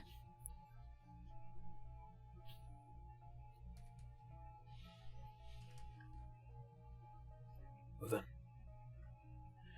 best of luck with this spell. In the meantime, as he gets up and stretches a bit, I feel like I could use a bit of shut-eye. Yep, go sleep. Good evening. Nyx does a little salute and then walks away. Yeah. He's just impressed, but also kind of like, damn.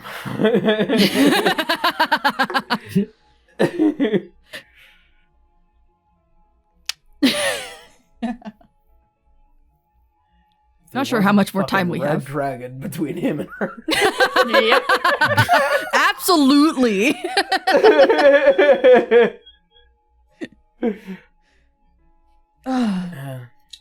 Everybody in this game is so thirsty. All right. I made Nyx The world very is hot. ending. Yeah, the world's ending. Yeah, listen, we got a year. Just give us some time. And then there's when Canis got his ass kicked, thrown out of his home, and now his wife is God knows where. The Pharaoh. He knows she's in the Pharaoh. We've been told. Oh yeah, that's a great place to know where she is. Yeah, specifically the Unseelie Court. Winry is just sad in her corner, So is missing her boyfriend. Yep. In your luxurious room. Ah, yes. On a boat, A room of and- nightmares. Citra's going got a fast, luxurious room. and- Winry's on a boat, and it's the gentle swaying that's soothing her right now. Yeah. Mind you, I don't want to. her I boyfriend don't is wanna also take up with more your time. wife that's in the Unseelie Court. Yeah. And I'm Salazar. Salazar.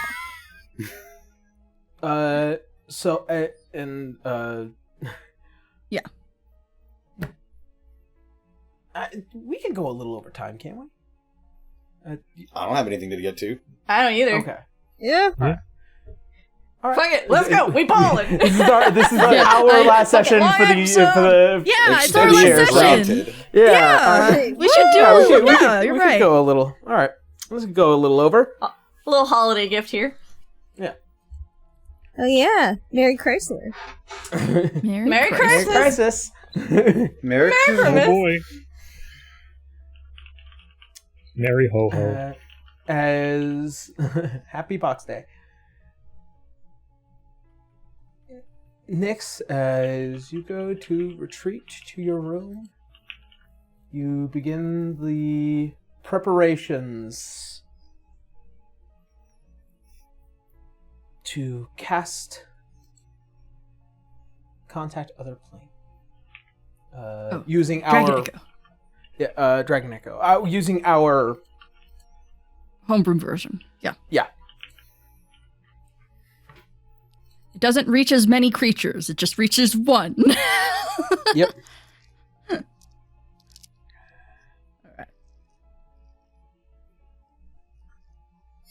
Let's see. I roll an intelligence check or saving throw. It's one of those two. I think it's a save. Save. Okay. Alright. With advantage because you do know who you're contacting. Got it. I'm gonna roll it one more time. Wait, why am I not? Okay, whatever. It's like, I forgot I have an actual pixel dice with me. And I'm like, wait, no. Oh man. Hold up. But I rolled a 23 on the second one, so. Wait a minute. Okay. What am I writing? As you begin to meditate upon these beautiful floors as the incense begins to rise and you hear the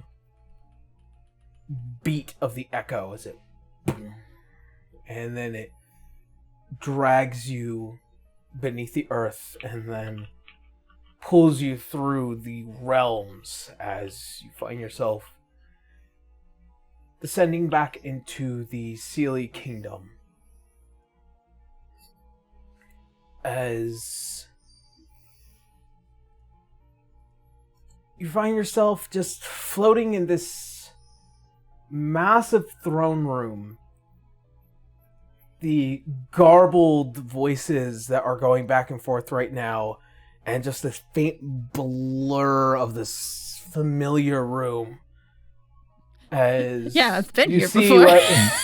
as you see what is a first bored and then suddenly more attentive Fuchsia. Oh, hello, love. I needed to talk to you so badly. Oh my god. So much shit happened the last time I talked to you. Dear gods. Literally. Well, let's get to that. I suppose. Let's make sure that the rules stay the rules. Right. Okay. Is everyone still fine? As of current, yes. However, the king's son has definitely grown some balls these past couple of days. In a good way or a bad way? Like, is he getting in trouble or is he gonna get neutered? I think a little bit of both. He definitely had some words for his grandparents, and obviously they were a little upset that they didn't know that he existed, and well, they're a little bit more upset that their daughter is not currently present. And we are currently also talking in front of the king and queen of the Sealy court, and they have opinions. So, we've just been letting him do all the talking. He has grown from a pathetic little pissant to actually somebody's name worth remembering. That's high praise coming from Fuchsia. Yeah, Nyx understands that as high praise. Well, I can at least inform the others about that. The Winry's friend, they're also doing fine. I wanted to make sure I have everyone updated and stuff like that, so when they pester me about me contacting you, they can get their answers and stuff. He has been very useful. In fact, I swear I hear him talking at night sometimes. But he has managed to put us in the right places at the right time with the right people. And he's intelligent. Again, a name now worth remembering. But also, he has confidence issues here and there. I've had to smack the back a couple of times, get him in the raring mood. You've had practice. Well, I was referring to a more depressed me, but we can go either way. I'm just laughing over here.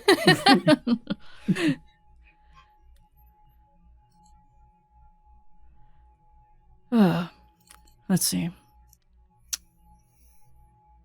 What would you like to know from me? To keep it within the rules.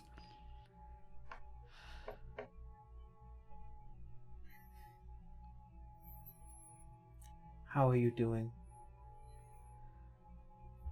I am physically okay, mentally terrified, emotionally confused, and still frightened at the same time. I don't know how, probably because I'm attached to the world tree and that I am in the outer planes now, traveling through the outer planes now. But somehow, some way, whenever I go to sleep, my dream self ends up in a space where I am able to communicate with Roya.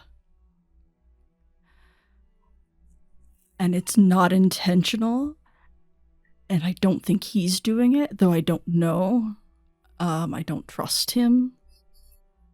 But for the past few days, we've been able to speak to each other. And I just sometimes feel like I'm in a cage again. But he hasn't tried to hurt me, but it still doesn't matter. It's the dude that almost killed all of us back at the castle place. So that hasn't, like, left my mind.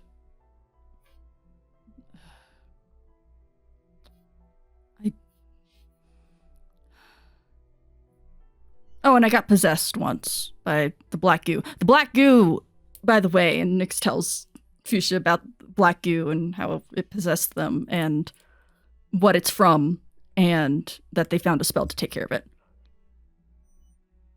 But back to the Roya thing. That one's scaring me more right now.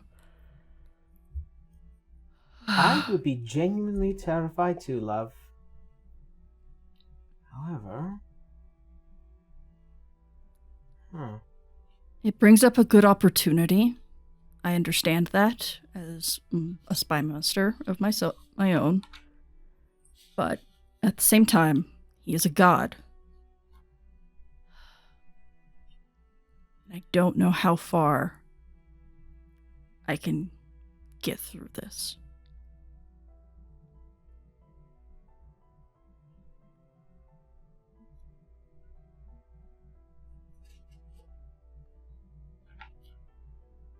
In terms of assurance,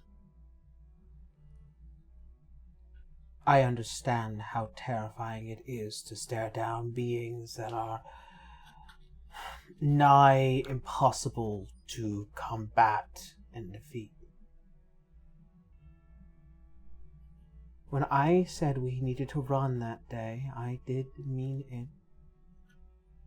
Powerful sorceress I may be, and a dragon, yes, but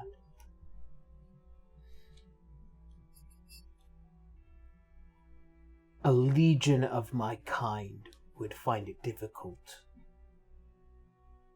to eliminate beings such as him. At least in the power that I have.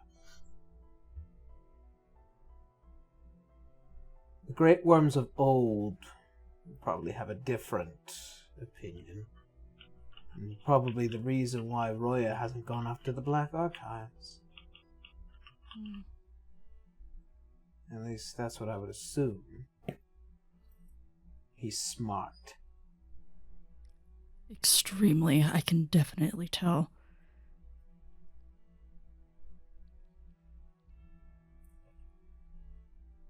I don't think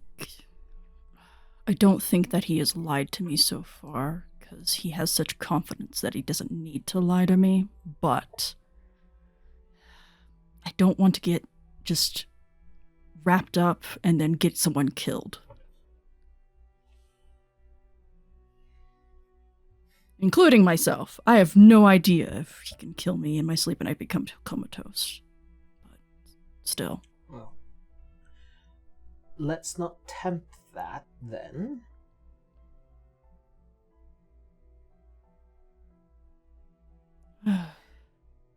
Definitely not.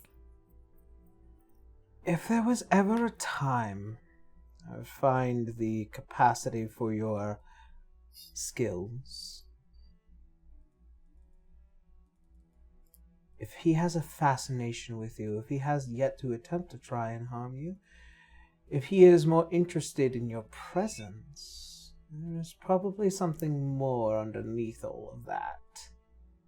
And I think if there is anyone I would trust to acquire such valuable, worth its weight in gold kind of information and the ability to slip up a god, it would be you. Wow, that is a high honor and flattery from you. The history books are rife with many, many gods and goddesses being enamored. So, I think another question might be brought up between us.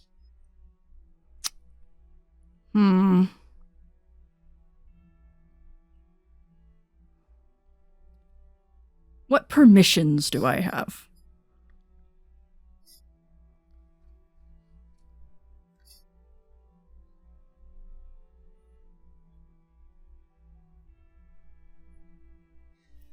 Not that I think that they'll get that far, but you never know. Gods are weird.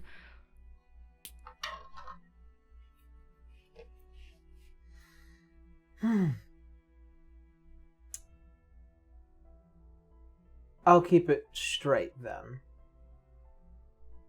You are the crown jewel of my hoard. You're my heart, and no one can take that away from you. But even a dragon knows when to place something to find it again.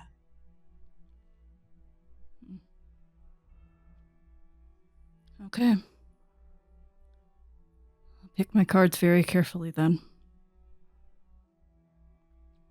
Besides, if he turns out that you can, persuade him like me. Imagine the threesome. That would be fantastic. Teehee. Canis feels No, it all sick somehow. depends if he can actually, I don't know, Yes, share. Yeah, Yes. it's gods, and kings. Ugh. Well, I believe you have one more. And also, I think I have a lot of eyes on me. Hold on.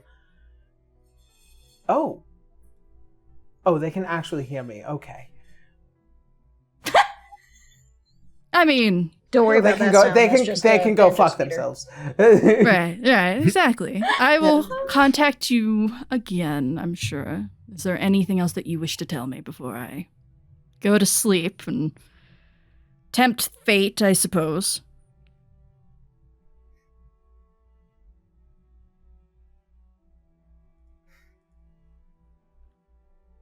I love you. I love you too. Please be safe. kind of just like staring away from you to The possibly echo of the dragon just like doesn't see any of the other people, but it just turns around and just flips everyone else off and disappears. Yeah. They don't know who it is. I mean, they could gander a guess, but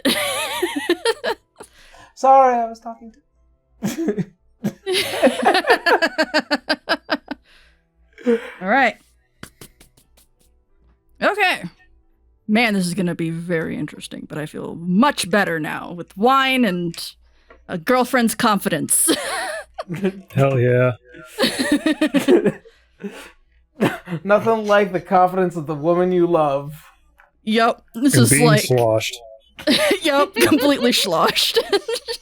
Watch Roya not even be able to get in there. He just has to swim through a bunch of wine. This is like he just comes out like a wet fucking cat, just like What is wrong like- with you? it's just like, what the fuck happened? Just like, oh, sorry, I might have had a little bit of wine before going to bed. A little. Might have He had comes a into little your bit. dream and he's like a crayon drawing. Oh my god, that'd be so fucking funny.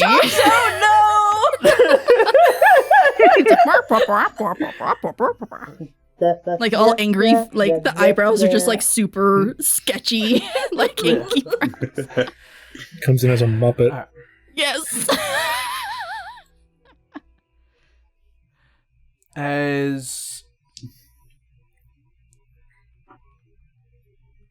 As you go to sleep, Nyx. Canis. Yeah. As you find yourself in your rest and your dreams, you are brought to this familiar place, this darkness, this humming bursts of wind as you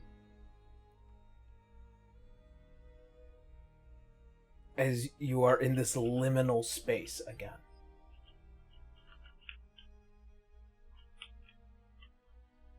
And you can see as you turn just this man as he is walking through and trying to defeat the buffeting winds. The staff in hand, the book clutched to the chest.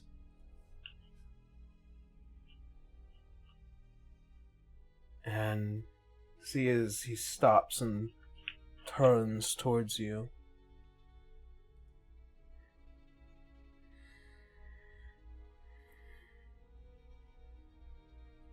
Deep beneath the earth.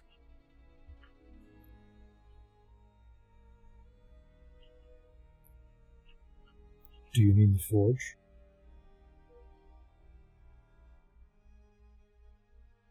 It is cold down here.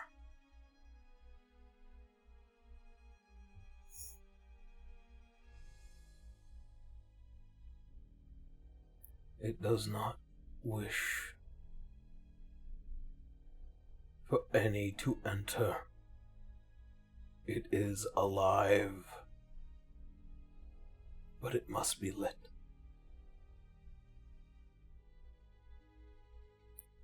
How do we do that?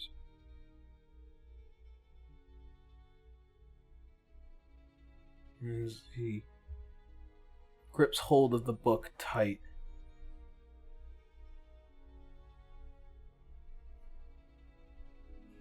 It must be lit with the magic of life again.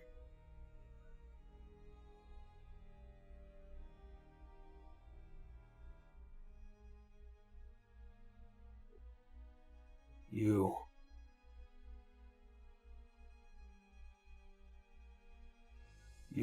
are familiar. I remember when I first saw you.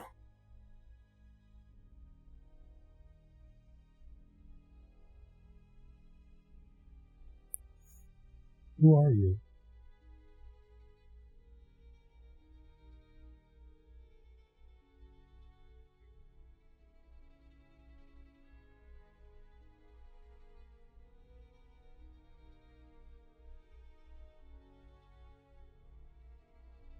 I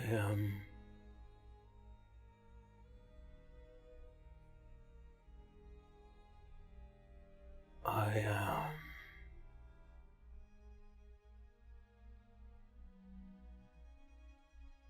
a forgotten half.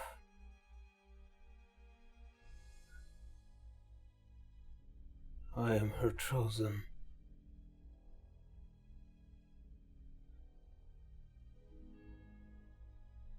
When she gave me this, I was told to run. And here I fled. Here I heard her.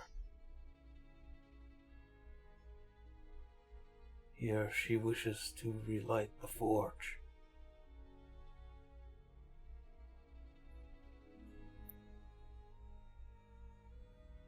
Who does?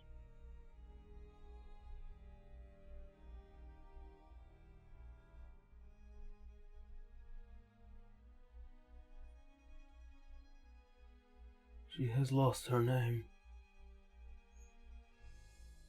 And yet she knows mine. And she wants us to meet.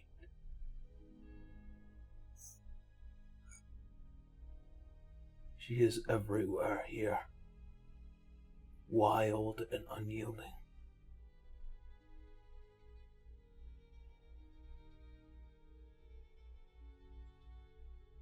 And yet she surrounds us, as gentle as the weave.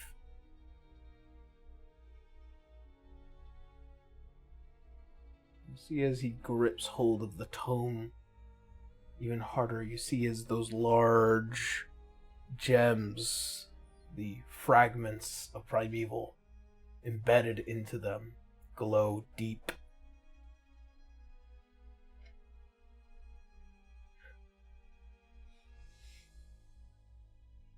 Deep beneath the earth. She wishes to light the forge.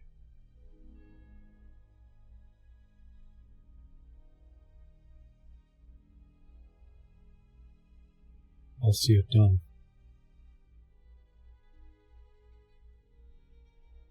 I will see you soon, then.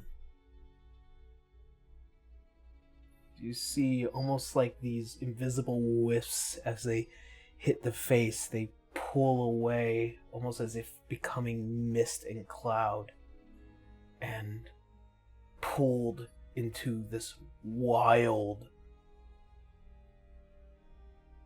weave, the magic.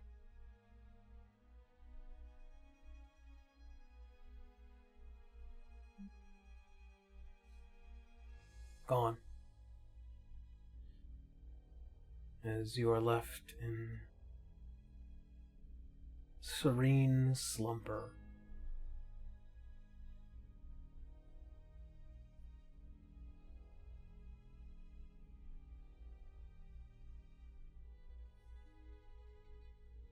As such,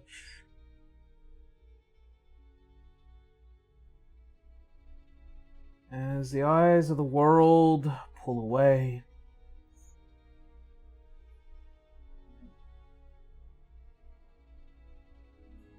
we find ourselves in another realm. Let's see.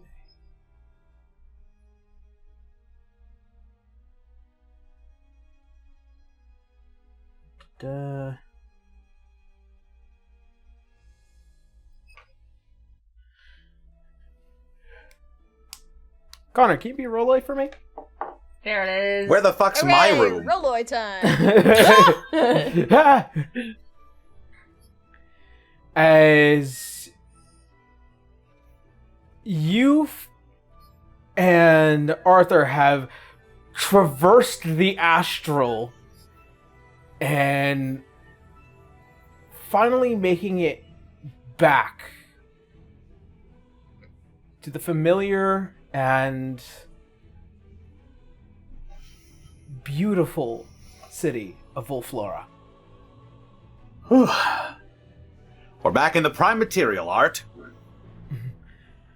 Yes, and quite the adventure it was in order to get here. Now, fortunately, it does seem like I am still missing a great deal of my memories. I will need to return back to the Luxon in order to get an update. Ugh, great. Well, do you have any sort of sense of where that might be? Oh, the Luxon is always here in Volflora. Well, great. Let's go. As it proceeds forward, there is a curious busyness to the city under the sea. As you begin to hear the strange tales of what has been going on, as Arthur begins to see as a small entourage of the Luxon Hand approaching him and providing him handwritten reports of everything that has been happening here. As he begins to kind of flip through. I see. Well, seems the king has been dethroned.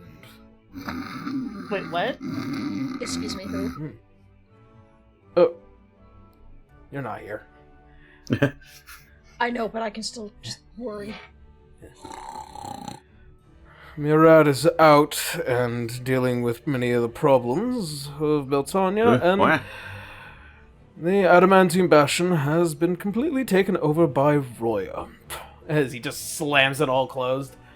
What a annoyance. Well then. A distant cotton scream of rage. Whoops. Wait, what was that you said about Murad? Murad is currently under the effects of doing his job for Beltania, so he's currently not present. However, I get a strange feeling that things might be better explained, as you find yourself on the dock where you see that massive pearl white ship that is the Luxon. And there you see a very patient Amsir. Oh no. Well, look who it is. Roloi! Amsir. I have been meaning to talk to you for quite some time. Not you. And he snaps and just gone. Thank you. Sorry, I prefer not to have an Umbrian in our presence for this matter, but it seems like, Oh, don't apologize. I've been wanting him off my ship for as long as he's been on it. Oh, well, slight issue that I am currently having at the moment, and... Uh-huh. So, as I'm relatively sure, you've been hearing about the recent uproar of what's been happening over at the Adamantine Bastion. Listen, I've had a bit of a journey. Well... Went to the Astral Sea, found out I'm a father, Oh, yes. made a best friend, said best friend died, talked to unimaginable darkness. You know, I just got back is the main thing here. So, in short, In what short- did I miss? Yes. Oh, well. And then he just extends a hand out, puts it on your head, and you are just injected with as much information that Amsir has been able to collect over these past several weeks. Ugh. Man, you All caught up. really have... Huh? All caught up. Yeah. Yes. Well, You know, you're pretty handsy. I don't hear Mirios complaining, honestly. It is kind of hot, honestly. Well, Right. Task at hand. How do we fix this? Well, it seems like, as far as I'm aware, we need to find your compatriots again. Last I heard, Ooh. the one who currently has the sword for the ship, and with all due luck, might be able to assist us a little bit further, Winry, is in Arcadia. Ugh. Trip to the prime material didn't last as long as I thought, but, well, I suppose that's fine. Just a small problem with that, though. Oh, I don't have the ability to take you there. In fact, I'm barred from ever entering Arcadia ever again. What did you do? Especially after the event. the event?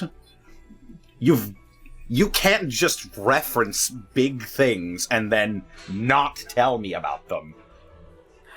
Let me just say, I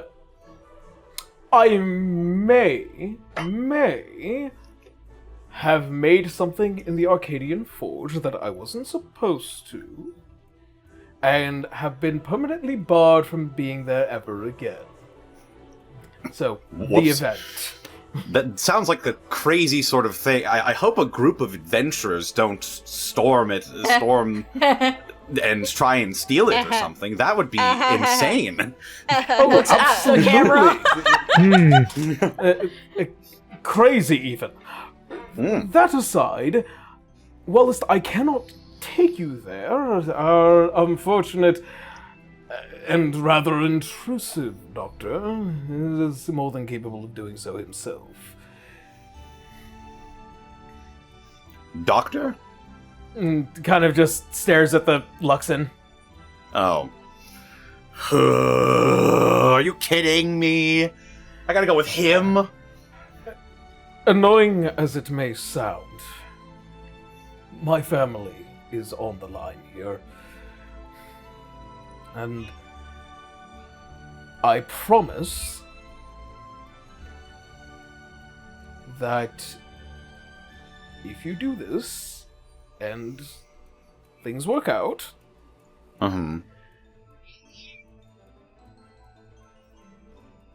there might be something in it for you. Ooh. Like more time powers or something? That would be pretty crazy. How would it sound to be my champion? Shiny eyes. Champion of the... Isn't that usually like reserved for like paladins or like clerics or something? Usually they've got a... I feel like I might be stepping on some toes here. Actually, no. I'm a wizard. So, there are certain rules and bylaws that we gods are capable of choosing whatever champion we so desire. And, well, you have been more than a master of time and time magics, so I think that you would be perfect. Well, you've come a long way, Raloy. From humble beginnings, born in a barn, member of a traveling circus, You know, I champion hear such of good- Amsir.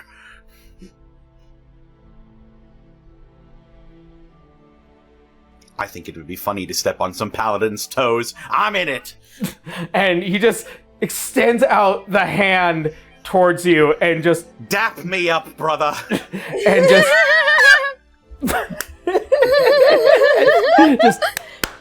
yeah. And as you manage to complete this little foray between him and you, right? So Arcadian first, champion after. Right, All good? right. All right. Yes. All right, and who knows? We'll keep investigating on how far this all goes. I genuinely have no idea what's happening right now. This is actually we are well past the point of what I've been able to see. I mean, aren't you like omniscient? That's not exactly how godship works. Omniscient in the sense of things that are residing within our domain. I know a lot about time and time magic and whatnot, but that doesn't mean that I know I would hope pretty so. much. I would think you know a little bit more than a lot. Well, let's just put it this way. I know everything that is happening up to this point now.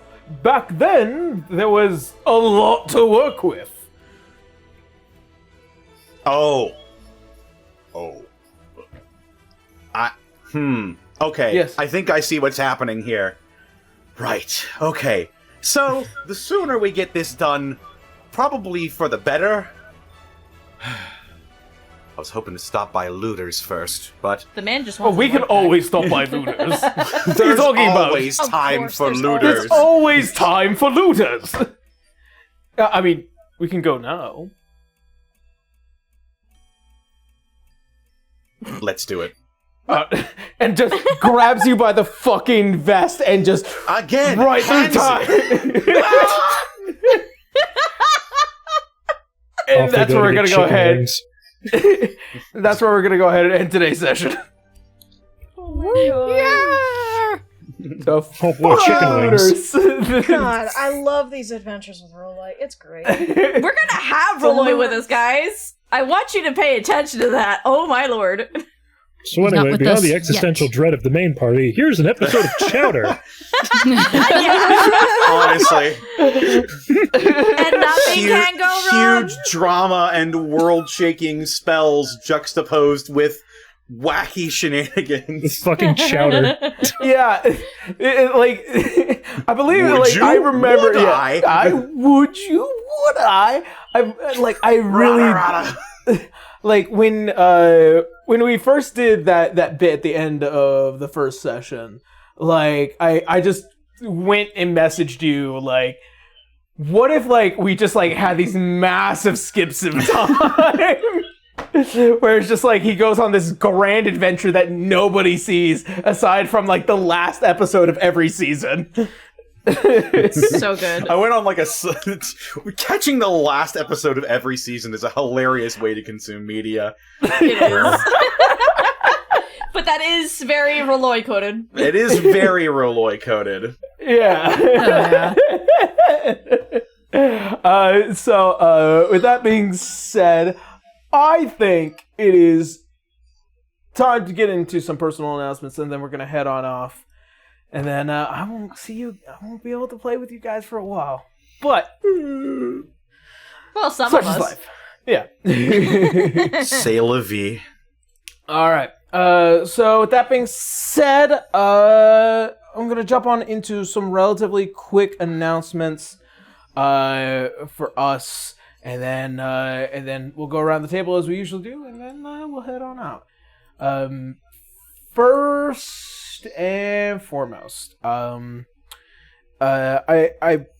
relatively sure the problem has been resolved now, but I wanted to say to whoever this is in concern to YouTube, my friend here, his channel is monetizable, and the content that he has been making is monetizable, and it is transformative in nature.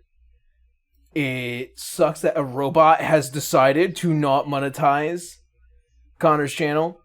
What? Yeah. It is what it is. No monetization of the funny guy? What the fuck? It's, That's messed up, man. I'm sure it is just like an Yeah. automated thing. It typically Do you is. have an MCN? No, I don't. It's a very new channel, so Yeah. that could be kind of a roll into it. It's a conversation for Yeah. after Yeah. stream. Yeah. Suffice Yeah. to say. But My if it guy, is I'll pull some still- strings and I'll see. I know people who might be able to help you. Yeah. But if it is not fixed by the time this episode comes out, I'm gonna Gonna be have hell to words. pay. I'm gonna be having more words than I initially thought. But We ride at dawn. Hashtag monetize Devils and Dice. Absolutely. Number 2. By the time this episode does come out, I'm relatively sure to those of you who are interested, I've been live streaming as Avi. I am his meat suit, unfortunately, so...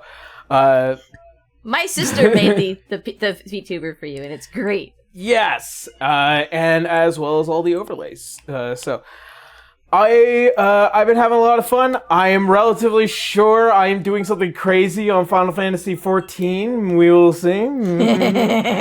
But if you want to catch me on, over on Twitch, my Twitch schedule does go up every single week at the beginning of the week in order to kind of just garner interest, so that way you guys know what time we start and what time we're gonna go for. Also, I have at this point I have probably also released Isekai Isei video, might be named something else, we will see. But I do a very, very deep dive of the isekai subgenre and many of the issues that have often plagued it. Hopefully you guys enjoy those opinions. I know I did. And also I am probably well on my way to finishing the work for my Final Fantasy XIV video, and how it made me realize what is wrong with me as a person. And last but not least, I have begun the production again, working on How to Be an Adventurer. It has been a good amount of time to finally have just taken the sabbatical, step away from so many projects, so that way I could just make stuff just to make stuff, and also focus on this show because I really love making D6. It is something that has genuinely made me happy to make, and I hope to keep doing it. It's been a lot of fun, and I'm really honored to have a bunch of friends who have allowed me to do this continuously. So yeah, and I suppose the last thing for my particular announcement, as I've said, I have been writing a novel that takes place in Erzheimel, and also involves a bit of the story from one of my home games, that was Heroes of the Veil, to which that's where Nyx originates from.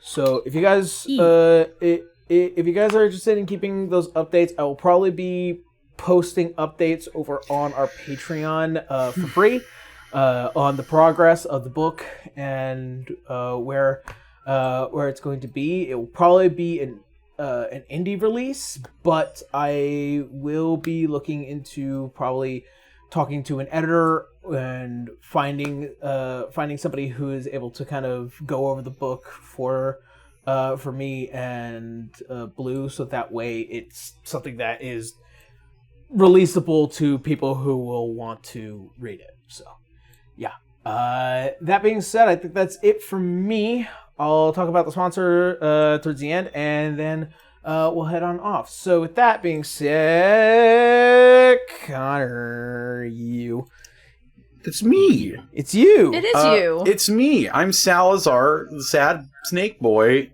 and Roy, the... he's a bundle.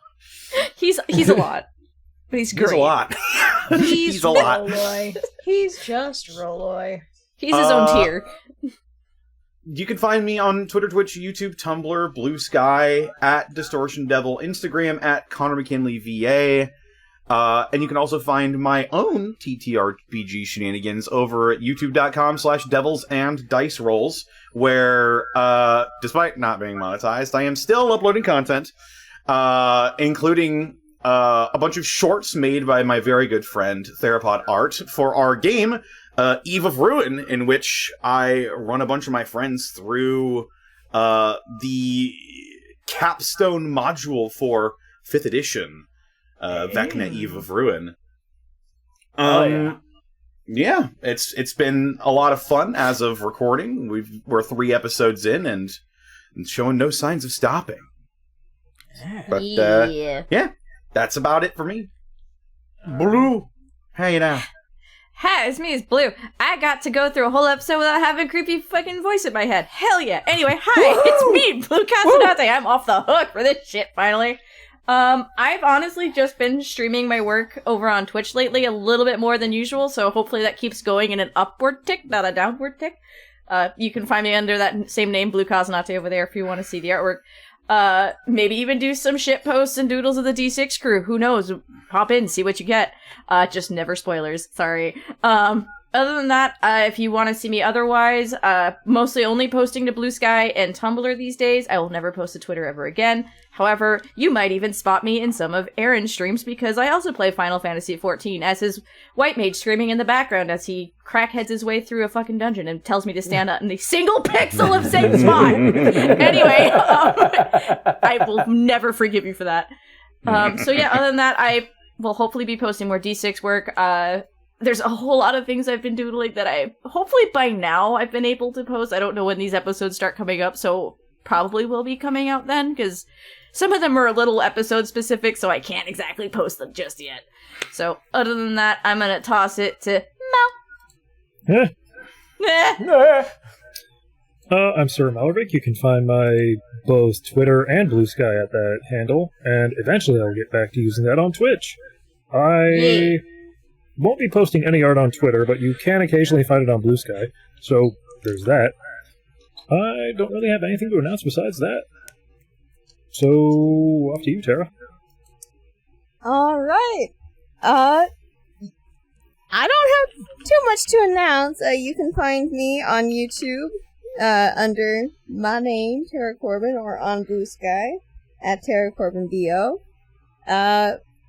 Maybe by the time this comes out, sometime in the new year, I will be a VTuber.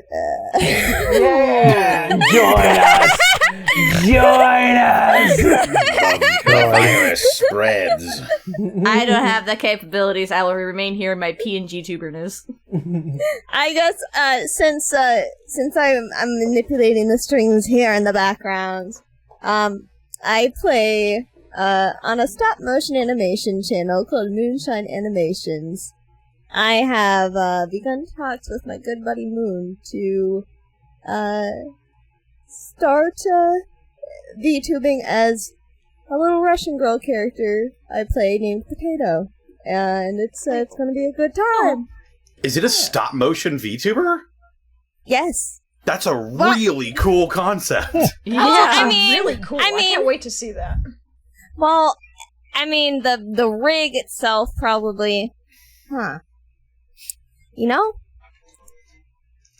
Go ask questions. Ideas. Now I'm getting ideas. But it's the animation itself is stop motion. Like that's the character is a stop motion animation character. That's the series that she's from. Tubing. I'm gonna see. Now I have ideas. God damn it! Go forth, have those. All right, but yeah, that's gonna be happening sometime in the new year. TBD. But that's it. Howdy. I'm Ray. I'm playing your druid changeling gremlin of a gremlin. Let's see. What do I have? I have a lot of catching up to do of commission work and stuff like that. Got a few art pieces in the background that I've been just slowly chipping away at, but you can find me on various platforms, including Blue Sky mostly, and I'm hoping to get back into Tumblr, but you can find me at Key Inc. or Calligraphy Inc. Let's see, and I think that's it. Yeah, I have no other exciting news. Alrighty. And last but not least, Kendra. Last but not least, me! Hi everyone, my name's Kendra, transient day all around the internet, and I am Wenry, your dragon-touched halfling sorceress. Oh boy, not much going on my end, mostly just schoolwork. As the executive producer, we actually are going to experiment with a little something during our break. Hopefully it works out, and you guys get to see something new when we come back. Aside from that, it all depends on how things go with legislation in the United States, because I may or may not be able to continue operating the TikTok account. Ha ha ha ha. Damn it, politics. Best case scenario, if it does stick around, you can find us on D6EOE. If nothing else, I am not deleting the account, so you can check out all of our old stuff, so. Yeah. We will definitely be still uploading all of our short content over on Tumblr, Blue Sky, and as well as YouTube. So, you won't be devoid of the shorts, but they may not be on TikTok anymore, depending on how things go. Yeah. Oh, also Instagram, because Instagram. I don't manage the Instagram, so. I'm not touching the Instagram. It's hard to touch. Alright. Well then, that being said, nothing else pressing. Sponsor. Yes, of course. Be safe. Eat 3 meals a day if you can. Stay hydrated. Remember to like stop and tripping. subscribe. Yeah. And please remember our lovely sponsor, Amira Labs. Yes. Thank you again to our sponsor, Mirror Lab. You guys are awesome. Thank you so much. This stuff is amazing. If you want to go check it out, there is always a link down below, both in our podcast and in our video format. Amira Labs. They make good stuff. Yeah. Amira Labs! That should be their tagline. They make good stuff. They keep liking my posts. They're so nice. Amira Labs. We make good shit. We make good stuff. All right. Well, then, that being said, thank you all so much for listening. Thank you guys for hanging out with us. We hope you stay safe out there. We love you, and as always, see you next Sunday. Bye, everyone. After the break. Bye-bye. Bye-bye. Bye-bye.